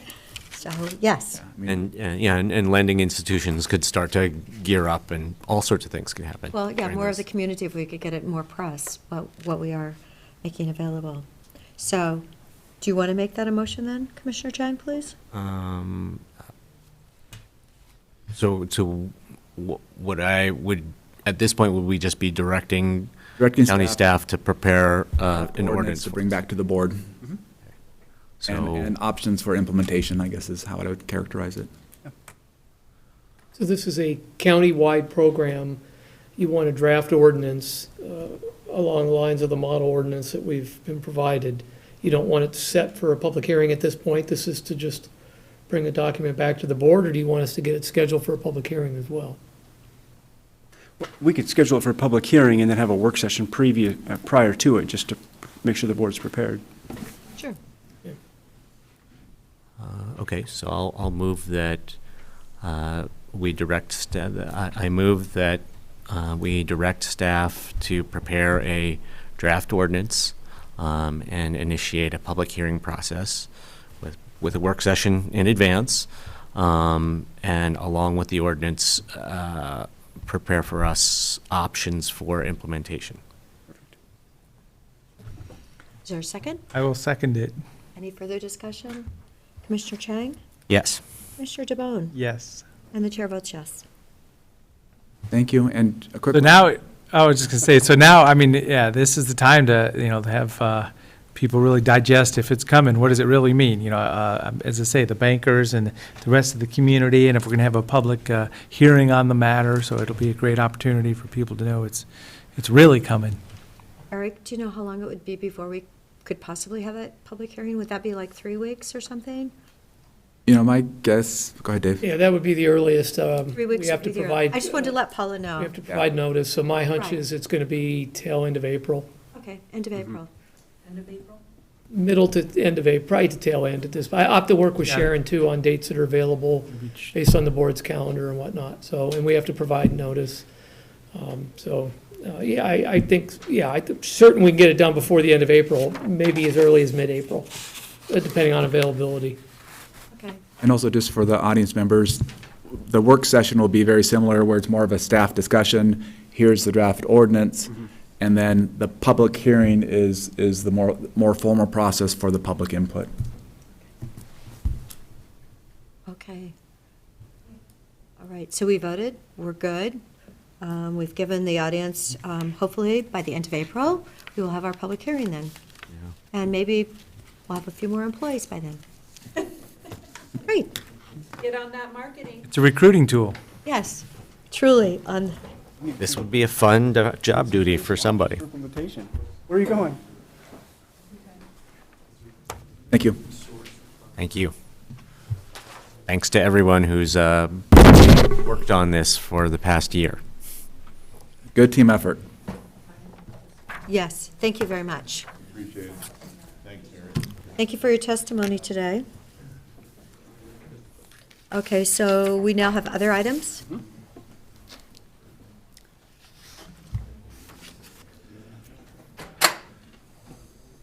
I think I was at some interesting meeting I wanted to remind everybody I was at or something, but let me check what it was. Doesn't even come to mind. I can jump in. Yes, please. With one. My fellow commissioners have heard me talk about congressionally designated spending requests. Our two senators have opened the solicitation, or they've opened up an online submission portal for congressionally directed spending requests, and there have been there's quite a number of projects out in the community that people are working on. There's three in particular that I am tracking very closely, and one of those I actually think the county would be the most appropriate requestor for. Doesn't mean that the county is the only option, but it is, and in my opinion, the county would be the most appropriate requester for. So I wanted to put that forward to the other two commissioners for consideration. And the other one that I think will be of interest to the full Board of Commissioners is a request from the Pine Community Health Clinic for what they could seek in a congressionally directed spending request through, I can't remember what HRSA stands for, but it's a federal program, a federal agency called HRSA. What they could seek funding for would be not necessarily the new construction of their of the new building in their expansion project, but for major renovations in the old building that would happen because you could move certain things over to the new building, and also for a whole bunch of equipment.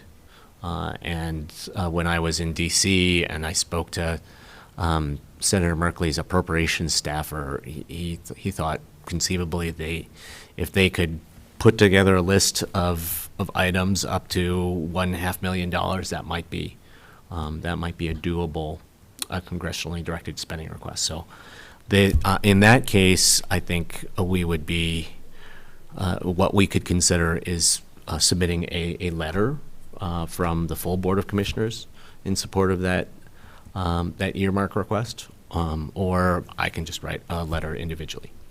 But the other piece I wanted to So that's Clarity. for $500,000? up to if they can put together the list of eligible expenses, that they could request up to like $1.5 million. 1.5 or a half? 1.5. 1.5? Did you mention another project before that? You said something about Yes, the county could we did. apply for something? Yeah. Yes. So the one that I would Oh, so I you're would like getting, to. you said there's something we can I'm apply getting. for. Yeah. I did. Okay. I didn't follow the logic. I felt like I had to. I was going to go to the one that we would request, but then I felt like it was important to mention the other one first, just because the La Pine Community Health Clinic project basically raised the question of like, do we engage as a Board of Commissioners in these congressionally designated spending requests or not? The city of Redmond has also, they also reached out to us and said, would you support some of our congressionally directed spending requests? And I when I heard about that, I said, I'm not sure whether we, as a board, are doing that or not. But so that add that one to the mix as well. But this, I printed out these maps. Unfortunately, it's a bigger piece of paper than it printed on, so you can't see the whole thing. But you may recall that last year in the spring into the summer, there were a number of constituents who contacted us with concerns about the 4606 road. Yes, and the gate that went across. And the gates and the access into the Deschutes National Forest and Bull Springs Tree Farm, also known as Skyline Forest. At this point, it seems pretty clear that those gates are there and they're not going to be opened.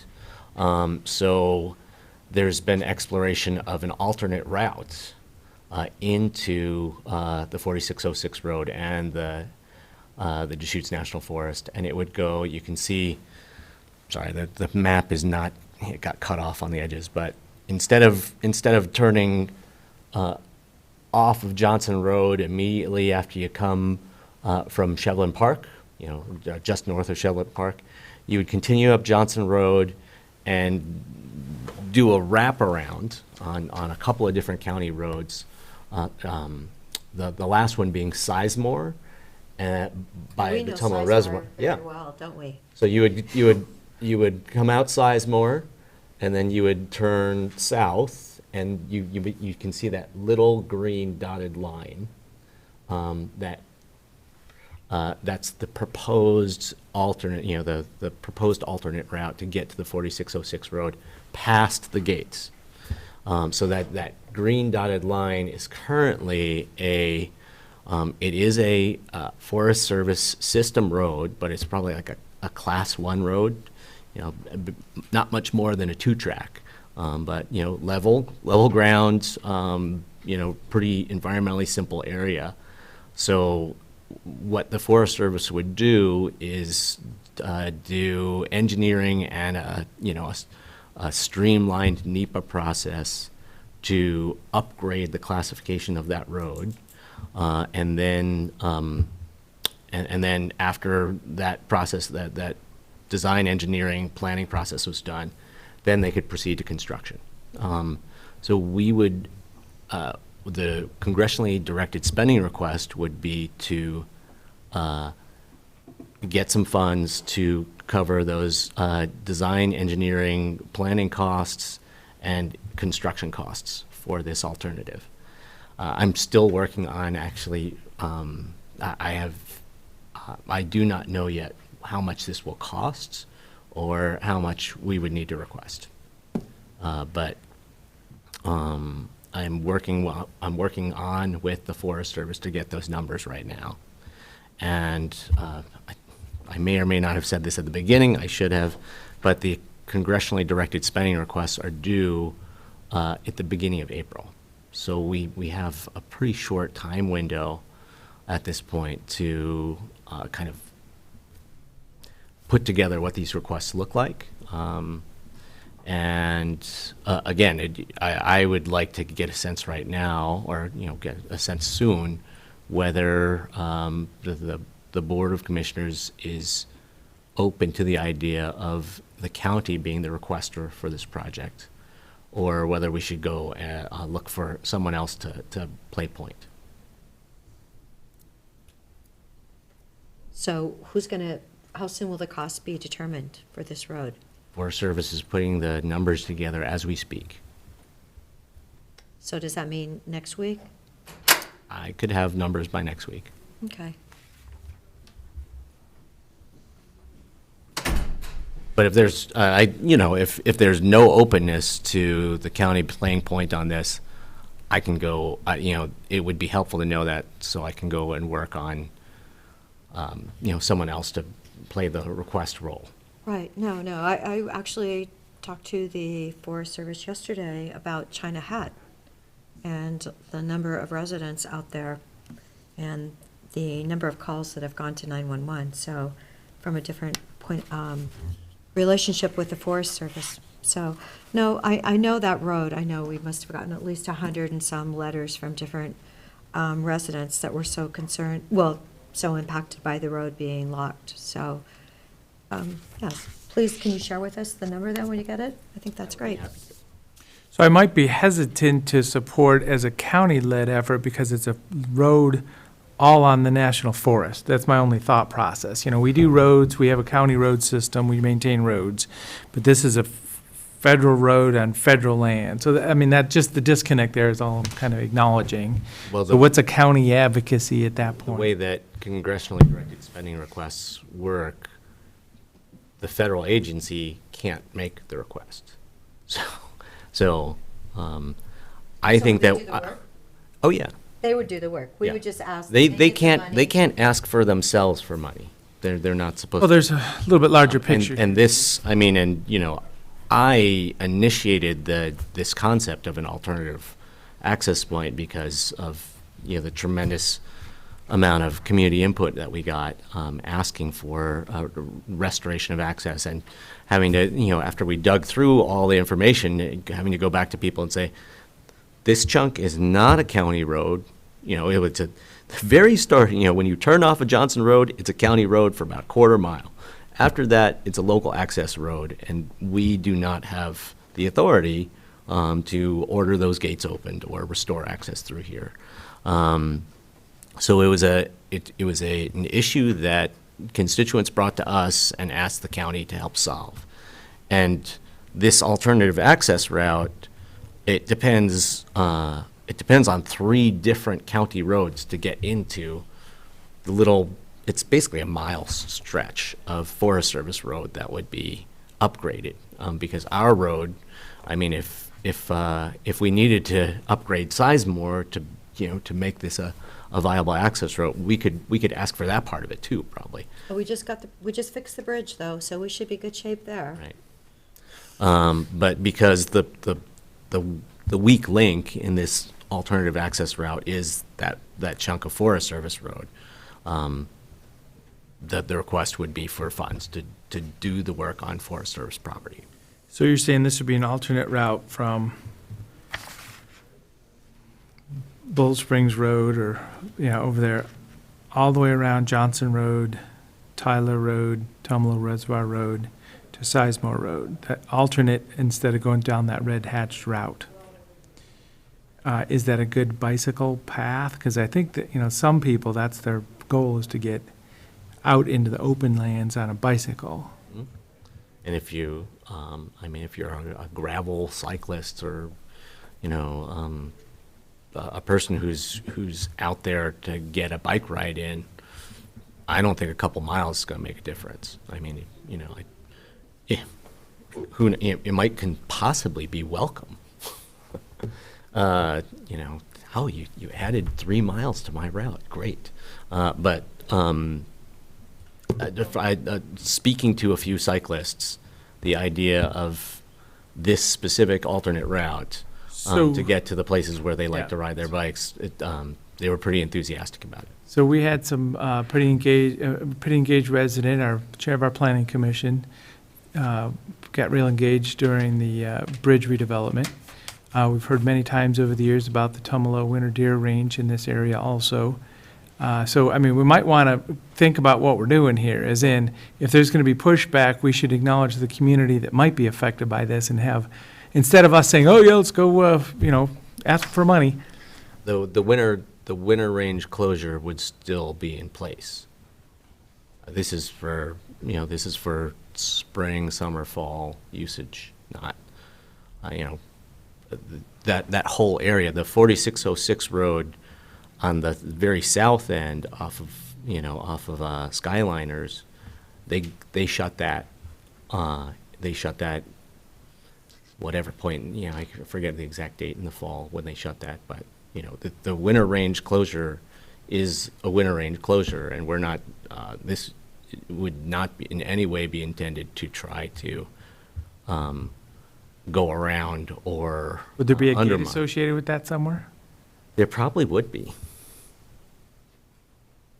That would be Yeah, part so of the I budget. guess, that's the rest of the picture, instead of just saying, here, we want some money, maybe there's a bigger picture for us as commissioners to let the community understand. As I say, you're sharing this map with us now. I don't know if other people have seen this map, so. And that is why the Forest Service does NEPA processes, to address all the values at stake, and B, to provide a degree of public engagement and public participation before they move forward with any moving an ounce of dirt. Great. So, I don't know that I'd be supportive, but I'm not against it. So, I'm just kind of neutral right now, so we'll see. Okay. Thanks for your efforts. That's a big hot topic. I've heard from a lot of people who Yep. who would really like to be able to use that piece of their public lands again. Definitely. Well, and so, commissioners, would you like for us to bring back draft letters for your consideration, which I've heard one yes, one neutral, and I'm not sure where Commissioner Adair you're at this point, but we could bring back draft letters of support at the March 28th meeting, which would still give us a few days to submit those prior to the April 1st deadline, just so we can provide support as you wish. That's right, because we don't have a meeting next week, do we? Right. Okay. Yes. Sounds like appropriate course of action next. So there's two different things. There's the Pine Community Health Clinic project. They will submit they will be the ones submitting their project, but we could provide a letter of support if we. Oh, I think we should definitely provide a letter of support for them. We could bring two separate letters for your consideration. Is that? Yeah, this other one, if the county was going to be the requester, then we would need to make a submission, an online submission. Okay. For that project. And so, we could bring a write-up for, basically what the information that was going to be submitted for consideration. Well, I still feel really frustrated that I wanted to ask for $4 million for that new project, and I was told that we couldn't ask for $4 million, and, after seeing, $5.8 billion that was sent out, we truly could have gotten an extra $1 million for their new building. Well, now we can get a bite of another apple. But this is renovations, and that new building's gonna, need $12 million total, so. Well, part of their budget was for the work they were going to do in the old building, because they were moving certain things to the new building. So it's what's eligible, and the equipment. X-ray machines and all sorts of stuff like that are not cheap. So I'm hopeful that they can get to 1.5 million. I would think it wouldn't take much. Okay. Commissioner DeBonne, did you have anything? Attended Justice for Veterans, justiceforvets.org, I think. Judge Miller and myself were there. Mr. Bill Minix from Southern Deschutes County, advocate for the Justice for Vets program. So it was kind of an all-day online seminar, a bunch of different topics. I was able to dial in and step away a couple times yesterday, but it's really a great program that is being proposed. So it's a choice of the court system if they want to have a veterans court, so it's not our domain there specifically. But it was just a wonderful experience, kind of hearing from some of the veterans and what they've been through, the mentor programs, really trying to help folks that are in the justice system. So it was a real good opportunity to hear about that. Also attended the 911 user board meeting yesterday as a commissioner, and yeah, I guess Sarah. Oh, I get to see Sarah in person. She was online yesterday, and things seem to be rolling along pretty well at 911, except for the recruitment. So I had a 7 a.m. Executive meeting for Central Oregon Health Council, which I realized that, oh my gosh, Zoom They at feed you 7 a.m. Oh, they didn't have breakfast then. Yeah, so I'm going like, okay, let's. Look sharp. No, let's feed our horses really fast and be it, yes. So that was really good. That board pulled together at 7 a.m. I knew that was the only time because a lot of those people are working people. And then at 10 a.m., I actually got on a population Zoom call from Portland State that Judge Crawford had asked me to kind of represent what is happening, and their numbers really didn't quite seem right. And of anyone that has left Deschutes County, they have moved to Crook County is the #1 county accepting our residents. And if you looked at their numbers, it didn't look like they were giving, just such as the man from our budget committee that's moving to Pal Butte. I said, it really doesn't look like they're acknowledging the number of people that have actually permanently moved into Brasada and Pal Butte. So I thought we had a really good conversation over that. So that was like a kind of an interesting. And then Monday night was the Fair Association meeting, and it seems that the fair is really, the team has picked it up, and I suspect that our fair again this year will be outstanding. So I can't wait to see what the kids are doing with their animals, but I'm sure they're all finding their animals and feeding them at this moment in time. So anyway, that was good Monday night. One more note, so that I was not able to attend the Association of Oregon County meetings. I just had other things take priority, so I didn't enjoy any of those meetings this time. But there's a new proposal for the budget to go up, so we got to have to keep track of that. So as members, AOC budget to fully fund the organization is going to be another, X amount of thousands of dollars this next year. So, and it's being discussed, so it isn't passed yet. But I just saw that kind of paperwork go through.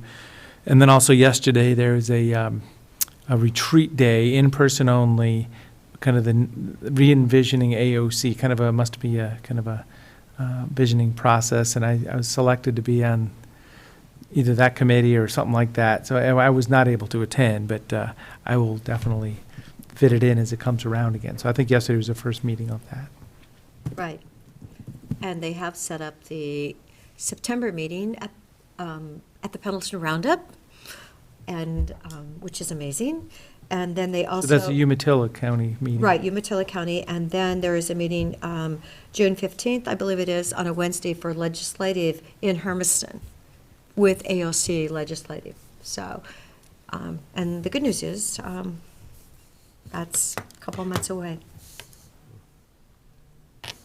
I'll also just mention that the Environmental Center's effort with the RARE program and Sustainable Northwest to do an energy planning or an energy plan for that covers the area of Deschutes County is underway. I attended their workshop on yesterday in the morning, and one of the really hot topics was was water and energy. Essentially how the irrigation system that we have and the farms that we have, require water delivery, and how we could find both conservation opportunities, save water, save energy, and also how we could do in conduit hydro out of the canal to pipe projects that are being implemented around the county. So there's that, and I'd also mention that on Monday, both Commissioner Adair and I attended a celebration event at Pacific Crest Affordable Housing's Canal Commons project.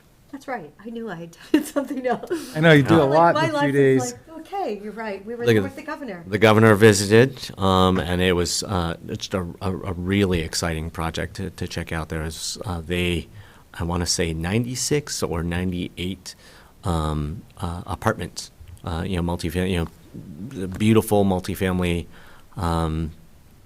housing, affordable housing project built by a private developer, still using the whole capital structure of an affordable housing project, which, as we know, all know is extremely complicated. But I'm right there next to the Pine Nursery Park in a really beautiful setting. And, I got to, well, I think both of us witnessed, there was a tenant, there were a few tenants from the, from Canal Commons who attended this small tour celebration event, and one of them, welcomed the whole group, the governor and everyone, to go into her apartment to look around, and that the state had provided through OHCS $3 million or something in that range for this project, and as everyone was exiting, she tapped the governor on the shoulder and said, "Can I just give you a hug for the state's role in making this project happen so that I can have a home?" And they hugged, and then at the end of that, they were both tearing up, and it was really quite a powerful moment. So that was a neat event for me to attend. Well, it was for me too, but the interesting thing was the one building that was the bigger building did have elevators, but the building that we went into that was under construction, 3 stories, I believe, does not have an elevator in that building. So it was fairly small. I mean, I'm sure maybe it was under 30 units, and so you're not required to have an elevator. But then again, that means that people that have ADA issues cannot go up to, they can only live on the first floor. So I just randomly asked, "Oh, is there an elevator?" And there wasn't one in that smaller building. And I found that, the people that built the project, truly they are committed to what they're doing, and I so appreciate it. I actually handed 2 letters to the governor, thank you, for the team here helping me put those together. One of the letters was about foster care, and what I'm hearing from the community after visiting the brand new memory care on Burgess Road next to Commissioner DeBone's Catholic Church. I went to that last Thursday, and a year ago it had been a building that wasn't getting its property taxes paid. I was hoping someone would step up and buy the building. The owners were in Texas, they weren't paying their taxes, and it had amazing bones, 30 apartments in it. Anyway, a year ago, women from Portland who came to America from Romania bought that building. And they do care like that in Portland, and they took a gamble on Lapine, and they've bought this building, and they just had the grand opening Thursday. It is an amazing, amazing facility, great bones. The outside comes in, the light comes in, 2-story, and a lot of the common areas. I mean, it's really, really lovely. And in fact, Karina and Anna, who was a Rose Princess, she's really sure, and she is going to be there running it to make sure that it gets going on the right hand. But I met someone who works in senior placement, and senior placement in our county is so impacted. That was what my other letter to the governor was about, and in addition to Deer Ridge and getting a psychiatric hospital open. you cannot find a place to put your parents if they need help. And then facilities that are running, like the home facilities, they are being pounded by more and more rules. You have to have a fire drill every 90 days. Well, can you imagine if you've got people in your residence, like maybe let's say like 6 people, and they're really difficult, and yet every 90 days you have to take them out the door because of, the rules are just becoming over and overly burdensome. They've got to have sprinkler systems in the entire facility, which is probably another $10,000. So just talking to Anna, this is a different Anna that works in that industry, and she's worked there for a long time. She's like, oh my gosh, Patty, there aren't enough workers, truly not enough workers. Facilities that have room for maybe 60 people can only have 40 at this time because they're short-staffed.